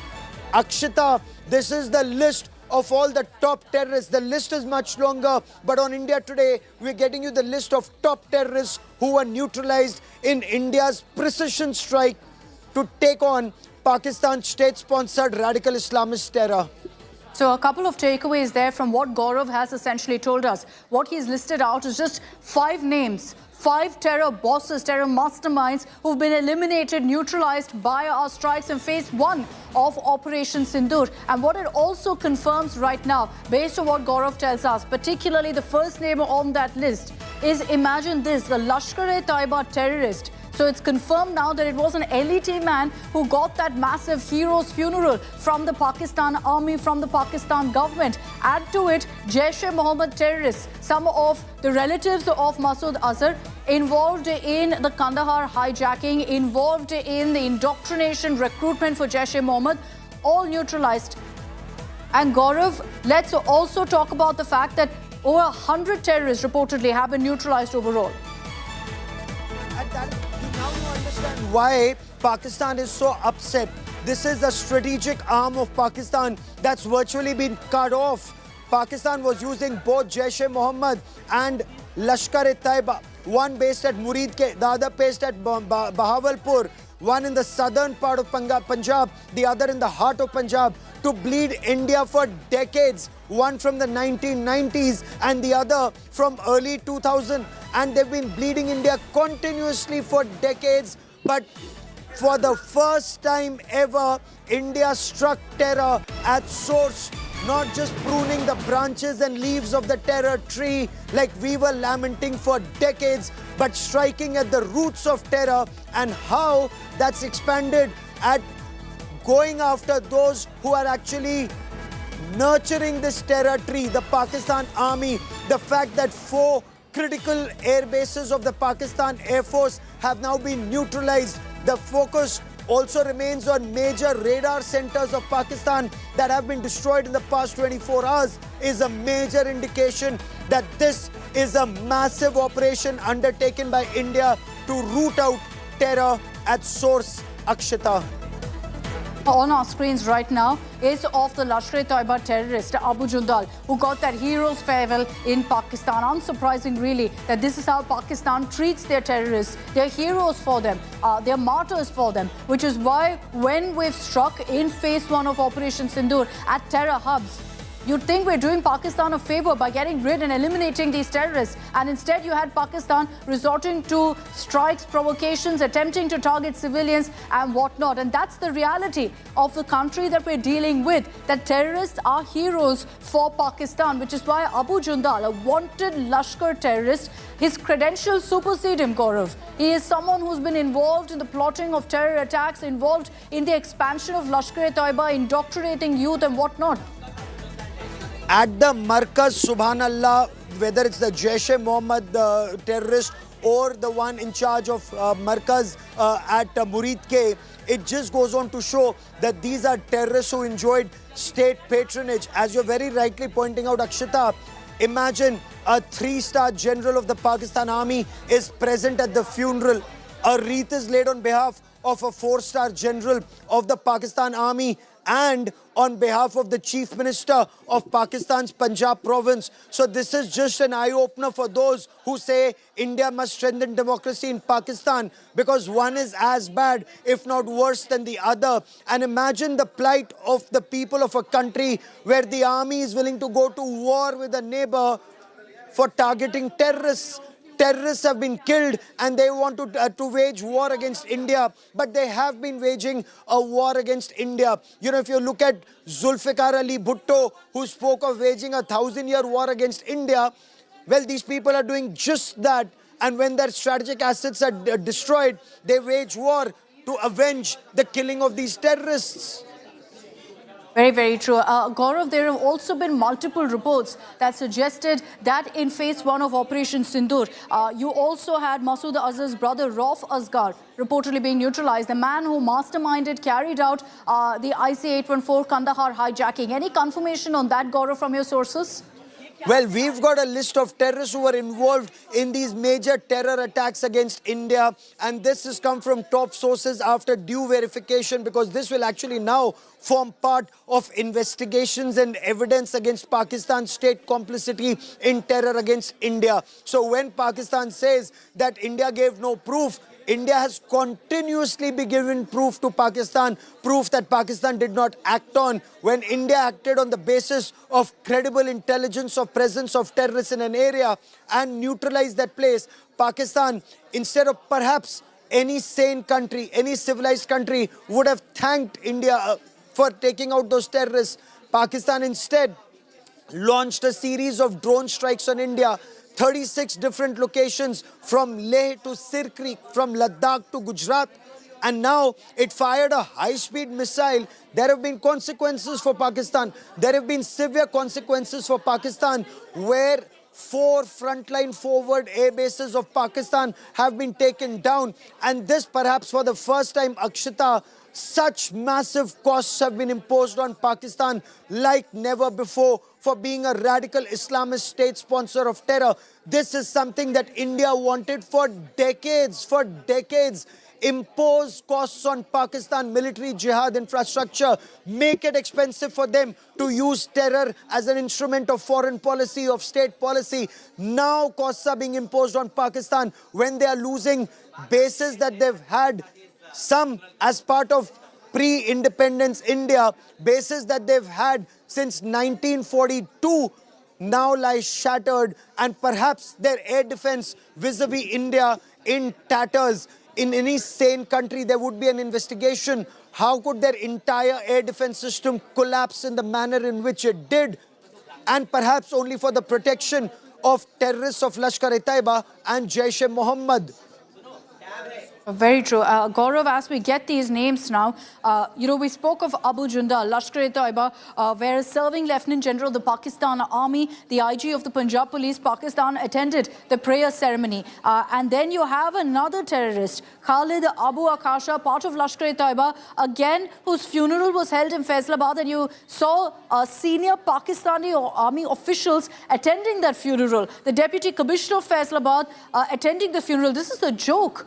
You've got officials, senior army officials of the Pakistan Army attending funerals now. The other names that stand out for me is, of course, Abu Jundal was running the Markaz Taiba in Muridke, so he's been neutralized. Now, similarly, as far as the Jaish-e-Mohammed is concerned, you also have Hafiz Mohammed Jalil, who is in charge of Markaz Subhanallah in Bahawalpur, also being neutralized. These Markazes, Gaurav, whether in Muridke, whether in Bahawalpur, served essentially as a headquarters for terror activities. We've got confessions even from the likes of Ajmal Kasab, a statement from David Headley that confirmed that Muridke is exactly where they got their training, where they met Hafiz Saeed. You've hit the nail on its head. Absolutely. There's a mountain of evidence. There's a mountain of evidence that would convince anyone except, of course, Pakistan, which continues to aid and abet, sponsor terror, fund terror. And that's the reason you saw, as you very rightly pointed out, Akshata, generals being present at funerals, army shouldering the coffins of terrorists. You know, the question that you posed about IC-814 hijack, it is Muhammad Yusuf Azhar, alias Ustadji, alias Muhammad Salim, alias Ghosi Sahab of Jaish-e-Mohammed, brother-in-law of Maulana Masood Azhar, who is not just a weapons handler and a trainer for Jaish-e-Mohammed, but was involved in multiple terrorist attacks in Jammu and Kashmir and wanted in India for the IC-814 hijack. Imagine, IC-814 was hijacked in 1999 December, hijacked from Kathmandu, en route India, and taken first to Dubai, then to Kandahar, when that Maulana of terror, Masood Azhar, was released, and then started a new chapter in radical Islamist terror that bled India for the next 25 years. And that chapter finally, that book, that chapter ends with that bombing of Markaz Subhanallah at Bahawalpur and that Markaz at Muridke of Lashkar-e-Taiba. It just goes on to show it's a very long war on terror where you require not just military capabilities, which incidentally we've always had, but political will to hit terror at source. And today Pakistan is crying and bleeding. Then these are very strong decisions taken by Prime Minister Narendra Modi and his team to hit terror at source and to kill and destroy the roots of terror in Pakistan. Now that we have the names, Gaurav, and this is, of course, just a handful of names, let's be clear that actually the number of terrorists neutralized as because of Operation Sindur is much higher. We have 5 names of the terror masterminds, terror bosses who've been neutralized right now. And looking at these names, scanning through them, Gaurav, you've, of course, tracked how Lashkar, Jaish-e-Mohammed have essentially spread their roots through Pakistan and used it to kind of carry out terror attacks in India. With these names emerging, do you think that the Indian forces, the government has successfully really hit the backbone of Jaish-e-Mohammed, Lashkar-e-Taiba, making it impossible for them to kind of go back to what they were before? You know, striking terror at source actually means striking GHQ at Rawalpindi or Appara or the bases that India has just struck early this morning. There are 8 different locations that India has targeted. That is truly striking terror at source. And if I may, this will come at a cost. And yes, there are costs involved in the war on terror. But which country that is battling radical Islamist terror in the world has not shed blood or has had costs imposed on it? In the United Kingdom, people have died. In the United States of America, when 9/11 happened, America went and struck terror at source. It, of course, got waylaid and then started attacking Iraq and, you know, with that bogey of weapons of mass destruction. But then terror is at source. Of course, America hit next door to source. They went after Afghanistan instead of going after Pakistan, which is where all the terrorists are.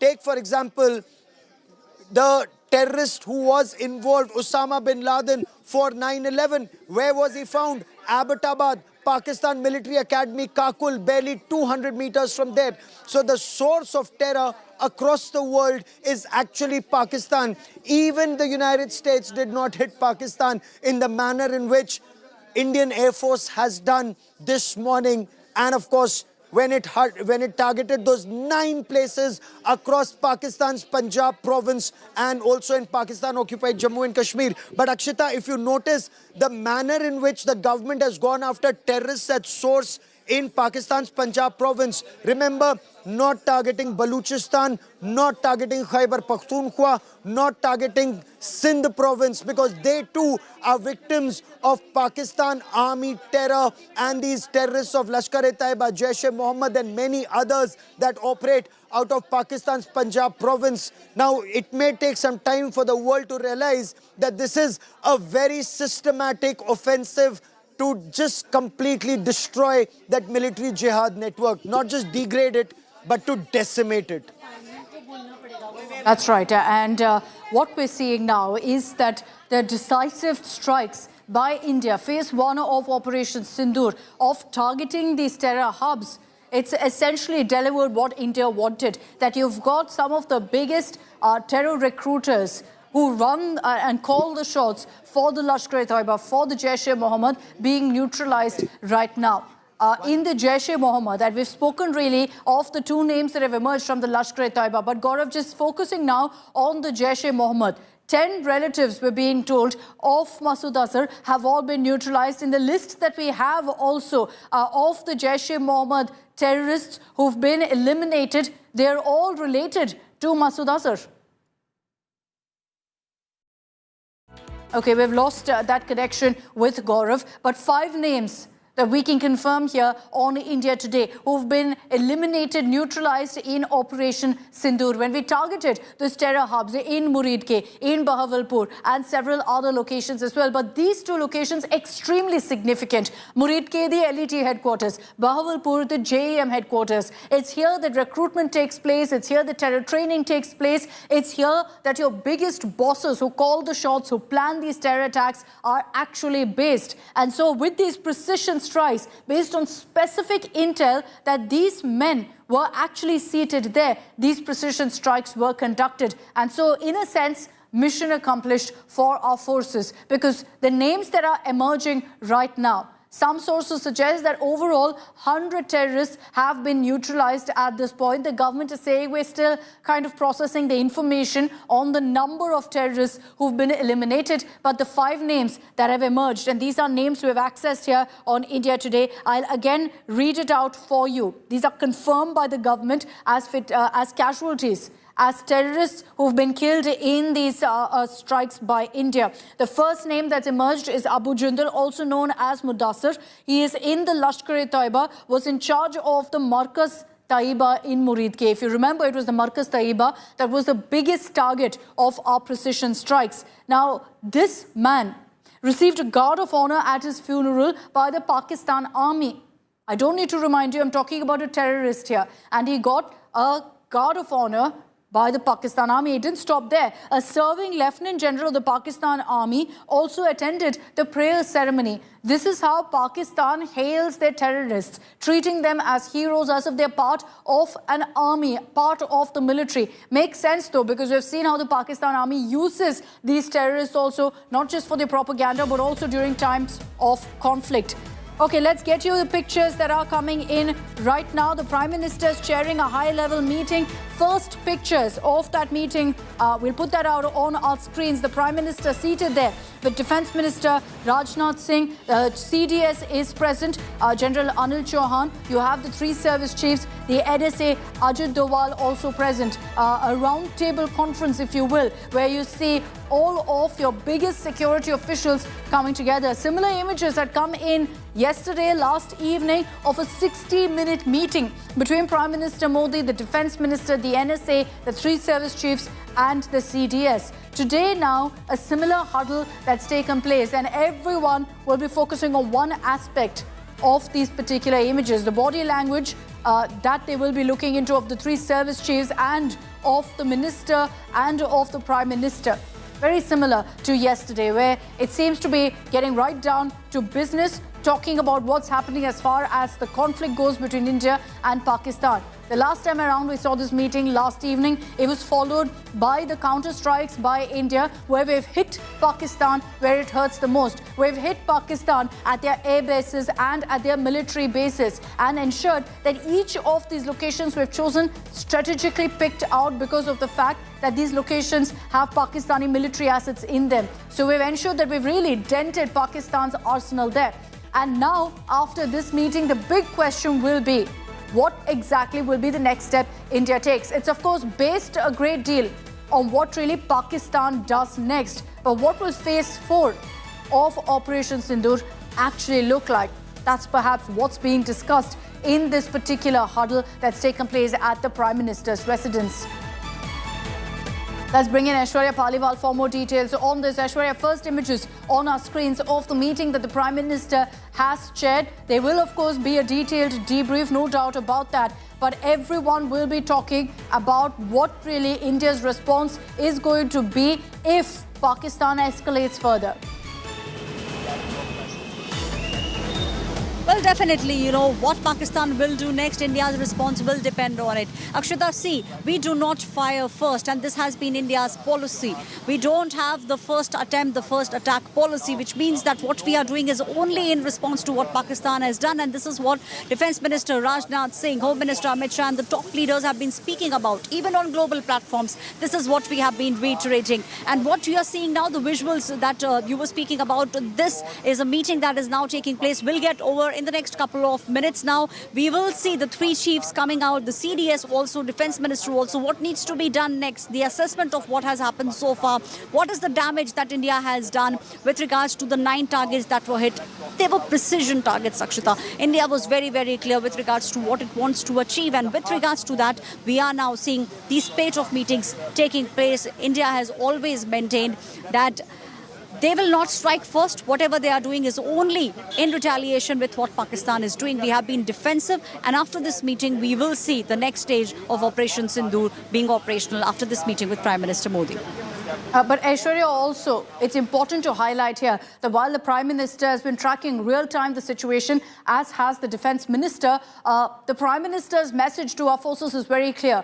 Free hand to retaliate in the manner they choose, how, when, where, full freedom to our forces.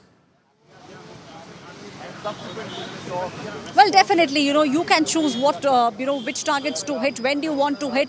The extent of the damage is also something that the defence forces at the moment are looking at. And see, if you remember the first press conference, the message that we got from the government was that no casualties were being reported, only those areas where the targeting, where the terrorists were actually hiding, those were the areas which now were being looked at. The precision, that's the reason why the government now can stand tall, and that's what Defence Minister Rajnath Singh has also been saying, that our targets were very clear.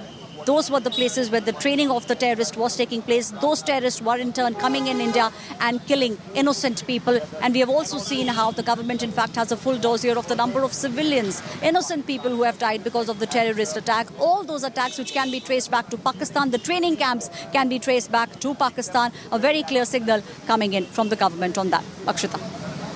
Okay, Aishwarya getting us those details. And as we put out those pictures, the first images of the meeting at the Prime Minister's residence, you can see the Prime Minister there with NSA Ajit Doval, the Defence Minister Rajnath Singh, the Chief of Defence Staff General Anil Chauhan, the Army Chief, the Navy Chief, the Air Force Chief, all present there for this briefing. And large parts of the video, you see the Prime Minister speaking to them. There is, of course, going to be a lot of speculation of what the Prime Minister's message is to them. But looking at how India has hit back, and Aishwarya, I'll bring you back in on this, looking at how India has hit back at Pakistan, the government's messaging to the forces seems to be that if Pakistan chooses to provoke in any manner, doesn't matter if we repel, if we thwart their attacks, but if they choose to send drones our way, missiles our way, we'll hit back in the same language, the same coin. And we should, Akshita, because India, and not just India, every nation has the right to defend itself. If you remember what Mossad did when those athletes were killed in Munich in the Olympics, it took them 20 years, but they found out each and everyone who was responsible for that. If you look at the United States of America, all the nations in the world, they have the right to defend themselves, and that is what India at the moment is doing. On the 22nd of April, those people were innocent people, Akshita, who were out there in Baisaran Valley. They were not people who had harmed Pakistan in any which way, but they lost their lives. So very specifically, they were being asked what religion they were from. So with regards to that, what we are seeing is a swift retaliation coming in from India. And this is what the government has maintained from day one, that we are only responding the manner in which Pakistan has been dealing with us. And that's the reason why we are also seeing the tensions escalate The drones are coming in not from Indian side but from the Pakistani side, and we are now intercepting them. We are defending our nation. That's the clear message coming in from the government. And the meeting that we are seeing, the next course of action is being decided in that meeting. What India has done so far and what India needs to do now. How do we need to defend our nation? All those strategies are now being chalked out at Prime Minister Narendra Modi's residence. Yeah, also, as we're looking at these images, let's try and examine the kind of images that you've also accessed. For example, this video, yesterday's video as well. The men in the fatigue, the uniform speaking for itself in the past 2 days, the Indian Air Force, the Army, and of course the Navy. Then comes in the senior most officials. What does, if I may take the liberty to understand the body language here? Remember, these are men with clearly right now sleepless nights, tracking operations in real time. But you can see a certain confidence, strategizing, assuring not only the public that we have the strategy in place, but these men on your screen, these men are the decision makers right now to be able to tell Pakistan, we tried to extend a hand of friendship all these decades. We tried to ensure olive branches sent out, and in turn, you only pushed us through terror attacks. Aishwarya, stay on with me. Big news coming in. This, remember, is in the backdrop of the first strike that India indulged in response to the Pahalgam massacre. The 9 targets in 25 minutes. And among those, I can tell you, as the confirmation coming in from our sources, remember, Jaish-e-Mohammed and Lashkar-e-Taiba operational hubs were hit in Murid-K, also in Bahawalpur, and we have the names now that have come in of the names. In Jaish-e-Mohammed, it's very pertinent this time that according to our sources, with the confirmation coming in, that Masood Azhar's family members are not simply family members. They have been top operatives. One of them led the IC-814 hijacking in 1999 that led to the release of Masood Azhar, Omar Sheikh, Masood Ahmad Zargari as well. Omar Sheikh eventually, remember, led the journalist, American Jewish journalist Daniel Pearl to captivity, eventually leading to his murder, and that happened in Pakistan. The visuals that you're looking at, the list that we have accessed, and I want to tell you the names that are coming in. Abu Jundal, Lashkar-e-Taiba's Jaish-e-Mohammed chief's kin as well in this. Hafiz Jamil's name is coming up. Jaish-e-Mohammed chief's brother-in-law, also according to our sources, has been neutralized in Bahawalpur. So 2 important sites that Pakistan did not expect could be hit. Bahawalpur for Jaish-e-Mohammed, that Indian government's dossier calls an operational hub, the operational headquarters of Jaish. Jaish, remember, had an imprint of almost all terror attacks when it came to India, whether it was the Pulwama terror attack, starting with the release of Masood Azhar in 1999 to protect our 179 passengers, 11 crew members. India then decided to release these 3 terrorists, Masood Azhar, Omar Sheikh and Ahmad Zargari. In turn, then Masood Azhar started to carry out and launch suicide missions, terror attacks, especially in Jammu and Kashmir, but also across India. This is a Mega India Today exclusive. We are told that in the airstrikes that took place right after the Pahalgam massacre, as the strategy, as the first strike, the phase 1, so to say, when Operation Sindur that we are talking about. Kamaljeet Sandhu joins me for the latest on that. Kamaljeet, clearly the Jaish-e-Mohammed and Lashkar-e-Taiba were the big targets. Tell us about the name. Abu Jundal's name is coming up. Also, Jaish-e-Mohammed's chief's brother-in-law's name also coming in on this. Hafiz Jamil's name is coming. Take us through the details of these names.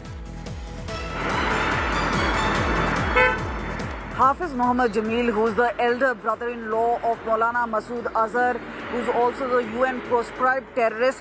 He's been involved in several of the terror activities, actually involved in radical indoctrination of youth. So a key element there also is Mohammed Yusuf Azhar. And remember, this is the other brother-in-law of Maulana Masood Azhar. And why is he important is because he's wanted in the IC-814 hijack case. So this is where it's a shot in the arm as far as the security grid is concerned. Remember, neutralizing. And then we're talking about Mudassir Khadian Khas, who's also called Abu Jundal, Lashkar-e-Taiba commander. He's received a guard of honor by the Pakistani army. The wreaths were laid also on behalf of the Pakistani army chief.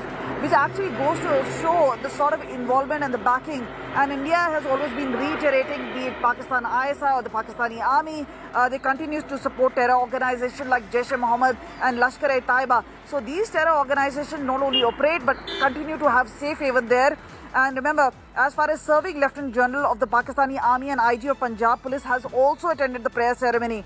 And thereafter, what we know is there is Khalid, which is alias Abu Akasa, also Lashkar-e-Taiba terrorists engaged in weapon smuggling from Afghanistan, a key player in activities, especially in Jammu and Kashmir. Again, the other name we are getting is Mohammed Hassan Khan, again affiliated to Jaish-e-Mohammed, son of Mufti Asghar Khan. So these are key players who played a major part in terrorism in Jammu and Kashmir, and they have been effectively neutralized. And remember, this could be part of the 100 such terrorists who have been neutralized in Operation Sindoor. But meanwhile, it's not all over, because remember, what we've seen is the sort of retaliation which India has struck Pakistan with, and thereafter what we know is the BSF has got... Kamaljeet, I'll come back to you in just a short while. Stay on with me. Stay on with me. Some of the names that have come forth. Mudassar Khadian Khas, alias Mudassar, alias Abu Jundal, affiliation with Lashkar-e-Taiba. He was in charge of the Markaz Taiba Muridke that was then targeted in a precision airstrike from India. Just to let you know, he had received a guard of honor at his funeral by the Pakistan military. So that image that has now gone viral of Pakistan senior military officers with the terrorist carrying out those funeral rites, it was the man on your screen. His name is, of course, multiple names that they are known to. Look at that image. Pakistan Army at the honor with regard to Jaish-e-Mohammed terrorists and operatives as well. The names that are coming forth on your screen, and we'll go across one by one. So it appears that the top name when it comes to Jaish-e-Mohammed, Lashkar-e-Taiba. And remember, when we talk about family members that Masood Azhar was crying about, it's simply not about family members. Most of them have been top operatives of the terror outfit, so to say a banned outfit, which Pakistan accepted was banned. Eventually, we all know that fully operational, fully supported by the Pakistan military. Now, Bahawalpur was one location that was targeted. Muridke was the location with regard to Lashkar-e-Taiba. So I've told you already about Abu Jundal, Lashkar-e-Taiba in charge of Markaz Taiba and Muridke. Then wreaths were laid on behalf of the Pakistan Army Chief and Pakistan Chief Minister as well. Funeral prayer held in a government school led by Hafiz Abdul Rauf, a designated global terrorist. Again, a serving Lieutenant General of Pakistan military and the IG of Punjab Police attended the prayer ceremony. Hafiz Mohammad Jamil, Jaish-e-Mohammed, this is with regard to Bahawalpur, eldest brother-in-law of Maulana Masood Azhar. In charge of Markaz Subhanallah, Bahawalpur, you must have heard this name in the past 3 to 4 days now, especially ever since that strike that took place. So there are several names as and when the clarity and confirmation coming in, we are bringing to you. Kamaljeet, if you can hear me, because one of the big names that has come in with regard to whether it is Bahawalpur or Lashkar-e-Taiba with regard to Muridke, I'm looking at two specific names. One is Abu Jundal, Lashkar-e-Taiba, and then I'm looking at also Jaish-e-Mohammed. Jaish-e-Mohammed specifically with the Hafiz Mohammad Jamil, because not only the brother-in-law of Masood Azhar, a radical indoctrination of youth and fundraising for Jaish-e-Mohammed was his job, but also Muhammad Salim Ghosi Sahib, again Jaish-e-Mohammed, brother-in-law again of Maulana Masood Azhar, involved allegedly in multiple terror attacks in Jammu Kashmir. One of the names with the IC-814 hijacking case that has come in of Muhammad Yusuf Azhar. So Yusuf Azhar, alias Ustadji, alias Muhammad Salim, alias Ghosi Sahib. Yusuf Azhar, do you think, Kamaljeet, from what the details coming in right now, could hold a key significance, especially because his name had come of leading the IC-814 hijack? Well, these are top 5 terrorists which we have named. This is what we've accessed as per the dossier. But remember, these are key players in Jammu and Kashmir as far as this low-intensity conflict, because remember, non-state actors, and that is why Bahawalpur, what we're talking about, Muridke, these have been centers for indoctrinating radical youth and sending them across, especially from Pakistan-occupied Kashmir towards India. And this is where terror activities have been increased. And so that is why what is important is the sort of activities we've seen from the establishment, Pakistan Army Chief sending wreath laying. This is for a terrorist. And this is where what we also know is For instance, Abu Jindal that you were mentioning of, in charge of Markaz Taiba in Murid ke. So all these are people who've not only held command posts as far as terror organizations are concerned, they are actively involved in planning and plotting against India, specifically in Jammu and Kashmir, and that is why we've seen massive terror attacks take place. Now, post 2019, where India has made a lot of improvements as far as infrastructure is concerned, number of tourists are concerned. Remember, this is what is not really well liked as far as Pakistan is concerned, and that is why they continue to have those kind of attacks. And tactically, they have shifted sometimes from Punch Rajouri, where I am currently in, or for that matter, in other locations in South Kashmir. So this is a tactical shift which keeps taking place, but this is well in coordination with the army chief as well as the Pakistan ISI, who continue to provide safe haven as far as these terror organizations are concerned, and that is why India had to strike them down. Remember, the provocation came in Uri, then thereafter, that's in 2016, then Pulwama happened in 2019, and then in 2025, it is Pahalgam terror attack. So time again, Pakistan has launched terror strikes through non-state actors, and this is a time that Pakistan is being paid back, and that is why all these strikes are taking place. But instead of acting on them, Pakistan has tried to strike India, and remember, this seems not just a war of words anymore. This is actual war on war-like situation, and that is why what we've seen is provocation is not limited to Jammu and Kashmir. They've opened fire. We've seen drone sightings in Punjab. We've seen the missiles being dropped in various locations, also in neighboring Haryana. All this effort by Pakistan, all these resources, not for self-defense, but for defense of terrorists. Please stay on with me. I have in my hand, ladies and gentlemen, this has been the dossier by the government. It has all the details. Now, I just want to quickly read out from this. This is basically to help you understand the government had the coordinates, not just of Markaz-e-Subhanallah in Bahawalpur, the Jaish-e-Mohammed operational center, operational headquarter, as the government has called in, but this is where, and this is days before this name has come in. So this was always in the details. They knew who is residing in this premises. So to say, family members. But viewer, you must know, when Jaish-e-Mohammed was conducting regular arms, physical and religious training, senior functionaries such as Mufti Abdul Rauf Asgar, other brother-in-laws of Masood Azhar, Yusuf Azhar, Ustad Gauri, the name we mentioned to you right now on your screen, head of Jaish-e-Mohammed's armed wing, reside in this premises. So in more than over 100 acres of this massive premises, the name that we are telling you about of Yusuf Azhar, alias Ustad Gauri, and other names as well, involved allegedly in the IC-814 hijack is reflective of the chain trail that we are telling you about. And I want to now take you through the names. This is important, remember, because like I have been saying since morning, this isn't about only Pahalgam massacre. This is about repeated terror attacks that India has had to face all these years. From 1999, to protect our Indian citizens who were in a hijack hostage situation for 179 passengers, 11 crew members of the IC-814, India had to release 3 dreaded terrorists. Jaish-e-Mohammed founder Masood Azhar, Omar Sheikh, and Ahmad Zargari as well. That was led by Yusuf Azhar. Well, let me now take you through. You're looking at Mudassar Khadian Khas, alias Mudassar, alias Abu Jindal. Abu Jindal was a more prominent name known to the agencies. Lashkar-e-Taiba was the organization he was associated with. He was, according to the agencies, in charge of the Markaz-e-Taiba in Murid that was hit. Received a guard of honor at his funeral, no less by the Pakistan Army. Wreaths were laid on behalf of the Pakistan Army Chief and Punjab Chief Minister Maryam Nawaz to this terrorist funeral. Held in a government school led by Hafiz Abdul Rauf of JUD, which is again a designated global terrorist. Now, a serving Lieutenant General, you must know, of the Pakistan military, IG of the Punjab Police, had to also attend the prayer ceremony. This was supposed to be a banned organization, but you can see the protection,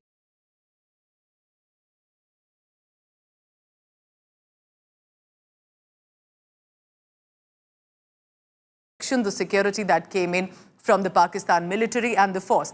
Hafiz Mohammed Jamil, you're looking at, remember, so Jundal done, Jamil, affiliation Jaish-e-Mohammed.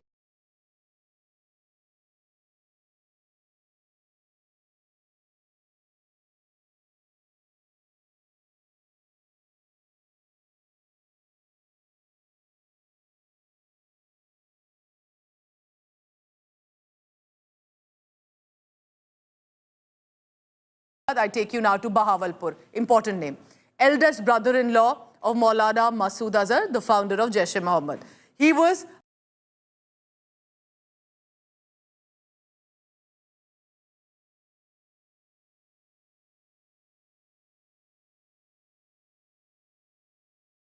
according to the agencies in charge of Markaz Subhanallah Bahawalpur, residing in the premises, actively involved in radical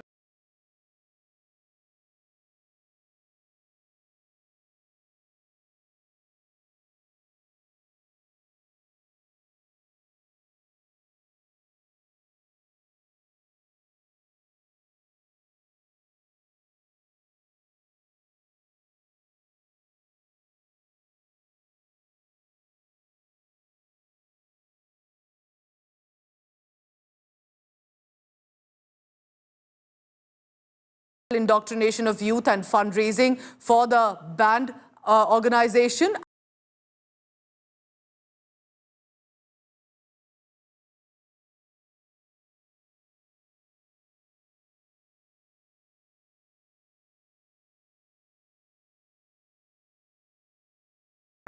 Remember, a terrorist organization acknowledged by the USA, India and other countries.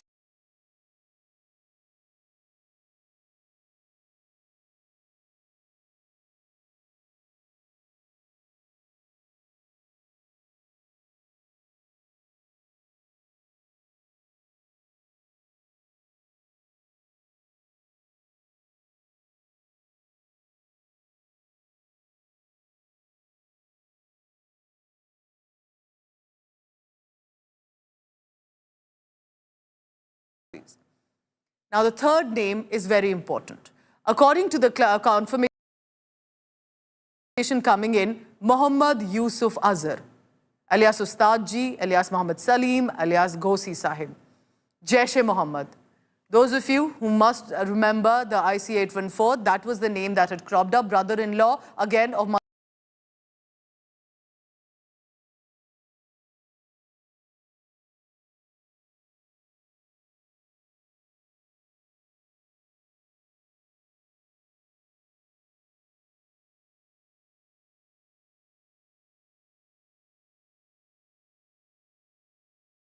Azhar was in charge of handling weapon training for Jaish-e-Mohammed, involved in multiple terror attacks in J&K specifically, and was wanted. There was an Interpol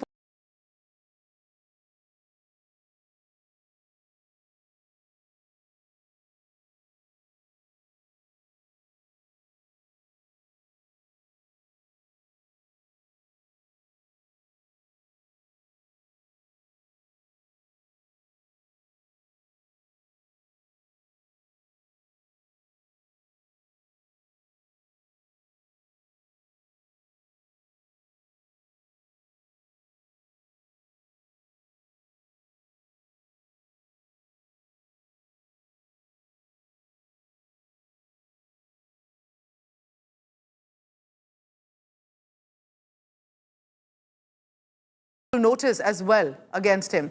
He was the one to have led the IC-8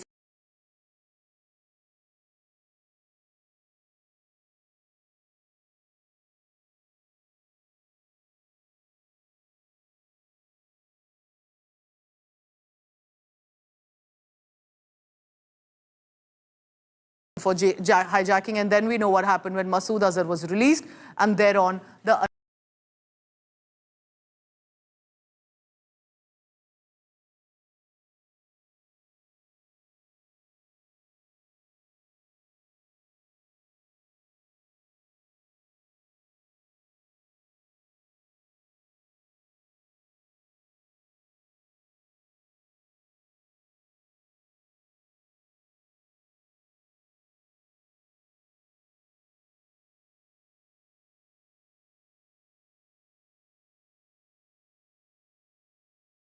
attacks. Remember, this is not just India's fight against terror. This is a united fight for a better world, and that is the reason I hope more countries come to support India. Kamaljit,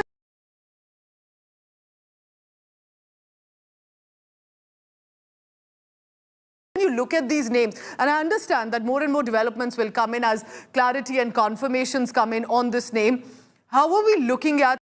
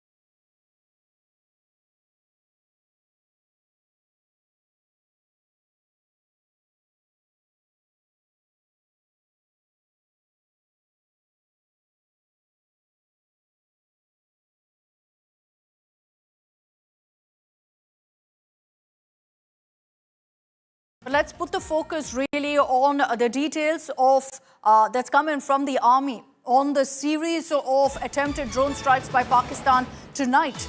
Now, India has repelled the Pakistan drone attack 2.0. 26 locations. These drones were sent across, sighted at 26 locations. It was all repelled, ranging from Baramulla in the north to Bhuj in the south, in Gujarat. This is along both the international border and the line of control with Pakistan.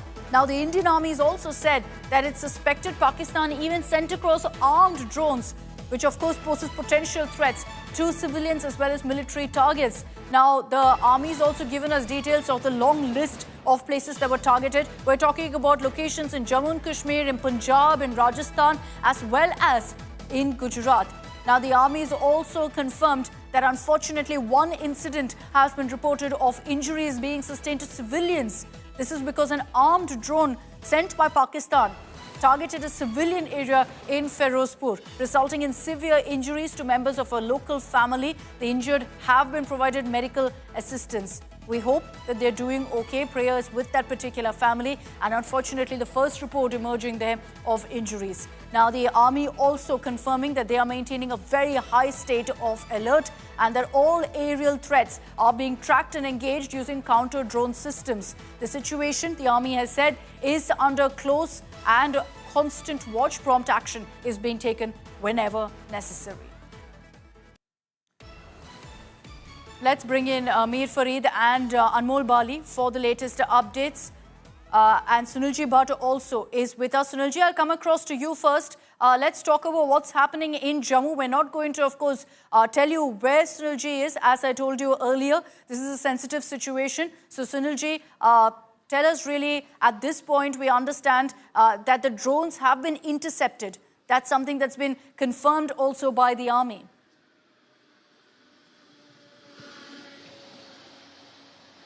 Yes, we are at an undisclosed location in Jammu right now, and ever since it got dark today, there were loud sounds of siren as well as of explosions. I myself saw loud explosions taking place in the skies, and there was a drone activity. Pakistan once again, tried to escalate tensions. Pakistan sent a large number of armed drones. But our air defense system was activated, our Sudarshan Chakra was activated, and we have been successful in neutralizing the drones which were sent to carry out attacks in Jammu and Kashmir. Drones were sent to target the important military installations. There is total blackout in Jammu and most parts of Jammu and Kashmir. Situation remains very tense, whether it's Jammu, Srinagar, Avantipura, Nagrota, Samba. There are many places in Jammu and Kashmir where drone activity was witnessed. There were armed drones, and since our air defense system was activated, so all the drones have been neutralized and the security forces are on alert mode. Even now, we can hear the sound of sirens right now. As when I am filing this report, I can hear the sounds of sirens, and intermittently I can also hear sounds of loud explosion. The administration has appealed to the people that they must confine themselves to their homes. They should not venture out, and that is the best way to save yourself in these very testing times. The administration has also issued helpline numbers, and officials have told people that in case there is any emergency or they require any kind of help, they can always contact them on the helpline numbers, and the necessary help will be provided to them. But Akshita, it's not just Jammu and Kashmir. Pakistan has resorted to this drone activity even in Punjab, in Gujarat, in Rajasthan, all along the India-Pakistan international border. And let's just talk about Bhuj, Punjab right now. Sunilji is reporting Gujarat, from Jammu. Rajasthan, And thank you, Sunilji, for that report. Stay safe out there because we can hear the sirens also. We're going to give you a brief breather so you can also ensure that you're in a safe location. I'll bring in Anmol Bali, who's joining us live from Punjab right now. Anmol, one worrying incident being reported from Firozpur, and there have been images of that coming in also of what seems to be and one particular civilian area where there was a fire. First suspected that it was drone debris. Now some suggestions that this was actually an armed drone that hit a civilian area. Any confirmation on really what nature of incident this was? Akshita, the incident took place at Firozpur, the bordering district with the Pakistan, where it was seen that while the Pakistan was firing drone towards Punjab, because we have seen yesterday also Pakistan has fired many drones towards various of the Punjab districts which are bordering with the Pak border, and today also they have fired, but this time they have hit a civilian area where we have seen the drone has hit a civilian area where the three members of a same family, one woman and two men, have sustained burn injuries, and later they were taken to the hospital and now they are being treated. But yeah, here this has shown the real nature of the Pakistan, which has now started targeting the civilian areas, because earlier it was seen that Pakistan was targeting the military establishment. Now their frustration has reached a level that they are now targeting the common man, the civilian. And currently I am here in Pathankot. It was seen that around 8 that shops were closed and the sirens were on and the police men were on the ground, and around 9 we have seen around 4 to 5 drone attacks by the Pakistan which were neutralized by our forces, and we have seen around 26 locations today saw the drone attacks by the Pakistan which were neutralized by our forces, because we are using modernized technology. On the other hand, the Pakistan a failed state, we have seen the condition of failed state and their military equipment. So clearly, Akshita, the administration is on the ground, the military is working around the clock. They're keeping eye on various things like intelligence, technology, social media to keep calm around North India. Akshita. Okay, so alerts being issued by our authorities asking all citizens to take necessary precautions, not to step out unnecessarily, and of course there are sirens that are going off to warn and preempt if there's any strike coming any Downs way, so that the people can be adequately prepared. Anmol Bali reporting there from Punjab and getting us the latest on really the situation across the state. Like I said, Firozpur is one incident that's been reported. Otherwise, all other drones in 26 locations where the drones have been fired by Pakistan, all have been intercepted. And we've given you a glimpse really of the different locations where these drone attacks were attempted by Pakistan, which was quickly, of course, thwarted, repelled by our forces using our robust air defense system. So right up from Baramulla to Bhuj in Gujarat, the entire 3,000 plus kilometer stretch that we share with Pakistan along our border of North and West India, you've seen multiple such incidents of drone strikes. And just as yesterday, just as last night, again, immediately, all of these drones intercepted by our air defense system. Now, how exactly are we ensuring that every single drone that Pakistan sends our way, every single missile that Pakistan sends our way is immediately intercepted and there's zero damage being reported? So what you see on your screens, and as we bring the focus back to what's happening in India, these are all the images that have come in the last few hours of attempted drone strikes by Pakistan. These are drones that have in fact come in to 26 areas, 26 locations across India, all border towns, all border districts, and immediately intercepted by our robust air defense system. Only one incident of injuries, unfortunately, because one armed drone hit a civilian area, residential locality in Firozpur of Punjab. All other drones, officials have confirmed to us, have been intercepted, have been neutralized. And so they've been shot down, which means the skies at this point have been cleared out. We'll have to see if there's further provocation by Pakistan, but just some of the images on your screens there. Let's get you all the latest updates on what's been transpiring in the last few hours as tensions between India and Pakistan peak. This on your screens is Pakistan for the second day in a row launching coordinated drone raids targeting over 20 cities across Jammu and Kashmir, Punjab, Rajasthan and Gujarat.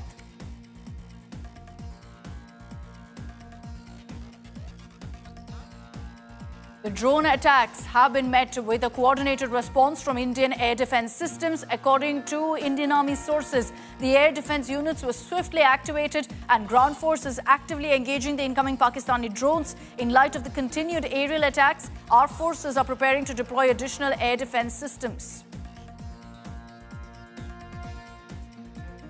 In Punjab's Firozpur, an armed drone, as per the army, fell onto a residential home, triggering a fire. The impact caused significant damage to property. 3 people have also been injured.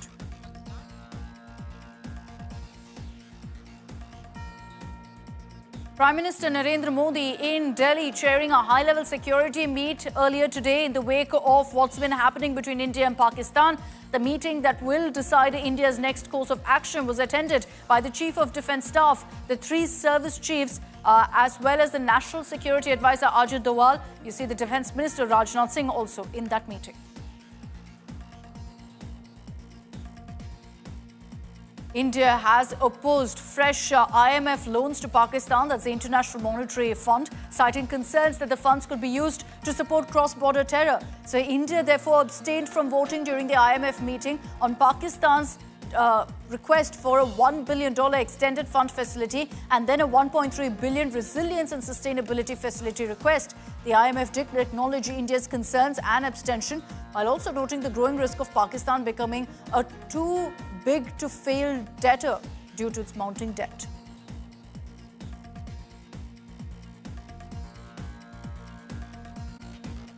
There's more breaking news that's coming in right now of multiple attacks on the Pakistan army by Baloch fighters. Now, the information trickling in is that in various regions of Balochistan, there have been coordinated attacks targeting Pakistani forces and their infrastructure.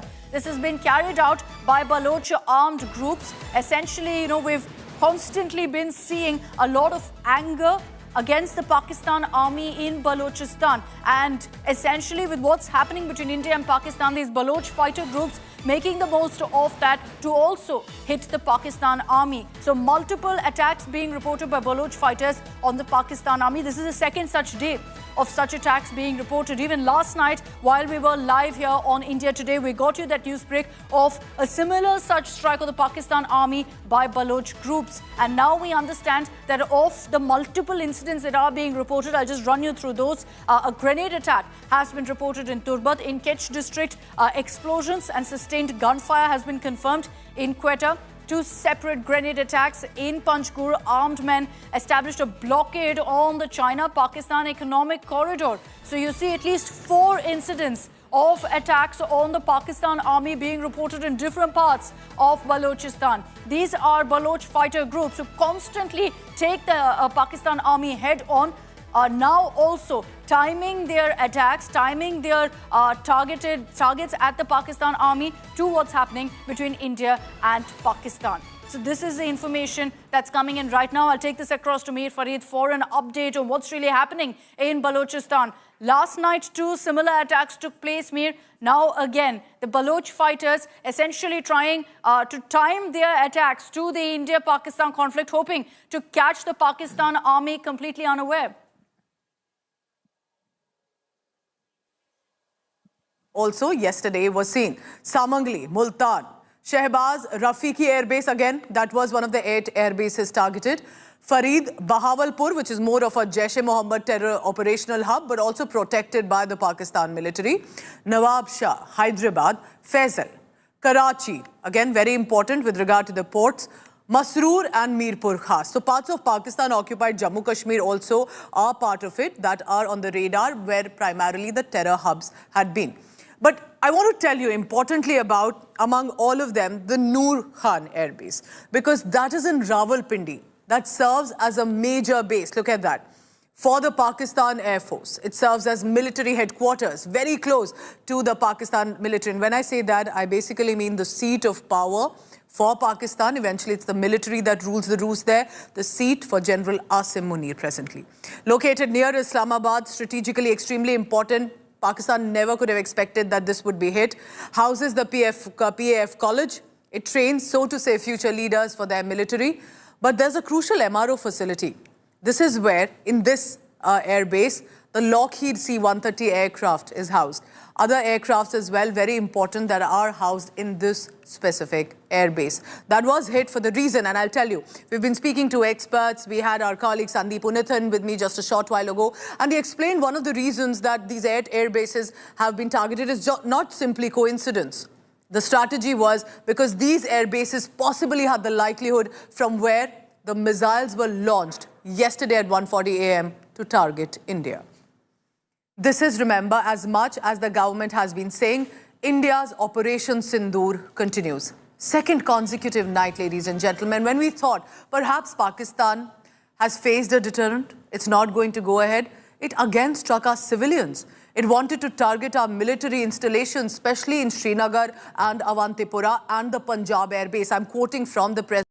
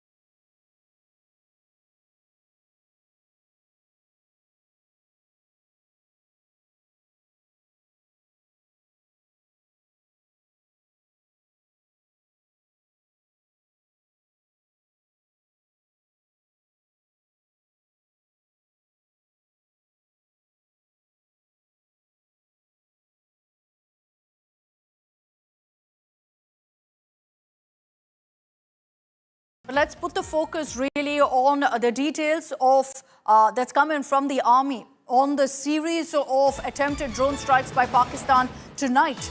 Now, India has repelled the Pakistan drone attack 2.0. 26 locations. These drones were sent across, sighted at 26 locations. It was all repelled, ranging from Baramulla in the north to Bhuj in the south, in Gujarat. This is along both the international border and the line of control with Pakistan. Now, the Indian Army has also said that it suspected Pakistan even sent across armed drones, which of course poses potential threats to civilians as well as military targets. Now, the army has also given us details of the long list of places that were targeted. We're talking about locations in Jammu and Kashmir, in Punjab, in Rajasthan, as well as in Gujarat.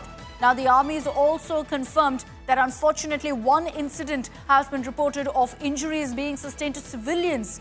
This is because an armed drone sent by Pakistan targeted a civilian area in Ferozpur, resulting in severe injuries to members of a local family. The injured have been provided medical assistance. We hope that they're doing okay. Prayers with that particular family. And unfortunately, the first report emerging there of injuries. Now, the army also confirming that they are maintaining a very high state of alert and that all aerial threats are being tracked and engaged using counter-drone systems. The situation, the army has said, is under close and constant watch. Prompt action is being taken whenever necessary. Let's bring in Mir Farid and Anmol Bali for the latest updates. And Sunilji Bhatt also is with us. Sunilji, I'll come across to you first. Let's talk about what's happening in Jammu. We're not going to, of course, tell you where Sunilji is. As I told you earlier, this is a sensitive situation. So, Sunilji, tell us really, at this point, we understand that the drones have been intercepted. That's something that's been confirmed also by the army.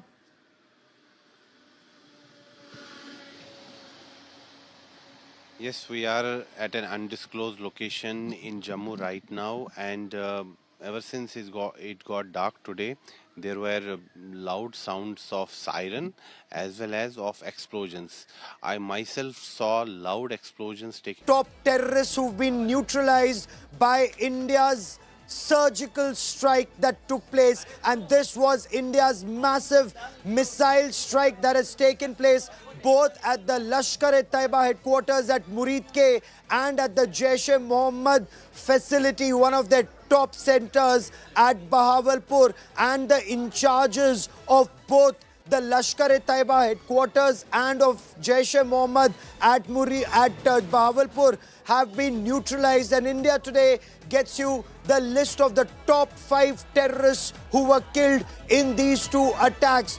Take a look at that other image that we are about to show you in a moment of the Pakistan army giving a guard of honor to the terrorists who've been killed. Now you know why Pakistan army generals were present, whether it was the corps commander or top officers of the Pakistan army who were lending a shoulder to the mortal remains of the terrorists killed, because these are top category A terrorists who've been killed by Indian Army, Indian Air Force's missile strike. And I want to bring you this entire list that's been accessed exclusively by India today. Mudassir Khadian Khas Mudassar, alias Abu Jundal of the Lashkar-e-Taiba, was in charge of Markaz-e-Taiba Muridke. He is the terrorist who received a guard of honor at his funeral by the Pakistan army, and a wreath was laid on behalf of the Chief of the Army Staff of Pakistan, General Asim Munir, and a wreath was laid on the behalf of Punjab Chief Minister Maryam Nawaz. His funeral prayer was held in a government school and led by Hafiz Abdul Rauf, a JUD, a designated global terrorist. Not just that, the information that India today has been able to access says a serving Lieutenant General of the Pakistan Army and the Inspector General of Punjab Police in Pakistan attended the prayer ceremony, and that is because of the seniority of the terrorist who was eliminated at Muridke. That's point 1. Point 2, Hafiz Muhammad Jamil, again Jaish-e-Mohammed. Why is he so important? Because he's the eldest brother-in-law of that Maulana of terror, Masood Azhar. in charge of Markaz Subhanallah at Bahawalpur, actively involved in radical indoctrination of youth and fundraising in Jaish-e-Mohammed. He too was neutralized. Muhammad Yusuf Azhar, alias Ustadji, alias Muhammad Salim. This again is a Jaish-e-Mohammed terrorist, handled weapons training for Jaish-e-Mohammed, involved in multiple terrorist attacks in Jammu and Kashmir, wanted also in the IC-814 hijack. Muhammad Yusuf Azhar killed. Then Khalid alias Abu Akasha, Lashkar-e-Taiba, involved in multiple terror attacks in Jammu and Kashmir, engaged in weapons smuggling from Afghanistan, engaged also in several other terrorist activities. Now his funeral was held in Faisalabad and attended by senior Pakistan Army officers and the Deputy Commissioner of Faisalabad. And that's not all. While several other terrorists were killed, we are getting you the list of the top 5 terrorists who were killed in India's missile strike. Muhammad Hassan Khan of Jaish-e-Mohammed, and he is the son of Mufti Asghar Khan Kashmiri, the operational commander of Jaish-e-Mohammed in Pakistan-occupied Jammu and Kashmir. He played a critical role in coordinating terrorist strikes in Jammu and Kashmir. So these are top terrorists who were eliminated, and so pained was the Pakistan Army that the Pakistan Army since has been targeting India for killing their strategic assets. And a lieutenant general, a serving lieutenant general of the Pakistan Army attended the funeral. A wreath was laid on behalf of Pakistan's Army Chief General Asim Munir and Maryam Nawaz, the Chief Minister of Pakistan's Punjab province. Akshita, this is the list of all the top terrorists. The list is much longer, but on India Today, we're getting you the list of top terrorists who were neutralized in India's precision strike to take on Pakistan's state-sponsored radical Islamist terror.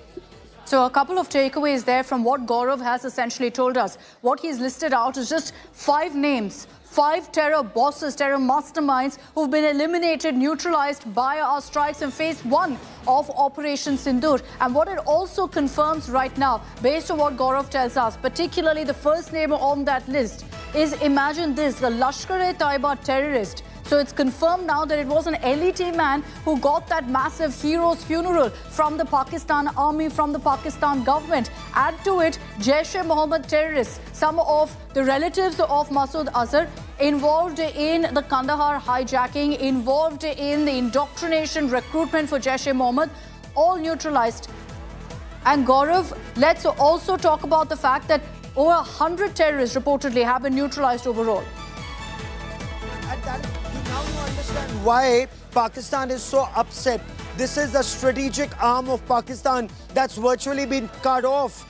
Pakistan was using both Jaish-e-Mohammed and Lashkar-e-Taiba, one based at Muridke, the other based at Bahawalpur, one in the southern part of Punjab, the other in the heart of Punjab, to bleed India for decades, one from the 1990s and the other from early 2000. And they've been bleeding India continuously for decades. But for the first time ever, India struck terror at source, not just pruning the branches and leaves of the terror tree like we were lamenting for decades, but striking at the roots of terror, and how that's expanded at going after those who are actually nurturing this terror tree, the Pakistan Army. The fact that 4 critical air bases of the Pakistan Air Force have now been neutralized. The focus also remains on major radar centers of Pakistan that have been destroyed in the past 24 hours,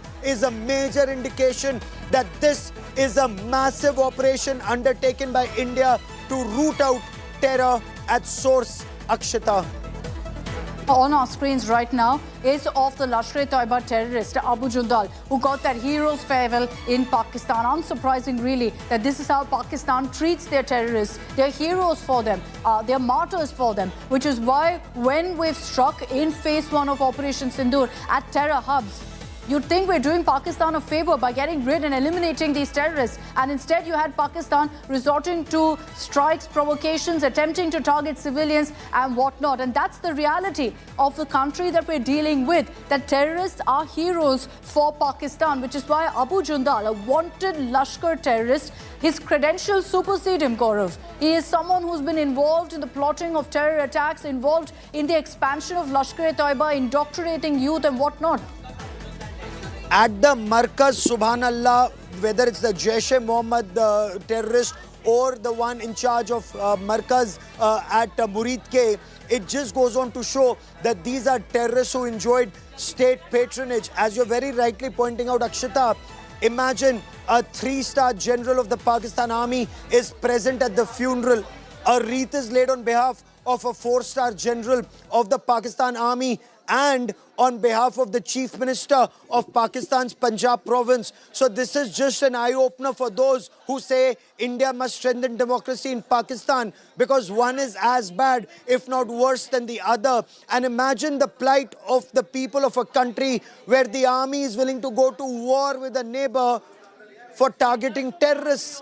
Terrorists have been killed and they want to wage war against India, but they have been waging a war against India. You know, if you look at Zulfikar Ali Bhutto, who spoke of waging a 1,000-year war against India, well, these people are doing just that.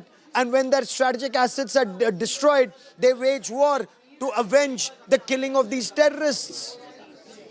Very, very true. Gaurav, there have also been multiple reports that suggested that in phase 1 of Operation Sindur, you also had Masood Azhar's brother, Rauf Asghar, reportedly being neutralized, the man who masterminded, carried out the IC-814 Kandahar hijacking. Any confirmation on that, Gaurav, from your sources?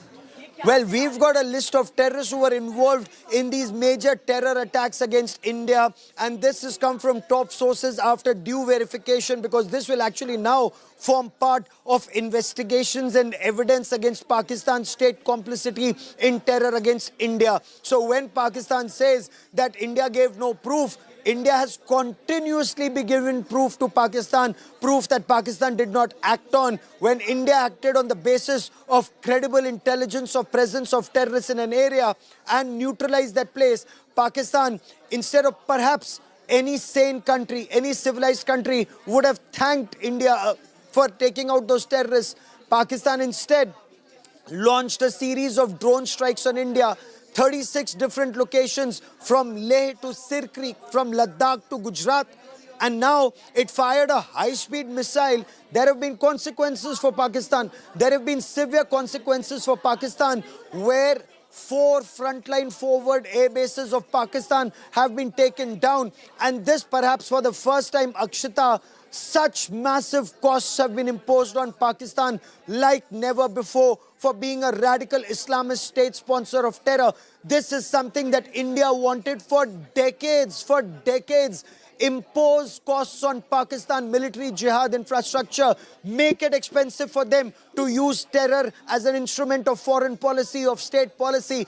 Now costs are being imposed on Pakistan when they are losing bases that they've had, some as part of pre-independence India, bases that they've had since 1942 now lie shattered, and perhaps their air defense vis-a-vis India in tatters. In any sane country, there would be an investigation. How could their entire air defense system collapse in the manner in which it did? And perhaps only for the protection of terrorists of Lashkar-e-Taiba and Jaish-e-Mohammed. Very true. Gaurav, as we get these names now, we spoke of Abu Jundal, Lashkar-e-Taiba, where a serving Lieutenant General of the Pakistan Army, the IG of the Punjab Police, Pakistan, attended the prayer ceremony. And then you have another terrorist, Khalid Abu Akasha, part of Lashkar-e-Taiba, again, whose funeral was held in Faisalabad, and you saw senior Pakistani army officials attending that funeral. The Deputy Commissioner of Faisalabad attending the funeral. This is a joke.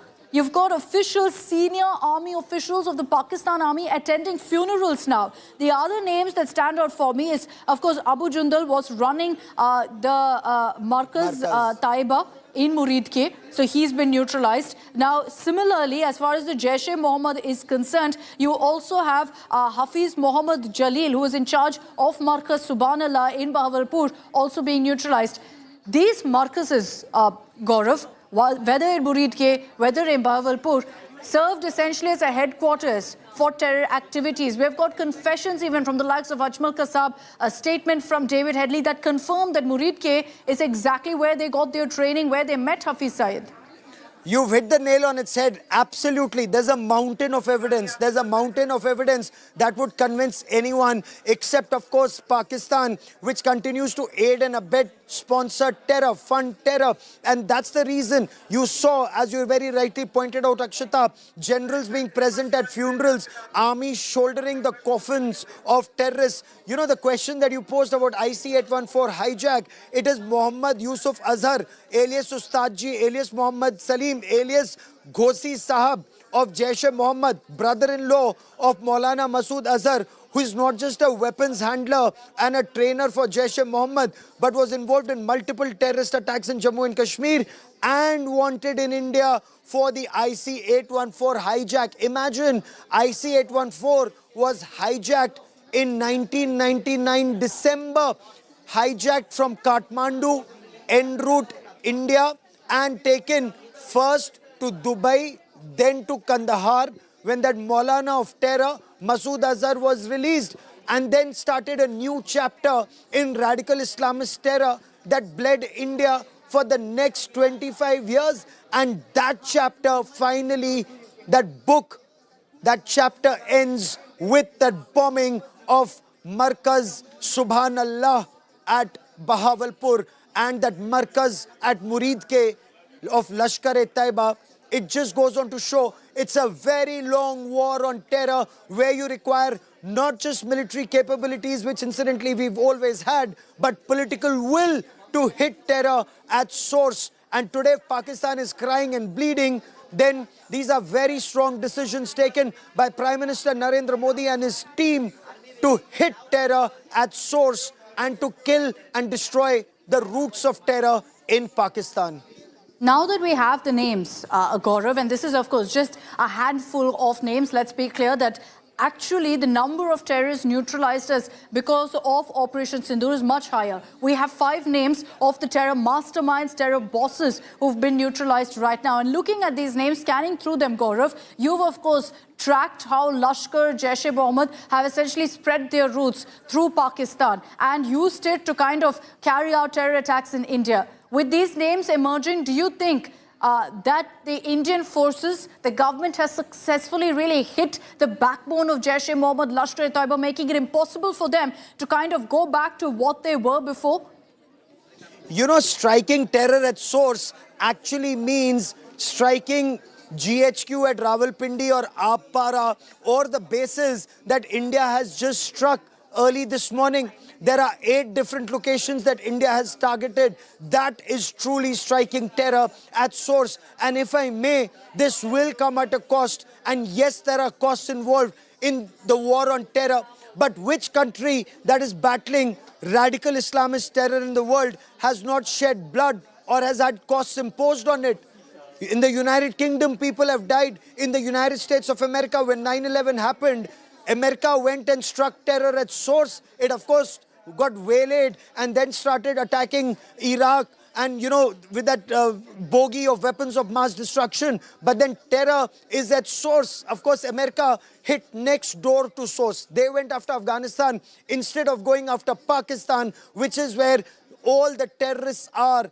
Take, for example, the terrorist who was involved, Osama bin Laden, for 9/11. Where was he found? Abbottabad, Pakistan Military Academy, Kakul, barely 200 meters from there. So the source of terror across the world is actually Pakistan. Even the United States did not hit Pakistan in the manner in which Indian Air Force has done this morning. And of course, when it targeted those 9 places across Pakistan's Punjab province and also in Pakistan-occupied Jammu and Kashmir. But Akshita, if you notice, the manner in which the government has gone after terrorists at source in Pakistan's Punjab province. Remember, not targeting Baluchistan, not targeting Khyber Pakhtunkhwa, not targeting Sindh province, because they too are victims of Pakistan army terror and these terrorists of Lashkar-e-Taiba, Jaish-e-Mohammed and many others that operate out of Pakistan's Punjab province.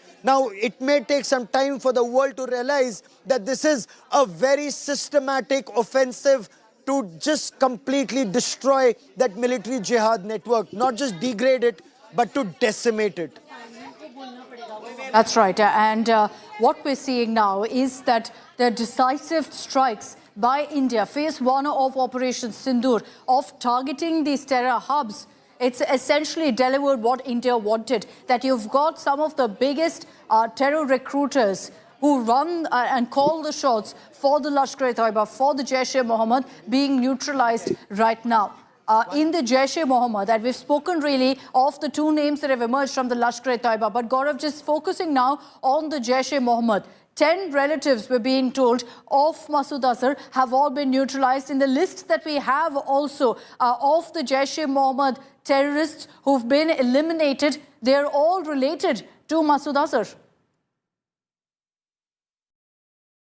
Okay, we've lost that connection with Gaurav, but 5 names that we can confirm here on India Today who've been eliminated, neutralized in Operation Sindur. When we targeted those terror hubs in Muridke, in Bahawalpur and several other locations as well. But these two locations extremely significant. Muridke, the LET headquarters. Bahawalpur, the JEM headquarters. It's here that recruitment takes place. It's here that terror training takes place. It's here that your biggest bosses who call the shots, who plan these terror attacks are actually based. And so with these precision strikes based on specific intel that these men were actually seated there, these precision strikes were conducted. And so in a sense, mission accomplished for our forces, because the names that are emerging right now, some sources suggest that overall 100 terrorists have been neutralized at this point. The government is saying we're still kind of processing the information on the number of terrorists who've been eliminated. But the 5 names that have emerged, and these are names we have accessed here on India Today, I'll again read it out for you. These are confirmed by the government as casualties, as terrorists who've been killed in these strikes by India. The first name that's emerged is Abu Jundal, also known as Mudassir. He is in the Lashkar-e-Taiba, was in charge of the Markaz Taiba in Muridke. If you remember, it was the Markaz Taiba that was the biggest target of our precision strikes. Now, this man received a guard of honor at his funeral by the Pakistan army. I don't need to remind you, I'm talking about a terrorist here. And he got a guard of honor by the Pakistan army. It didn't stop there. A serving Lieutenant General of the Pakistan army also attended the prayer ceremony. This is how Pakistan hails their terrorists, treating them as heroes, as if they're part of an army, part of the military. Makes sense though, because we've seen how the Pakistan army uses these terrorists also, not just for their propaganda, but also during times of conflict. Okay, let's get you the pictures that are coming in right now. The Prime Minister is chairing a high-level meeting.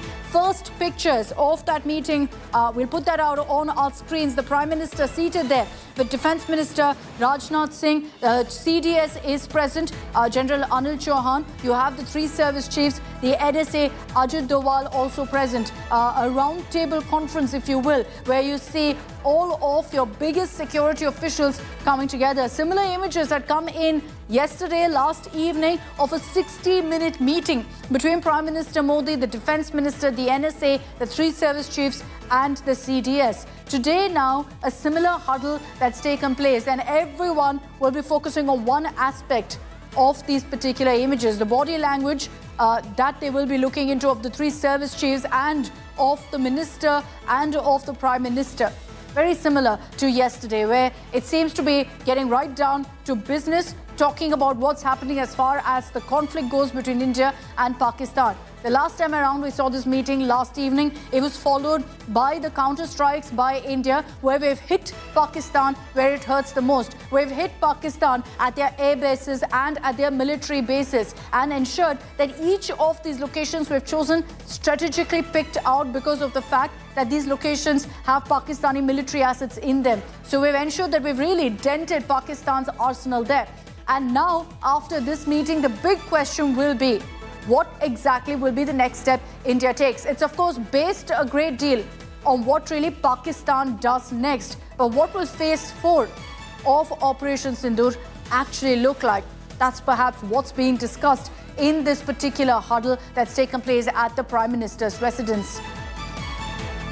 Let's bring in Aishwarya Paliwal for more details on this. Aishwarya, first images on our screens of the meeting that the Prime Minister has chaired. There will, of course, be a detailed debrief, no doubt about that. But everyone will be talking about what really India's response is going to be if Pakistan escalates further. Well, definitely, you know, what Pakistan will do next, India's response will depend on it. Akshita, see, we do not fire first, and this has been India's policy. We don't have the first attempt, the first attack policy, which means that what we are doing is only in response to what Pakistan has done. And this is what Defence Minister Rajnath Singh, Home Minister Amit Shah, and the top leaders have been speaking about, even on global platforms. This is what we have been reiterating. And what you are seeing now, the visuals that you were speaking about, this is a meeting that is now taking place, will get over in the next couple of minutes. Now we will see the 3 chiefs coming out, the CDS also, Defence Minister also, what needs to be done next, the assessment of what has happened so far, what is the damage that India has done with regards to the 9 targets that were hit. They were precision targets, Akshita. India was very, very clear with regards to what it wants to achieve, and with regards to that, we are now seeing these spate of meetings taking place. India has always maintained that they will not strike first. Whatever they are doing is only in retaliation with what Pakistan is doing. We have been defensive, and after this meeting, we will see the next stage of Operation Sindur being operational after this meeting with Prime Minister Modi. But Aishwarya, also, it's important to highlight here that while the Prime Minister has been tracking real-time the situation, as has the Defence Minister, the Prime Minister's message to our forces is very clear. Free hand to retaliate in the manner they choose, how, when, where, full freedom to our forces. Well, definitely, you know, you can choose what, which targets to hit, when do you want to hit. The extent of the damage is also something that the defence forces at the moment are looking at. And see, if you remember the first press conference, the message that we got from the government was that no casualties were being reported, only those areas where the targeting, where the terrorists were actually hiding, those were the areas which now were being looked at. The precision, that's the reason why the government now can stand tall, and that's what Defence Minister Rajnath Singh has also been saying, that our targets were very clear.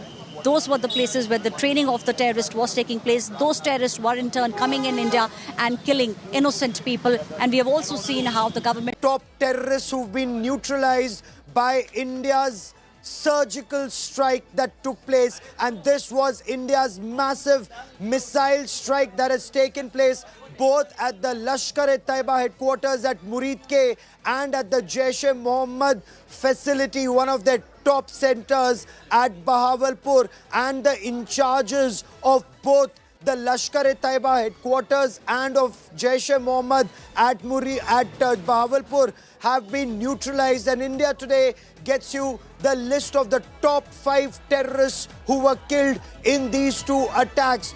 Take a look at that other image that we are about to show you in a moment of the Pakistan army giving a guard of honor to the terrorists who've been killed.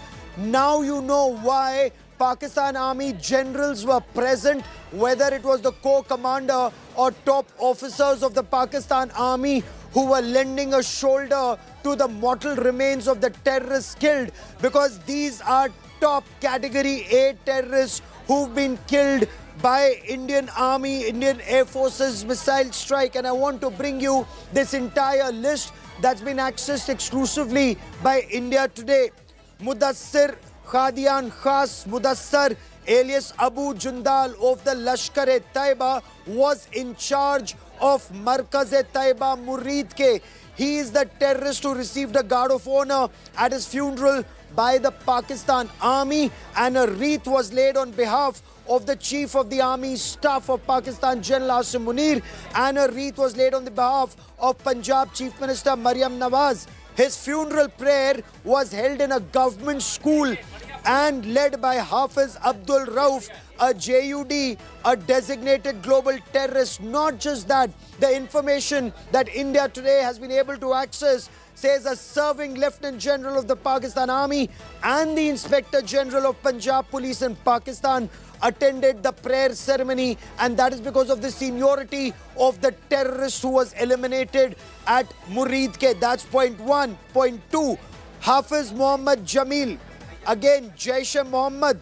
Why is he so important? Because he's the eldest brother-in-law of that Maulana of terror, Masood Azhar, in charge of Markaz Subhanallah at Bahawalpur, actively involved in radical indoctrination of youth and fundraising in Jaish-e-Mohammed. He too was neutralized.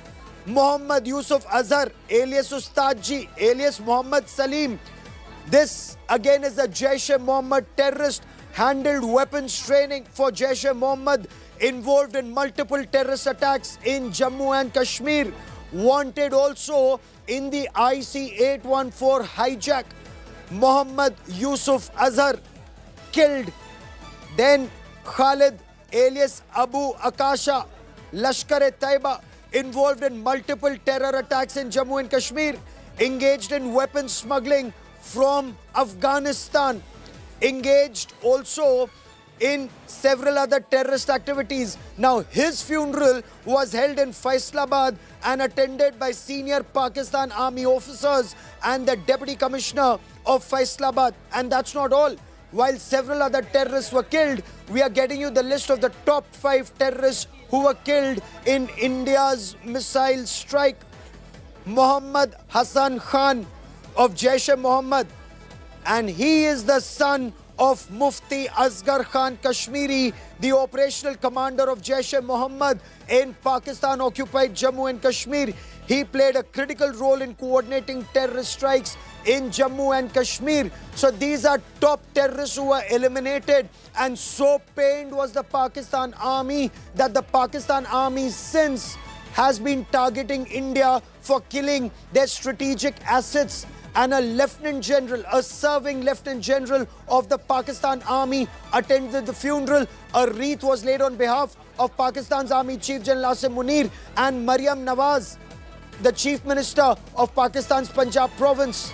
Akshita, this is the list of all the top terrorists. The list is much longer, but on India Today, we're getting you the list of top terrorists who were neutralized in India's precision strike to take on Pakistan's state-sponsored radical Islamist terror.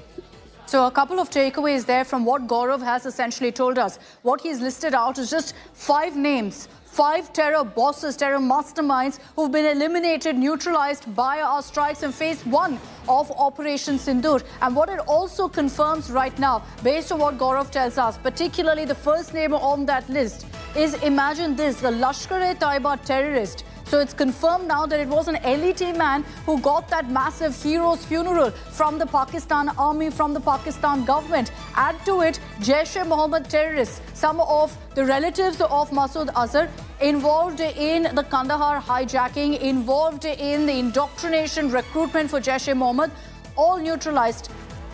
And Gaurav, let's also talk about the fact that over 100 terrorists reportedly have been neutralized overall.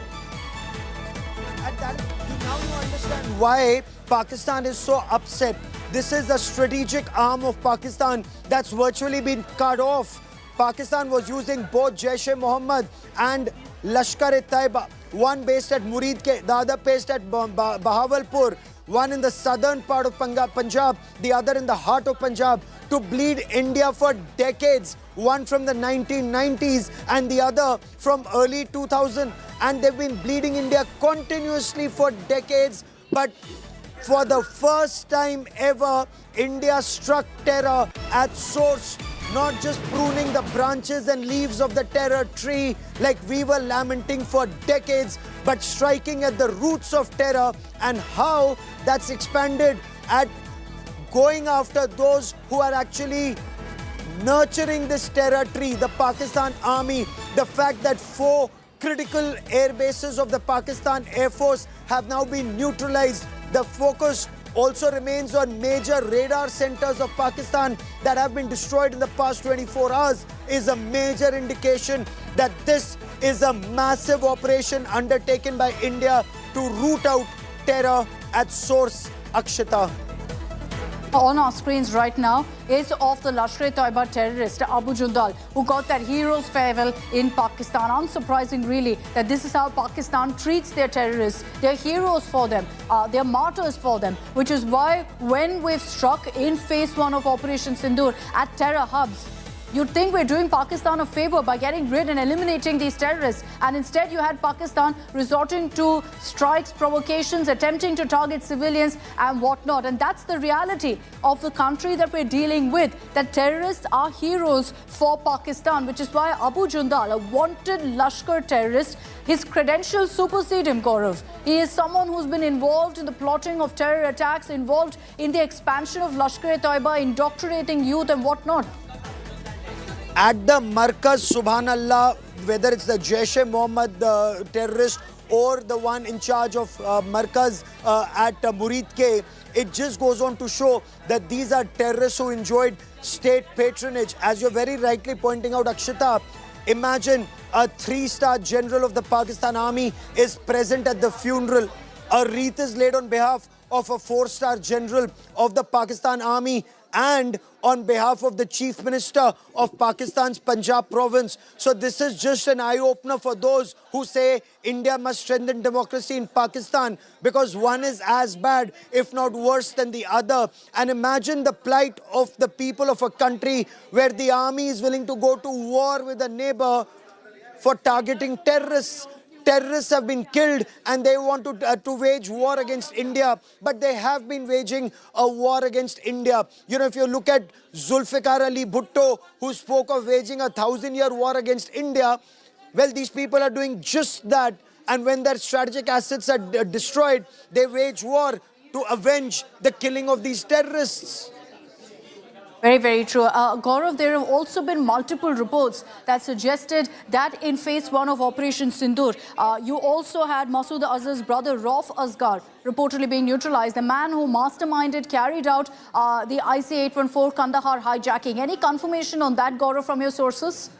Well, we've got a list of terrorists who were involved in these major terror attacks against India. And this has come from top sources after due verification, because this will actually now form part of investigations and evidence against Pakistan's state complicity in terror against India. So when Pakistan says that India gave no proof, India has continuously been given proof to Pakistan, proof that Pakistan did not act on. When India acted on the basis of credible intelligence of presence of terrorists in an area and neutralized that place, Pakistan, instead of perhaps any sane country, any civilized country, would have thanked India for taking out those terrorists.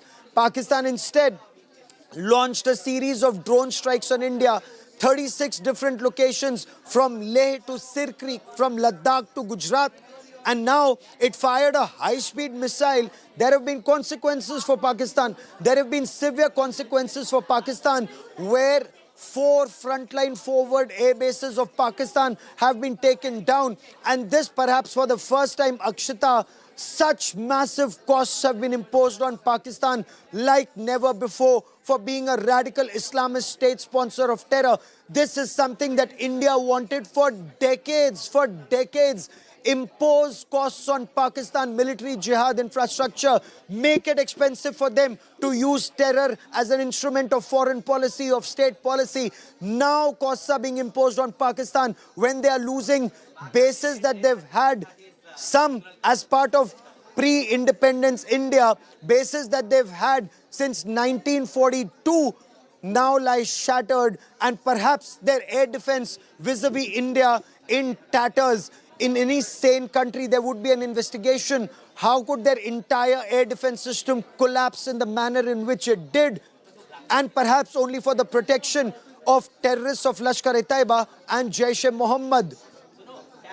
Very true. Gaurav, as we get these names now, we spoke of Abu Jundal, Lashkar-e-Taiba, where a serving Lieutenant General of the Pakistan Army, the IG of the Punjab Police, Pakistan, attended the prayer ceremony. And then you have another terrorist, Khalid Abu Akasha, part of Lashkar-e-Taiba, again, whose funeral was held in Faisalabad, and you saw senior Pakistani army officials attending that funeral. The Deputy Commissioner of Faisalabad attending the funeral. This is a joke.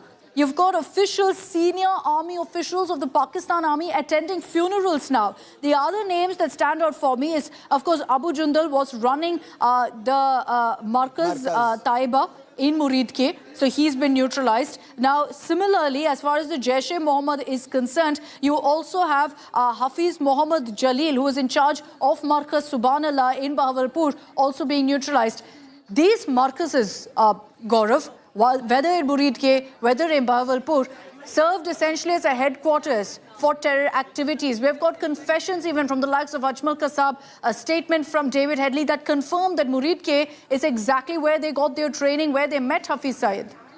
You've hit the nail on its head. Absolutely. There's a mountain of evidence. There's a mountain of evidence that would convince anyone except, of course, Pakistan, which continues to aid and abet, sponsor terror, fund terror. And that's the reason you saw, as you very rightly pointed out, Akshata, generals being present at funerals, army shouldering the coffins of terrorists. You know, the question that you posed about IC-814 hijack, it is Muhammad Yusuf Azhar, alias Ustadji, alias Muhammad Salim, alias Ghosi Sahab of Jaish-e-Mohammed, brother-in-law of Maulana Masood Azhar, who is not just a weapons handler and a trainer for Jaish-e-Mohammed, but was involved in multiple terrorist attacks in Jammu and Kashmir and wanted in India for the IC-814 hijack. Imagine, IC-814 was hijacked in 1999 December, hijacked from Kathmandu, en route India, and taken first to Dubai, then to Kandahar, when that Maulana of terror, Masood Azhar, was released, and then started a new chapter in radical Islamist terror that bled India for the next 25 years. And that chapter finally, that book, that chapter ends with that bombing of Markaz Subhanallah at Bahawalpur and that Markaz at Muridke of Lashkar-e-Taiba. It just goes on to show it's a very long war on terror where you require not just military capabilities, which incidentally we've always had, but political will to hit terror at source. And today Pakistan is crying and bleeding. Then these are very strong decisions taken by Prime Minister Narendra Modi and his team to hit terror at source and to kill and destroy the roots of terror in Pakistan.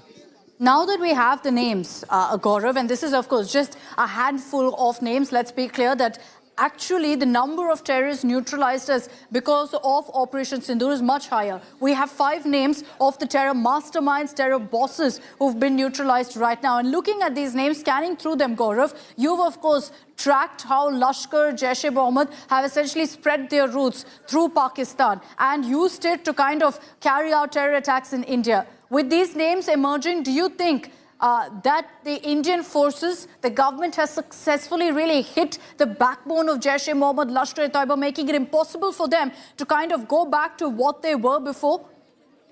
You know, striking terror at source actually means striking GHQ at Rawalpindi or Appara or the bases that India has just struck early this morning. There are 8 different locations that India has targeted. That is truly striking terror at source. And if I may, this will come at a cost. And yes, there are costs involved in the war on terror.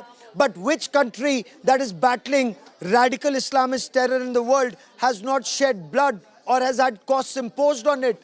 In the United Kingdom, people have died. In the United States of America, when 9/11 happened, America went and struck terror at source. It, of course, got waylaid and then started attacking Iraq and, you know, with that bogey of weapons of mass destruction. But then terror is at source. Of course, America hit next door to source. They went after Afghanistan instead of going after Pakistan, which is where all the terrorists are. Take, for example, the terrorist who was involved, Osama bin Laden, for 9/11. Where was he found? Abbottabad, Pakistan Military Academy, Kakul, barely 200 meters from there. So the source of terror across the world is actually Pakistan. Even the United States did not hit Pakistan in the manner in which Indian Air Force has done this morning. And of course, when it targeted those 9 places across Pakistan's Punjab province and also in Pakistan-occupied Jammu and Kashmir. But Akshita, if you notice the manner in which the government has gone after terrorists at source in Pakistan's Punjab province, remember, not targeting Baluchistan, not targeting Khyber Pakhtunkhwa, not targeting Sindh province, because they too are victims of Pakistan army terror and these terrorists of Lashkar-e-Taiba, Jaish-e-Mohammed and many others that operate out of Pakistan's Punjab province. Now, it may take some time for the world to realize that this is a very systematic offensive to just completely destroy that military jihad network, not just degrade it, but to decimate it. That's right. And what we're seeing now is that the decisive strikes by India, phase 1 of Operation Sindur, of targeting these terror hubs, it's essentially delivered what India wanted, that you've got some of the biggest terror recruiters who run and call the shots for the Lashkar-e-Taiba, for the Jaish-e-Mohammed, being neutralized right now. In the Jaish-e-Mohammed, that we've spoken really of the 2 names that have emerged from the Lashkar-e-Taiba, but Gaurav, just focusing now on the Jaish-e-Mohammed. 10 relatives, we're being told, of Masood Azhar have all been neutralized. In the list that we have also of the Jaish-e-Mohammed terrorists who've been eliminated, they're all related to Masood Azhar. Okay, we've lost that connection with Gaurav, but 5 names that we can confirm here on India Today who've been eliminated, neutralized in Operation Sindur. When we targeted those terror hubs in Muridke, in Bahawalpur and several other locations as well. But these 2 locations extremely significant. Muridke, the LET headquarters. Bahawalpur, the JEM headquarters. It's here that recruitment takes place. It's here that terror training takes place. It's here that your biggest bosses who call the shots, who plan these terror attacks are actually based. And so with these precision strikes based on specific intel that these men were actually seated there, these precision strikes were conducted. And so in a sense, mission accomplished for our forces, because the names that are emerging right now, some sources suggest that overall 100 terrorists have been neutralized at this point. The government is saying we're still kind of processing the information on the number of terrorists who've been eliminated. But the 5 names that have emerged, and these are names we have accessed here on India Today, I'll again read it out for you. These are confirmed by the government as casualties, as terrorists who've been killed in these strikes by India. The first name that's emerged is Abu Jundal, also known as Mudassir. He is in the Lashkar-e-Taiba, was in charge of the Markaz Taiba in Muridke. If you remember, it was the Markaz Taiba that was the biggest target of our precision strikes. Now, this man received a guard of honor at his funeral by the Pakistan army. I don't need to remind you, I'm talking about a terrorist here. And he got a guard of honor by the Pakistan army. It didn't stop there. A serving Lieutenant General of the Pakistan army also attended the prayer ceremony. This is how Pakistan hails their terrorists, treating them as heroes, as if they're part of an army, part of the military. Makes sense though, because we've seen how the Pakistan army uses these terrorists also, not just for their propaganda, but also during times of conflict. Okay, let's get you the pictures that are coming in right now. The Prime Minister is chairing a high-level meeting. First pictures of that meeting, we'll put that out on our screens. The Prime Minister seated there with Defence Minister Rajnath Singh. CDS is present, General Anil Chauhan. You have the 3 service chiefs, the NSA, Ajit Doval also present. A round-table conference, if you will, where you see all of your biggest security officials coming together. Similar images had come in yesterday, last evening, of a 60-minute meeting between Prime Minister Modi, the Defence Minister, the NSA, the 3 service chiefs and the CDS. Today now, a similar huddle that's taken place, and everyone will be focusing on one aspect of these particular images, the body language that they will be looking into of the 3 service chiefs and of the minister and of the Prime Minister. Very similar to yesterday, where it seems to be getting right down to business, talking about what's happening as far as the conflict goes between India and Pakistan. The last time around we saw this meeting last evening. It was followed by the counter-strikes by India, where we've hit Pakistan where it hurts the most. We've hit Pakistan at their air bases and at their military bases and ensured that each of these locations we've chosen strategically picked out because of the fact that these locations have Pakistani military assets in them. So we've ensured that we've really dented Pakistan's arsenal there. And now, after this meeting, the big question will be, what exactly will be the next step India takes? It's of course based a great deal on what really Pakistan does next. But what will phase 4 of Operation Sindur actually look like?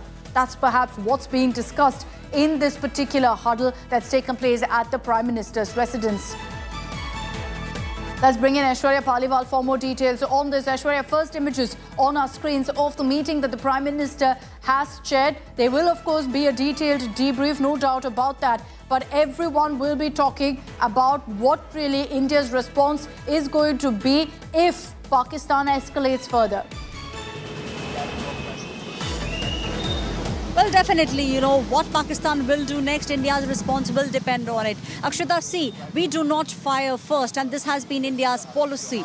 We don't have the first attempt, the first attack policy, which means that what we are doing is only in response to what Pakistan has done. And this is what Defence Minister Rajnath Singh, Home Minister Amit Shah and the top leaders have been speaking about. Even on global platforms, this is what we have been reiterating. And what you are seeing now, the visuals that you were speaking about, this is a meeting that is now taking place, will get over in the next couple of minutes. Now we will see the 3 chiefs coming out, the CDS also, Defence Minister also, what needs to be done next, the assessment of what has happened so far, what is the damage that India has done with regards to the 9 targets that were hit.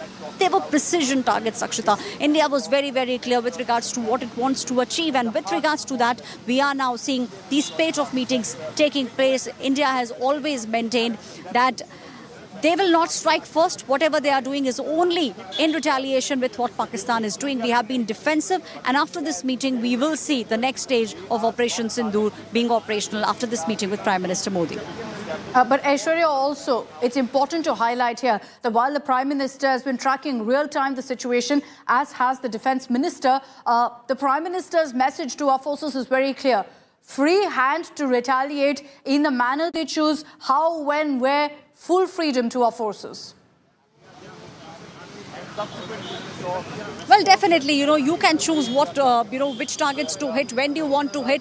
The extent of the damage is also something that the defence forces at the moment are looking at. And see, if you remember the first press conference, the message that we got from the government was that no casualties were being reported, only those areas where the targeting, where the terrorists were actually hiding, those were the areas which now were being looked at. The precision, that's the reason why the government now can stand tall, and that's what Defence Minister Rajnath Singh has also been saying, that our targets were very clear.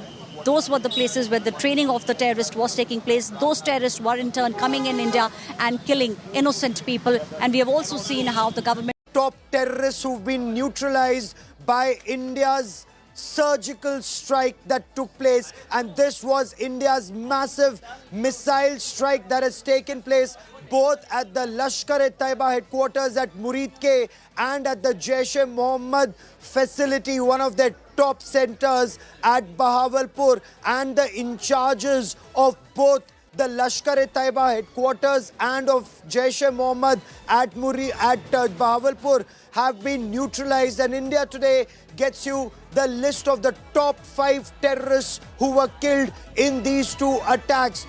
Take a look at that other image that we are about to show you in a moment of the Pakistan army giving a guard of honor to the terrorists who've been killed.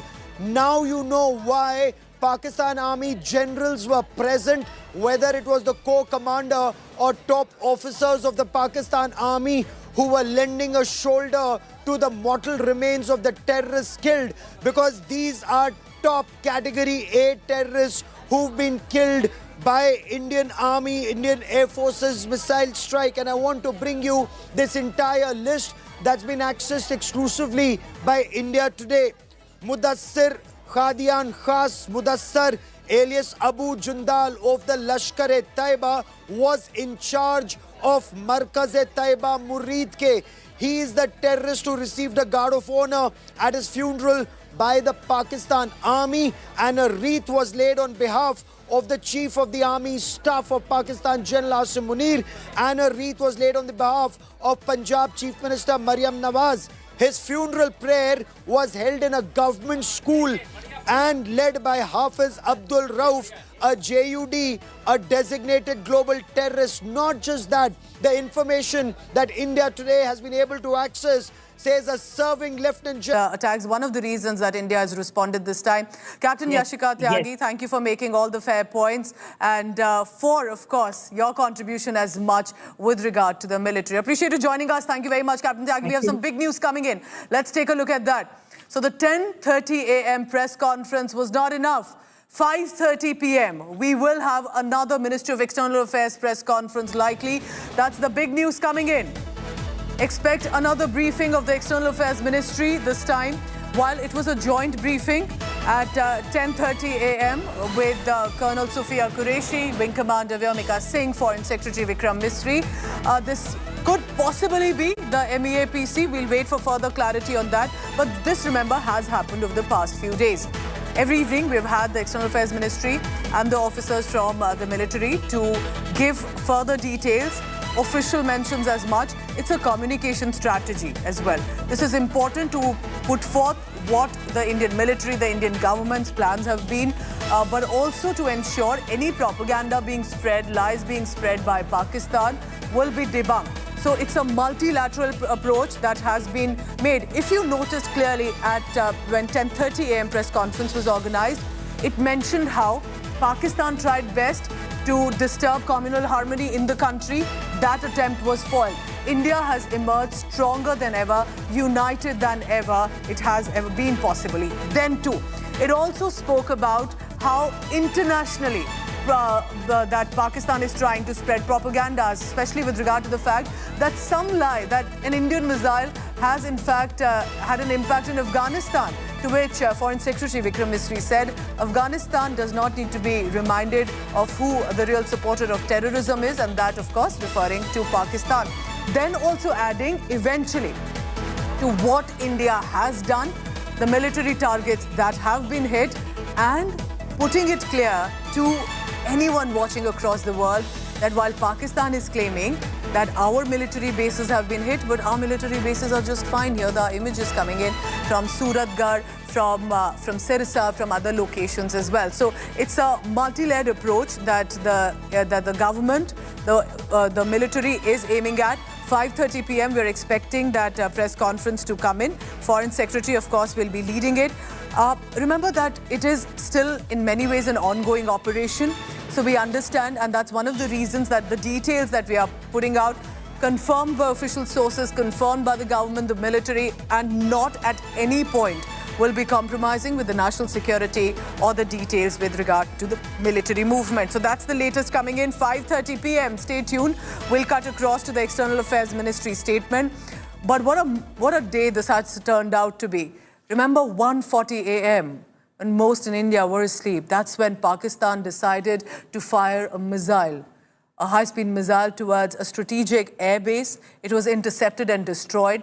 But that's when India realized that they are charging with drones, kamikaze drones, towards our civilian population, towards our strategic assets, whether it was Srinagar, Avantipura, Punjab Airbase. Thankfully, all of that was intercepted and then came in the response from the Indian military. And the response and how, all of that on your screen, not just information, not just conjecture, but evidence from the ground. Thermal imagery, satellite images. This is exactly what India did when it hit the terror targets in Bahawalpur, Muridke. It wasn't just about mentions. There were now ground evidence. This time as well, look at that massive crater that has been formed because of the missile strike. That is the Nur Khan Airbase. This is in South Punjab. And then we're also looking at the Nur Khan base, Rawalpindi, the seat of military power for Pakistan. Loud explosions for all to see. And this is going to be significant. Remember that at this juncture, India is very clear. 2025 cannot be the year that Pakistan can send sponsored jihadists who will kill our people and the manner in which it butchered our 26 men, 25 Indian men, 1 Nepalese citizen, and think they'll get away. The Indian women who were mocked and taunted and told, go tell your government what we did. And now our Indian women are at 5:30 p.m. daily at that press briefing, telling the world what India has done. All right, big news coming in. It's a big decision by the Modi government after the huddles and the meetings. This is big news according to our sources. Any act of terror will be considered as an act of war. Huge mention that has come in from our sources in the government at the center, led by Prime Minister Narendra Modi. Listen to the statement carefully that I'm reading right now. Any act of terror will be considered an act of war. Why is this being said? War has to be declared. This statement coming in, that the provocations coming in constantly from Pakistan, one after another. For too long, we have tried to find adjectives, mentions, do not escalate. Right now, top sources within the government of India says India has decided any future act of terror will be considered an act of war against India and will be responded accordingly. India is not in the mood right now, remember, to have any more of its civilians, its citizens, its military targets be attacked. Piyush Mishra joins me for the latest on that. Piyush, tell me more about the statement.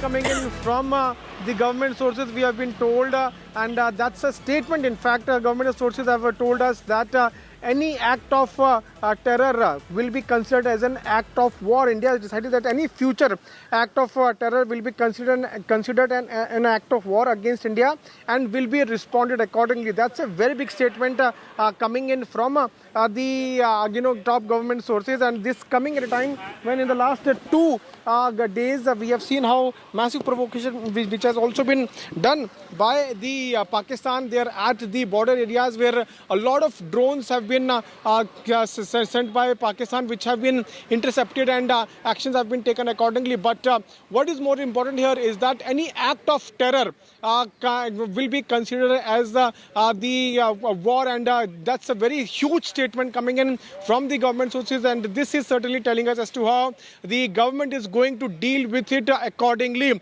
Remember that in the last 2 nights we have seen Pakistan trying to create a lot of provocation, and also, we have responded equally. We have also attacked on 4 airbases. Sean with me, our foreign affairs editor Geeta Mohan joins me for the latest on that. Geeta, let's break this down for our viewer. A statement like India has decided that any future act of terror will be considered an act of war against India and will be responded accordingly. What does this mean? What is the message being sent out by the Modi government? Well, every government has spoken about zero tolerance, Pooja.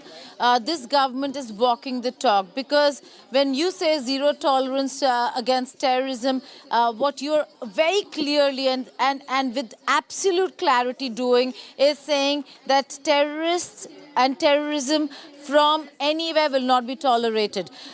When you see terrorism and you do not know where it's coming from, its genesis or the roots, then there's a problem. But when you know that it is supported by a country, then it certainly is translated into what? The country destabilizing our nation, the country using terrorism as an instrument of state policy. And if it is a state policy, then it certainly will be considered an act of war. Why does one say that? Because we were having this conversation earlier about what is it that Pakistan, Pooja, is going to do next. And everybody's talking about, this is escalation from here to military. And in our own edit meetings also, we've been saying this all along, as also in our reporting, that it's not just about what Pakistan can do conventionally, because there's one instrument that Pakistan has, a tool that Pakistan has that that India does not have, India does not employ, and India will never use, which is terrorism. So if they have terrorism and terrorist networks as a toolkit, as a part of their kit to respond to India, then that is going to be part of the bigger architecture of how Pakistan carries out its war against any country. Does this also mean, if I understand the sense coming in from the statement, is till now, each provocation has been responded to. But here on, if they target our civilians, our military installations, or in any way hamper our national security, it could be considered as an act of war. Well, again, the response is going to be very different, Pooja, this time around. If this is a government policy decision, one, you're saying zero tolerance. Secondly, you're saying that a terrorist attack is going to be considered an act of war, which means that India will not be obliged to then say we are going to act against only those terrorist infrastructure because they are the ones who acted against us. That's not the message over here. They're saying that if terrorists come from your land and attack my country, then we have the right to respond as an act of war against the country. So it's going to be a military response to a terrorist attack, not a military response to targeting terror hubs anywhere. We are talking about going militarily. So the nation will take responsibility if the terrorists from that nation will hit at our civilians. One of the big messages that are coming in here, that's what Pakistan, I hope, is listening right now. Not just civilians. Pooja, not just civilians. Yes. Not just Go civilians. ahead, Geeta, finish your point. I said not just civilians.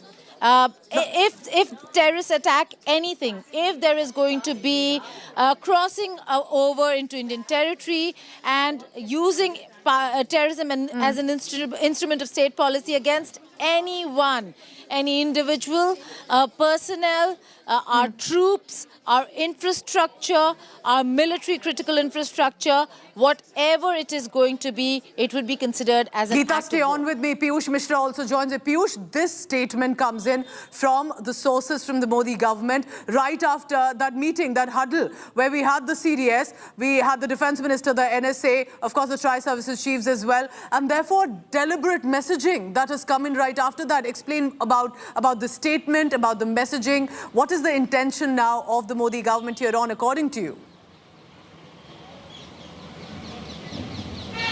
Well, one thing is very clear, Pooja, that we are going to hit hard to any kind of terror activity carried out against the country. And if this is done, then it will be considered as an act of war and will be responded accordingly. Remember that we have taken actions, we have retaliated back on the escalation which was done by Pakistan when our civilians were killed in Pahalgam.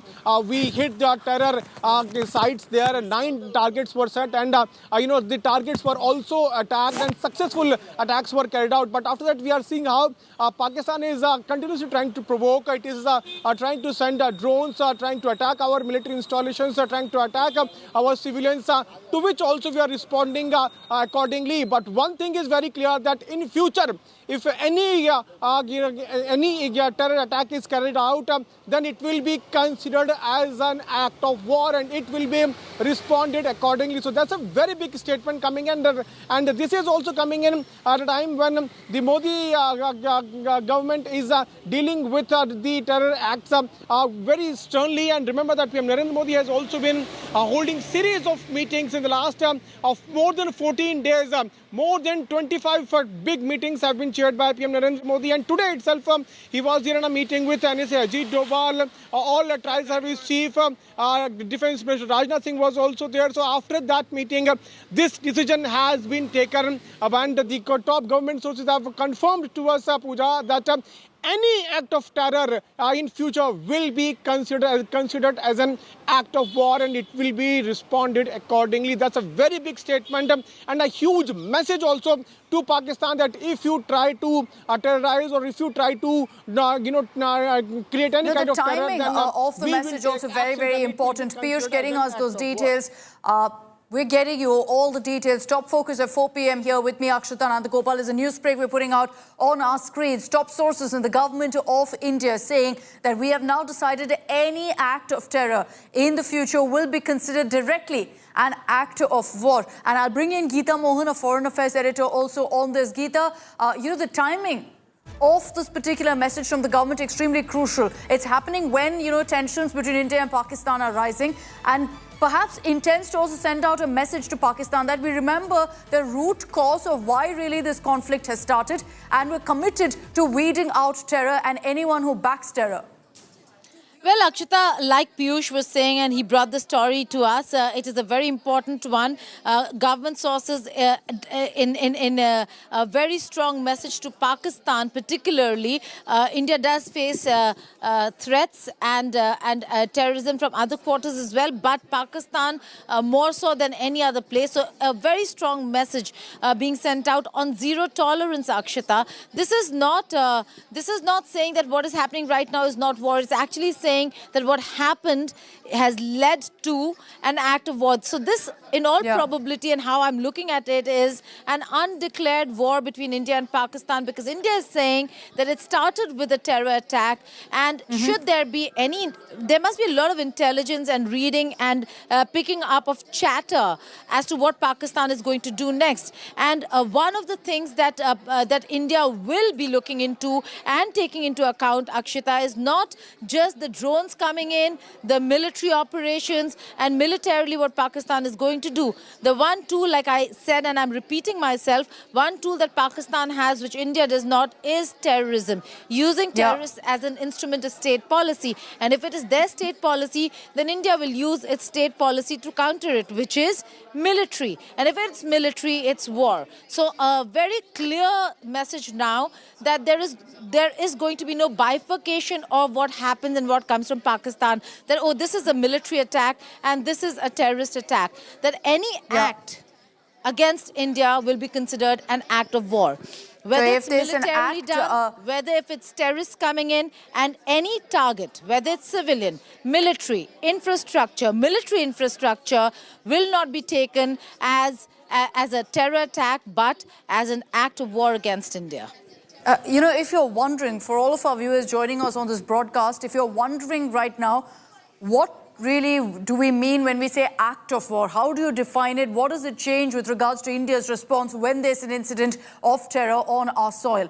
As per international law, an act of war refers to action taken by one state against another that amounts to the use of armed force or aggression, typically signaling the start of an armed conflict or war. So when a country calls the actions of another country an act of war, it's typically signaling that it considers those actions to be hostile enough to actually justify armed conflict or self-defense under international law. So as per the international law, this is the United Nations Charter. Article 2.4 of the United Nations Charter actually prohibits member states from using force against the territorial integrity or political independence of any state, except in cases of self-defense. So when you declare an act of war, you're saying that, look, they targeted us as a country. This is an act of self-defense.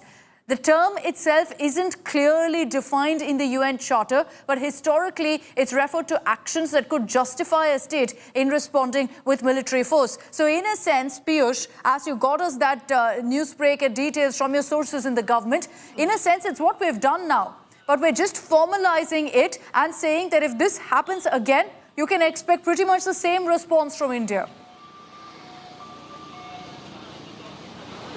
Well, more aggressive, Akshita. And why? Because it's a messaging also which the government is trying to send out to Pakistan that if any terror attack is carried out, then it will be considered as an act of war and it will be, dealt with accordingly. Why it will be more aggressive? Because this time we have not attacked the civilians. We have not, breached any law. We have just responded to what was being done by Pakistan. We were just teaching a lesson to Pakistan. So if in future any kind of terror attack is carried out against India or on Indian soil, then it will be considered as an act of war and it will be responded accordingly, which means that strongest possible actions, all options will be explored and it will be decided, actions will be taken so that the country does not even, our enemy country does not even think of, considering any kind of terror attack against the country. So it's a very big message, coming in from India and especially for Pakistan, that if you carry out any terror attack, then it will be considered as an act of war and actions will be taken accordingly, which means that, more aggressive actions will be taken. So far, we have only reacted to to the Pakistan's aggression. We have seen how Pakistan has tried to provoke India. It has sent more than 300 to 400 drones in the last 3 days.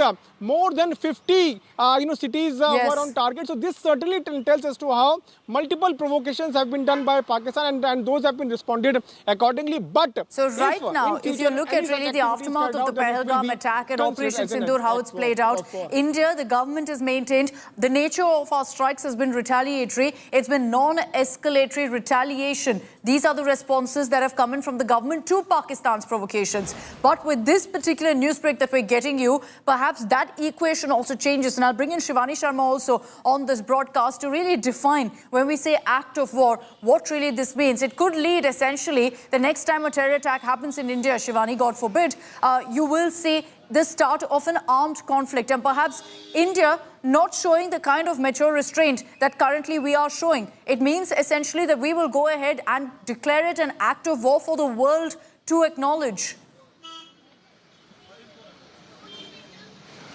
Akshita, it's very clear when this statement has come from the sources, when Pakistan is trying to target the civilian places in India, that is the act of terror.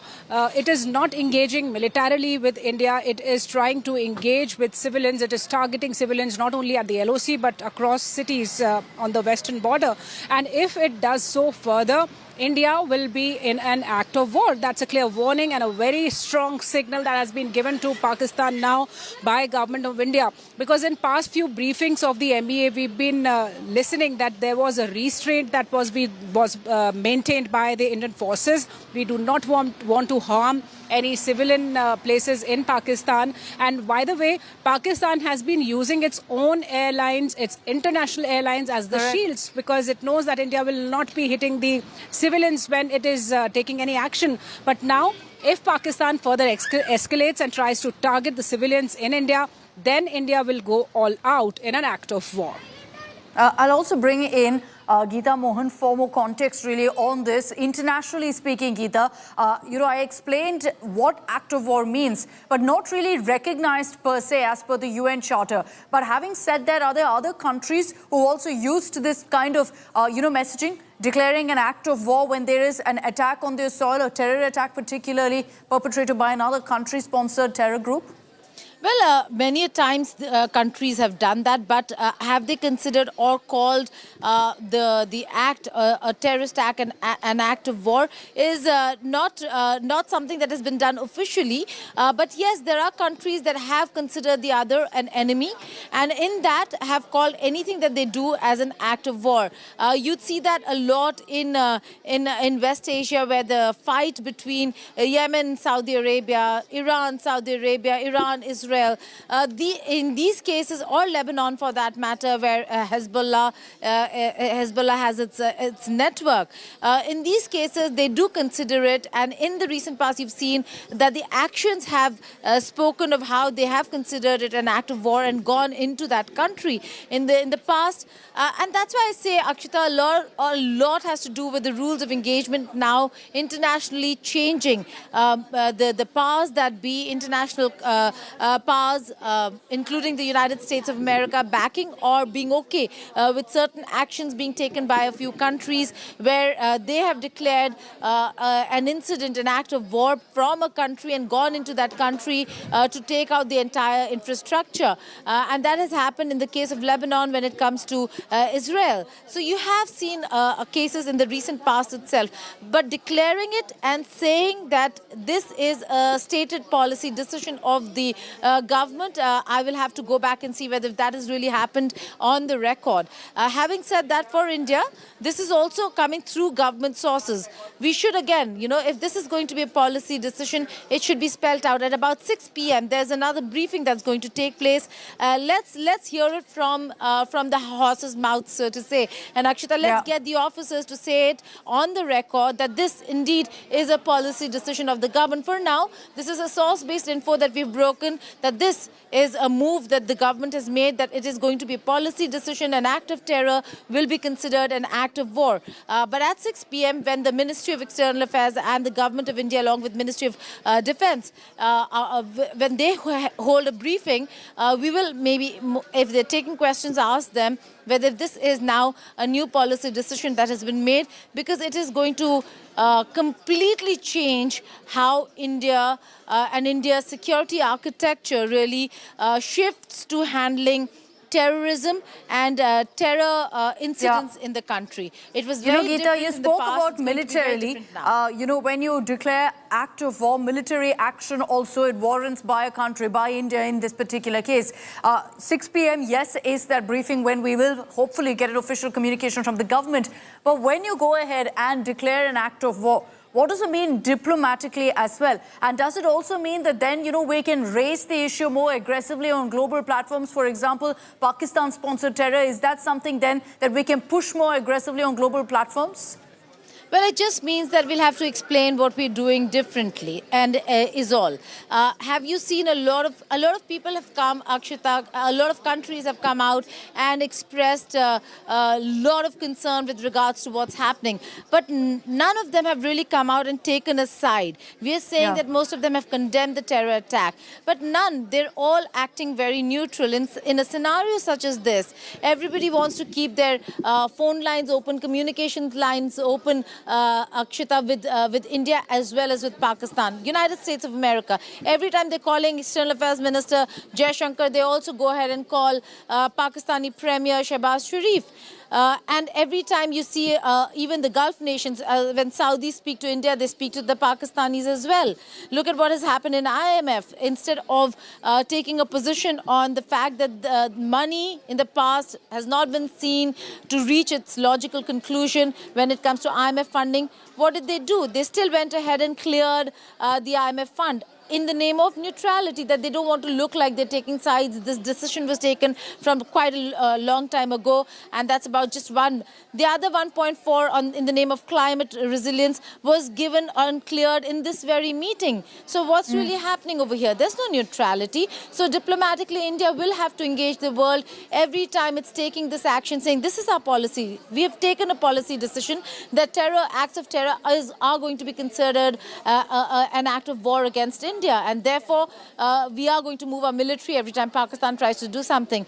Why hasn't the world questioned how Pakistan is run by a Pakistani military establishment?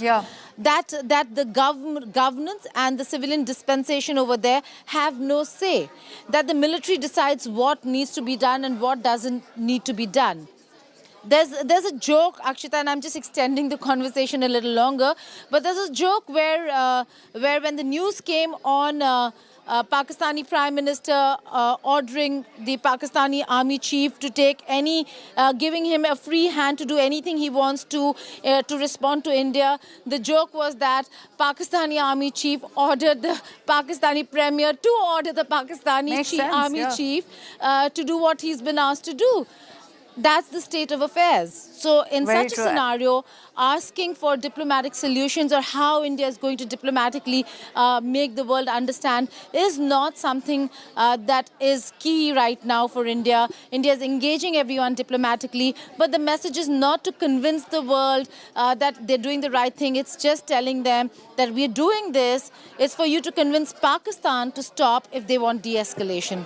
Okay, so essentially if you see that this move by the government of declaring an act of terror as an act of war here on has diplomatic ramifications, not massive. So largely if you look at it, it's about the messaging really that the government intends to send across. So Piyush, we've been seeing really how the government has been taking on Pakistan aggressively. So was this something that was decided in the meeting that was held today by the Prime Minister? Has this been something that, he's been pushing for, that we take on terrorism acts, call out Pakistan over it? Well, Akshita, you would remember that when the Pahalgam terror attack had taken place, the Prime Minister had declared his intention, and he had, in bold and capital letters, had said that we are going to deal with terrorism once and for all. And after that, we had seen how the strikes were carried out, and 9 terror camps were attacked, and these were all successful strikes which we had conducted. After that, we have seen how Pakistan has tried to provoke and has tried to send drones and missiles, to which also we have responded accordingly. But now, looking at the current situation, one thing has been made very clear by the government, that if in future any kind of terror attack is carried out, then it will be considered as an act of war. And this has been decided after the series of meetings. Those have been chaired by PM Narendra Modi himself. Since the Pahalgam attack, he has been personally monitoring each and every development. You would remember that he had cut short his Saudi Arabia visit, and the moment he landed, he was briefed by the top officials of the government. After that, he has so far chaired 3 Cabinet Committee on Security meetings, and in all these meetings, everything has been reviewed, everything has been taken into consideration. And in the last 2 days, yesterday also there was a meeting with Rajnath Singh, Chief of Defence Staff, NSA Ajit Doval, all Tri-Services Chief, and today also we have seen similar sort of meeting. And after that, this message is now coming out, and like you rightly mentioned, that the main intention of the government is to send out a clear and strong message that if you carry out any terror attack, then it will be considered as an act of war, and that will be responded accordingly, which means that the situation will not be like what we are dealing now. We will be more aggressive. We will take more aggressive actions against you if you in future do any such thing or indulge in any kind of terror activity against the Indian soil. Shivani, just to bring you in on this, when we say act of war, does that mean directly that the next time, if there's ever an incident of terror, and clearly it's linked to Pakistan, that the immediate step will be military action? Is that what act of war essentially translates to? Essentially, this is what it translates to, the act of terror. Now, we have to understand what is being considered the act of terror first. Any harm that has been inflicted to Indian citizens inside Indian soil without any reason would be considered an act of war. And what we are witnessing in last 2 days, Akshita, is exactly what's Pakistan doing. It has been harming the civilians, and that's why at this juncture, this kind of a policy change is being brought in, because India wants to go, and if Pakistan escalates, India will be going all out to control all these acts of terror against Indians, not only by the terror outfits that have been supported by the Pakistani army, but also the Pakistani army that has been indulging in these acts of terror against Indians. Okay, so very clear message that's coming in from the government. The timing of this is crucial. It's been timed essentially to the conflict between India and Pakistan to once again reiterate that our resolve to end terror is unshaken. You know, this is something we've raised on global platforms. This is something that repeatedly we've spoken of, and we've drawn the line. We've said enough is enough, and that messaging is very clear with what we're seeing right now also between India and Pakistan. But it doesn't end there. We're also looking, Geeta, at a long-term solution, at ensuring that Pakistan, that there's a deterrent in place that will ensure these kind of terror attacks don't happen again in the future. Not just a conflict now, but a long-term solution to this. Was that for me, Shivani? That was for you, Geeta. Right. Very important point that you're asking about deterrence. But then again, you know, when you're war gaming something, when you're gaming an entire situation and seeing what can happen next, this is also a deterrence telling Pakistan, you dare not send terrorists as a response.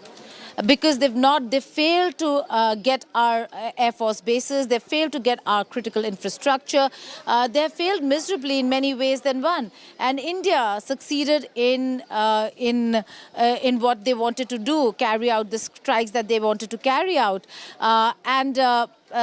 in such a scenario, if Pakistan is going to use unconventional war methods, which is using terrorism, that's going to be terrible. So, in all probability, the intelligence that they're looking at, our intelligence officers and the intelligence division giving and feeding all the details to the National Security Advisor, the Council, and the Prime Minister's office must be saying that there could be this as an option that Pakistan is looking at, and therefore the announcement of a policy decision that if and should Pakistan try such a misadventure, it will be treated as an act of war.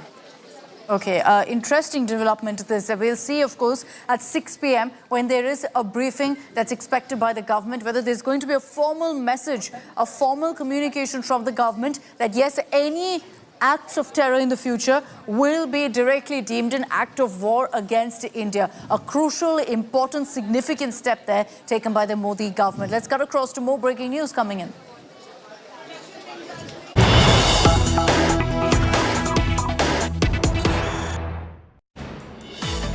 More visual proof coming in of India's strike. Videos of the aftermath of the strike on Pakistan's Rahim Air Base. Now, this particular air base in Pakistan has been targeted by India in the counter strikes, and there's the latest footage on your screens of how really this entire air base has suffered massive damages. That building there, you can see all the windows have been shattered, inside completely destroyed. Remember that this particular airbase, this is the Rahim Airbase, it's not just an airbase but also a civilian airport. So this building, which was empty when the strike happened, India ensured that because we do not target civilians, this particular building, you see, has been completely destroyed. And that's because of the targeted strike, the precision strike that we have pulled off in this area. You can see the security all around there conducting a search in that particular area. This is the very same airport, the same airbase, in fact, where you've also seen a massive crater in the runway. So there's a huge crater as a result of India's strike. The building that you see here on your screens in the Rahim Air Base, part of, in fact, an airport, the Sheikh Zayed International Airport, which is part of the airbase. That building ripped right through. You can see that all of the windows have been shattered from the roof. This particular strike happened. So inside too, the building completely destroyed. More videos that are coming to the fore from the Rahim Air Base, which shows you the kind of destruction caused by India's counter-strikes. Pakistan paying the price for attempting to target our bases, for even firing a ballistic missile at India. And right after that, now India hit back in a matter of hours. There have been drone strikes. There have also been missile strikes on Pakistan. And while this is one location, remember there are 8 locations that India struck at, largely air bases, some military bases too. The biggest headline perhaps and the impact being felt the largest is in Rawalpindi, which is the army headquarters. And there in the Nur Khan Airbase is where we've seen the massive impact, because there a missile has directly been fired. Now, why did each of these locations be chosen, be targeted? Because of the fact that we had credible intel inputs that each of these air bases had a lot of Pakistan military assets, arsenal placed there. And so we've really hit Pakistan where it hurts. These are images that you see on your screens, accessed first here on India Today. We vetted it, verified it and confirmed that this is from the Sheikh Zayed International Airport, which is in the Rahim Air Base. Right next to this is the runway where you see a massive crater as well. So there's been huge damage reported at this particular airbase, as has been the case in several others too, videos of which we are awaiting. We're going through all of the information that's coming in on the impact of India's counter-strike. And this here on your screens is just a glimpse into the damage that India has slapped on Pakistan.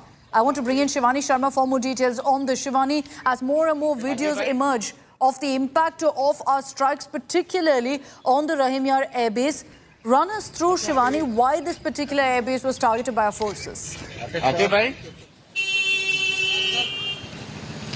Akshita, this is a very important airbase for Pakistan. This happens to be a strategic, a dual-role airbase where the civilian flights also operate. But this is just to disguise, because there is a storage area out there. They've been using this whole area, the airbase, to store their missile systems and critical equipment. This has also been used for the movement of troops in times of more operational activity that is required. So there we see that in this particular video, there is a huge crater that has been inflicted upon the runway. That means no aircraft can run through now this over this Pakistan's airbase. That has been quite critical.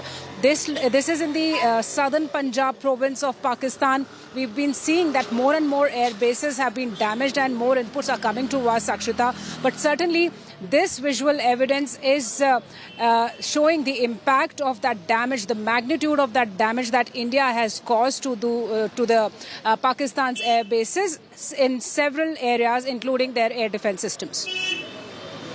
Okay, so at this point, the video is showing you the impact really of the strikes on different locations. This is just one location that we've struck at. There are 8 such military bases, largely Air Force bases that we've targeted. And Shivani, have there been any details, any rough estimate on the damages that we've inflicted upon Pakistan? Because these are essentially the locations where Pakistan had kind of parked and kept their military arsenal, their assets.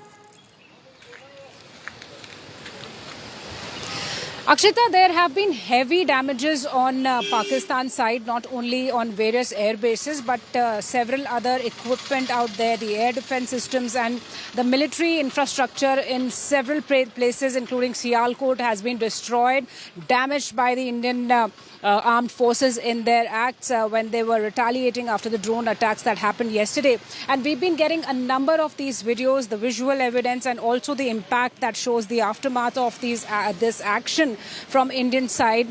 They have been crippled literally to use their air defense systems in multiple places in Lahore and this particular airbase in southern Punjab and much more. The HQ-16, the HQ-9 systems have been destroyed, that they were being used for their air defense shield, and they were also utilizing these systems even when India was conducting Operation Sindur 9 strikes. So now there are several air bases whose runways have been totally damaged. There are equipment that has been damaged. There is critical infrastructure that has been broken, and the impact has been very evident in a number of videos. And certainly there would be damages of Pakistan personnel too. The Indian government has been assessing what all has been destroyed there, and very soon we might get to hear in one of the briefings that how much impact has been there, except these visual images and all these visuals that we've been getting of this particular damage that has been caused to Pakistan.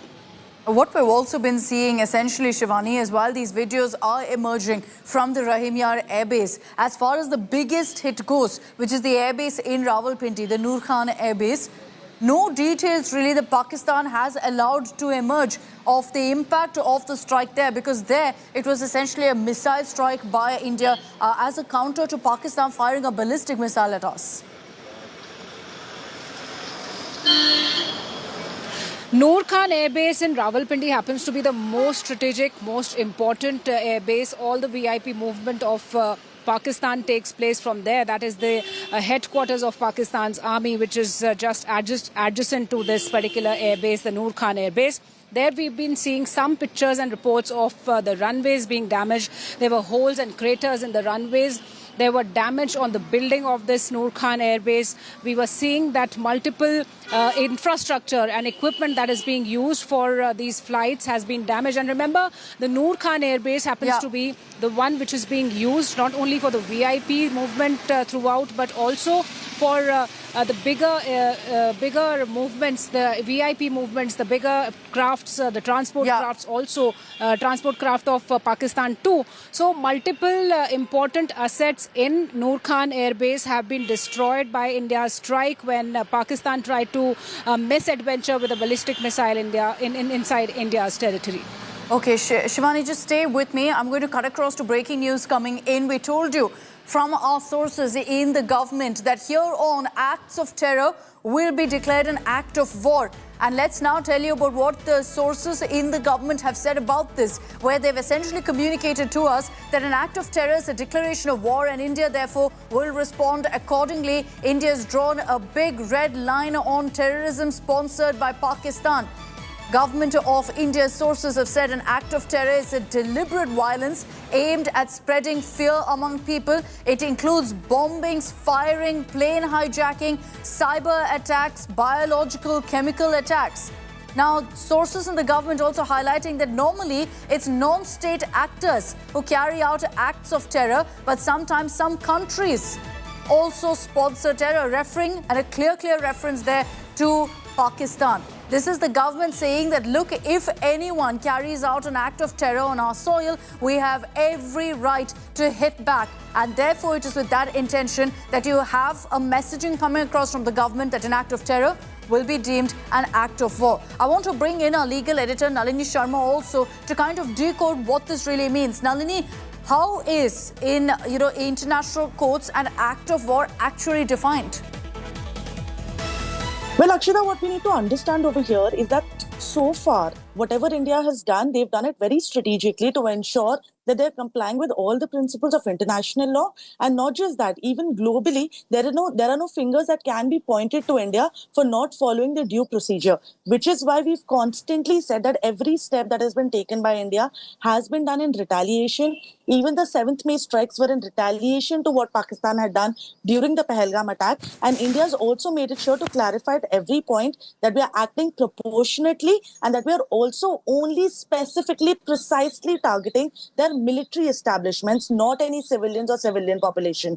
But what this statement now coming in from the Modi government means is that all bets are officially off in case Pakistan goes ahead and conducts any future act of terrors. Why am I saying that? Essentially, under the UN Charter, Akshita, use of force by any country on any other country is prohibited.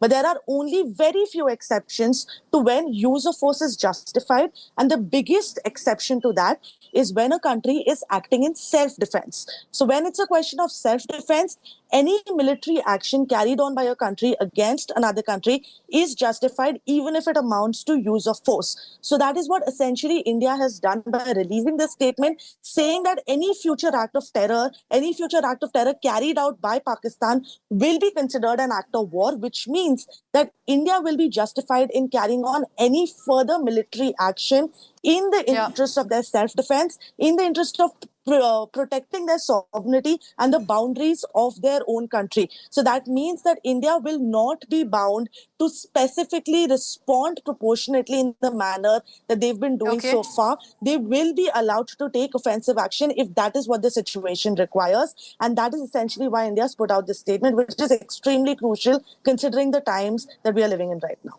Okay, very important there, Nalini, explaining to us why the government is essentially taking this step. The timing extremely crucial because it's at a time when we're already seeing this conflict with Pakistan and we're sending across a message that, look, for us, an act of terror is essentially an act of war. Thanks very much, Nalini, for joining us with those details. Let's put the focus on what's been happening in the last few hours between India and Pakistan. Tensions escalating as India has continued with Operation Sindur. You heard repeatedly from the government, from our forces, that this is an ongoing operation, and here's why. Because we're consistently responding to Pakistan's provocations, to Pakistan's attempts at sending drones, missiles into our soil.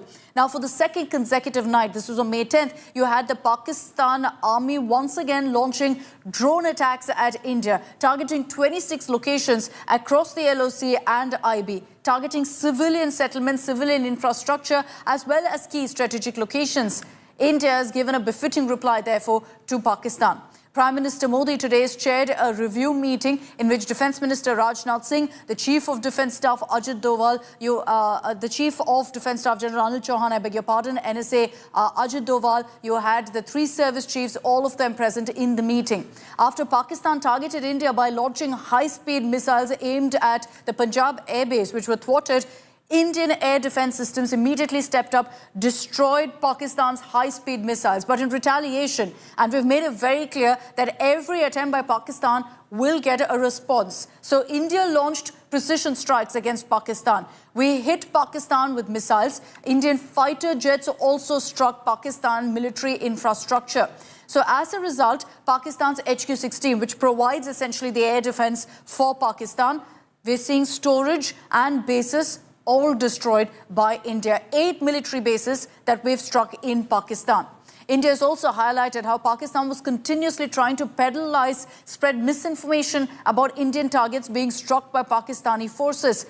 There was a special briefing held by the Foreign Secretary Vikram Misri this morning in which he showed proof that our military bases are just fine, perfectly intact, and Pakistan is resorting to its same old lies.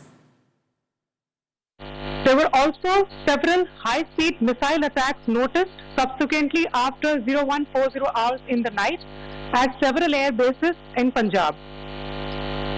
In a deplorable cowardly act, targeting of civilian infrastructure also had taken place, where Pakistan attacked the Medicare Center and school premises at the air bases of Srinagar, Avantipur and Udhampur, yet again displaying irresponsible targeting of our civilian infrastructure. In a swift and calibrated response, Indian Armed Forces carried out precision attacks only on identified military targets. नियंत्रण रेखा पर पाकिस्तान ने drone घुसपैठ और भारी तोपखाना गोलाबारी के कई प्रयास किए। कुपवाड़ा, बारामूला, पुंछ, राजौरी और अखनूर सेक्टर्स में तोप, मोर्टार एवं हल्के हथियारों से भीषण गोलाबारी जारी रही। भारतीय सेना ने प्रभावी व तुलनात्मक प्रत्युत्तर देते हुए पाक सेना को काफी क्षति पहुंचाई। पाकिस्तान सेना के अग्रिम क्षेत्रों में सैनिकों की डिप्लॉयमेंट बढ़ती दिख रही है, जो स्थिति को और भड़काने की मंशा दर्शाती है। भारतीय सशस्त्र बल पूर्ण परिचालन तत्परता की स्थिति में है। अभी तक सभी शत्रुतापूर्ण कार्रवाइयों का प्रभावी ढंग से सामना कर उपयुक्त जवाब दिया गया है।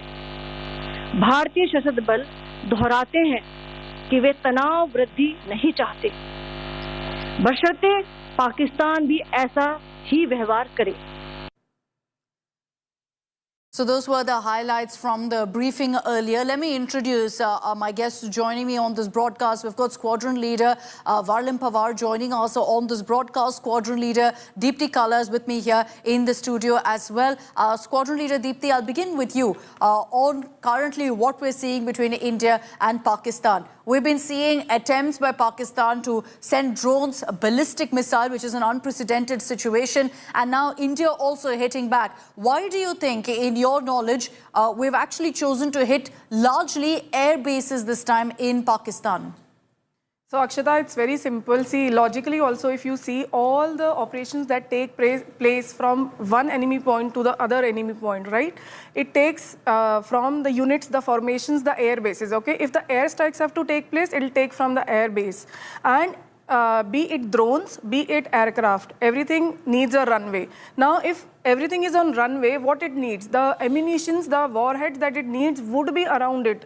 And the air defense system would be around it, because then as a unit, I need to safeguard my equipment, right? So everything is around, in and around the air bases, and that is why it makes sense that it is one of the most important formations that we need to hit. Now, what is to be hit first? Now, who is detecting us? The air defense systems are detecting us. That is why it is of most importance that what is coming, that is where we do our air defense, and then we hit their air defense so that we are not detected. So that is how, logically, if I have to tell the audience that how the war is strategized, this is how it is strategized. So in such a case, and I'll also bring in Squadron Leader Varlim Pawar on this. Squadron Leader Varlim, you know, the clear strategy here by our forces is, you see phase 1, which was targeting, of course, the terror hubs. Phase 2 and phase 3 almost seamlessly connected together of Operation Sindur, where in phase 2, you had a clear targeting of the air defense system of Pakistan, and that was followed by these strikes of military bases or on air bases, which ensured essentially that our precision strikes once again were bang on target without any challenge. But what do you think, if there is going to be a phase 4 of Operation Sindur, could be the next step? Jai Hind, Akshita. First of all, I would like to inform my viewers that it is difficult to predict what is going to happen next.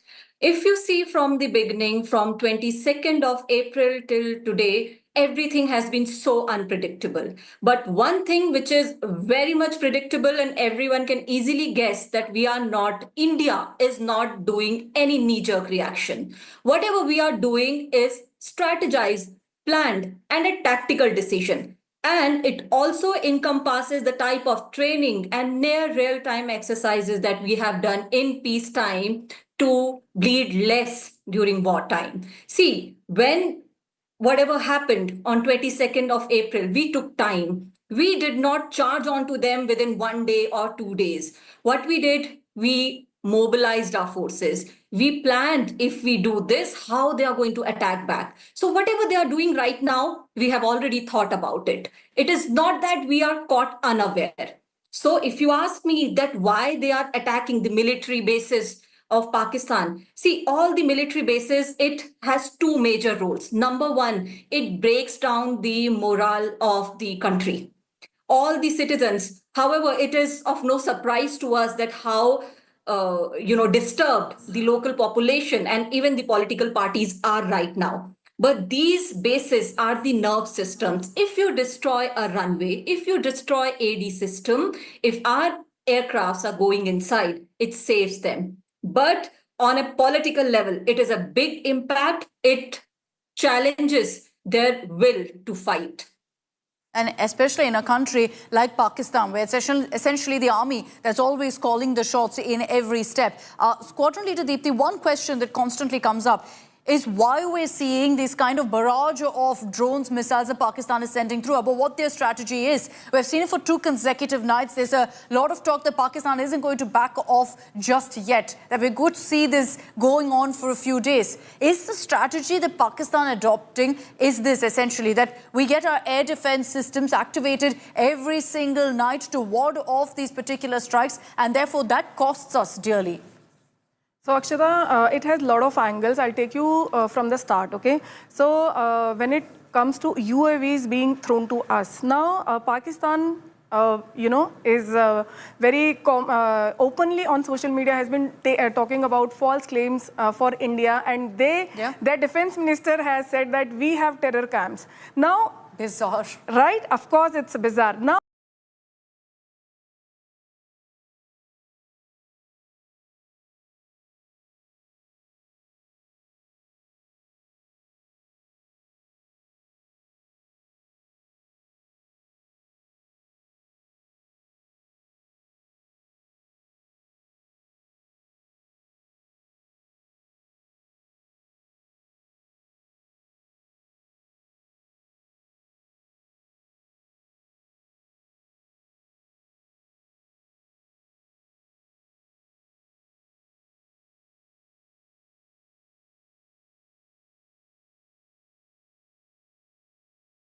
let me,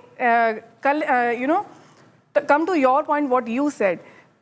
If we don't have terror camps in reality, and that is why these idiots are not able to throw precision-guided missiles or have any targets to hit in India. And that is the reason why they are targeting civilian areas in our country, right? Now, when it comes to the defense establishments, I'm sure from the kind of things that I've seen till now, our air defense system has worked really well. And also, they do not probably have those kind of systems wherein that kind of precision could have been done or our air bases could have been hit. We have all avoided those kind of things. Now, let's come to the question of UAVs, that why the drones are being thrown to us, right? So, it is right now, we are not in the zone of war. We are not declaring war, okay? We are on a low intensity conflict, and that also in the right of defending ourselves from the what Pahalgam attack has happened, right? Correct. Now, in a low intensity conflict, drone is the minimum kind of ammunition that they could hit, though news are there that they have hit us with ballistic missiles also, but our AD system has defended it. Correct. But then drone is the minimum viable ammunition that they could send to us, and it carries a very low capability ammunition, which does not cause major damage, collateral damage to us. But then, yes, because we don't have terror camps, they don't have good intelligence of our establishments. That is why they are just throwing just to retaliate, to show to their own public that we are doing something. It's it has essentially- nothing, essentially it has nothing in return or as a result. So it's had no impact also in the sense that, you know, our air defense system is extremely robust, and because of that, every attempt by Pakistan so far has been repelled. We've ensured that there's been no casualties as far as civilians goes. Unfortunately, of course, we've seen that along the yellow seam firing by the Pakistan army, but these drone strikes we've ensured hasn't really hit any of the civilian settlements as they had planned. I'd like to thank squadron leaders for joining me here, Deepthi, as well as Pawar ma'am for joining us on this broadcast. Thank you very much. We're getting news break coming in. Let's cut across to that.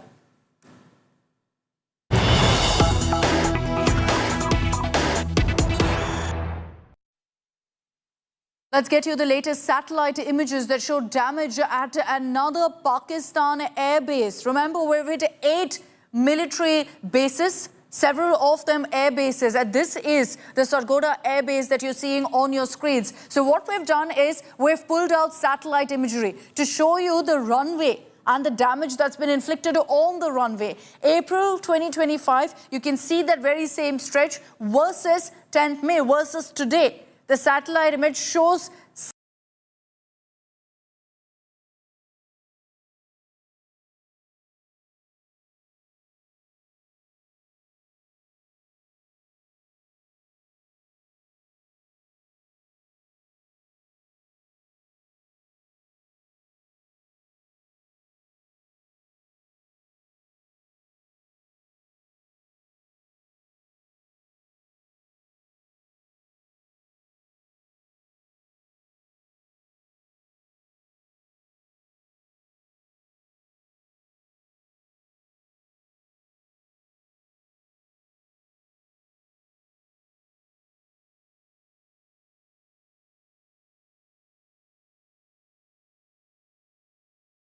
some gap there in the runway, which perhaps could be the damage inflicted by India's strike. What does this do? This means that the runway is inaccessible, cannot be used, unoperational. And so that is a huge cripple for the Pakistan military. Every runway that we hit, that essentially means that that runway cannot be used. And so April 2025, you look at the picture on the left of your screens versus the one on your right, the satellite images that we have accessed here, it shows the runway clear, obviously no obstacles, which is always the way it is, versus now where you see there that there's a gap in the runway, perhaps as a result of the strike conducted by India. I want to bring in Ankit Kumar, who's been going through all of these satellite images, trying to find really the impact zone in every single one of these air bases and military bases that we've struck. Ankit, take it away. Get us the sense of what you see really in the Sargodha Air Base. Well, Akshita, the whole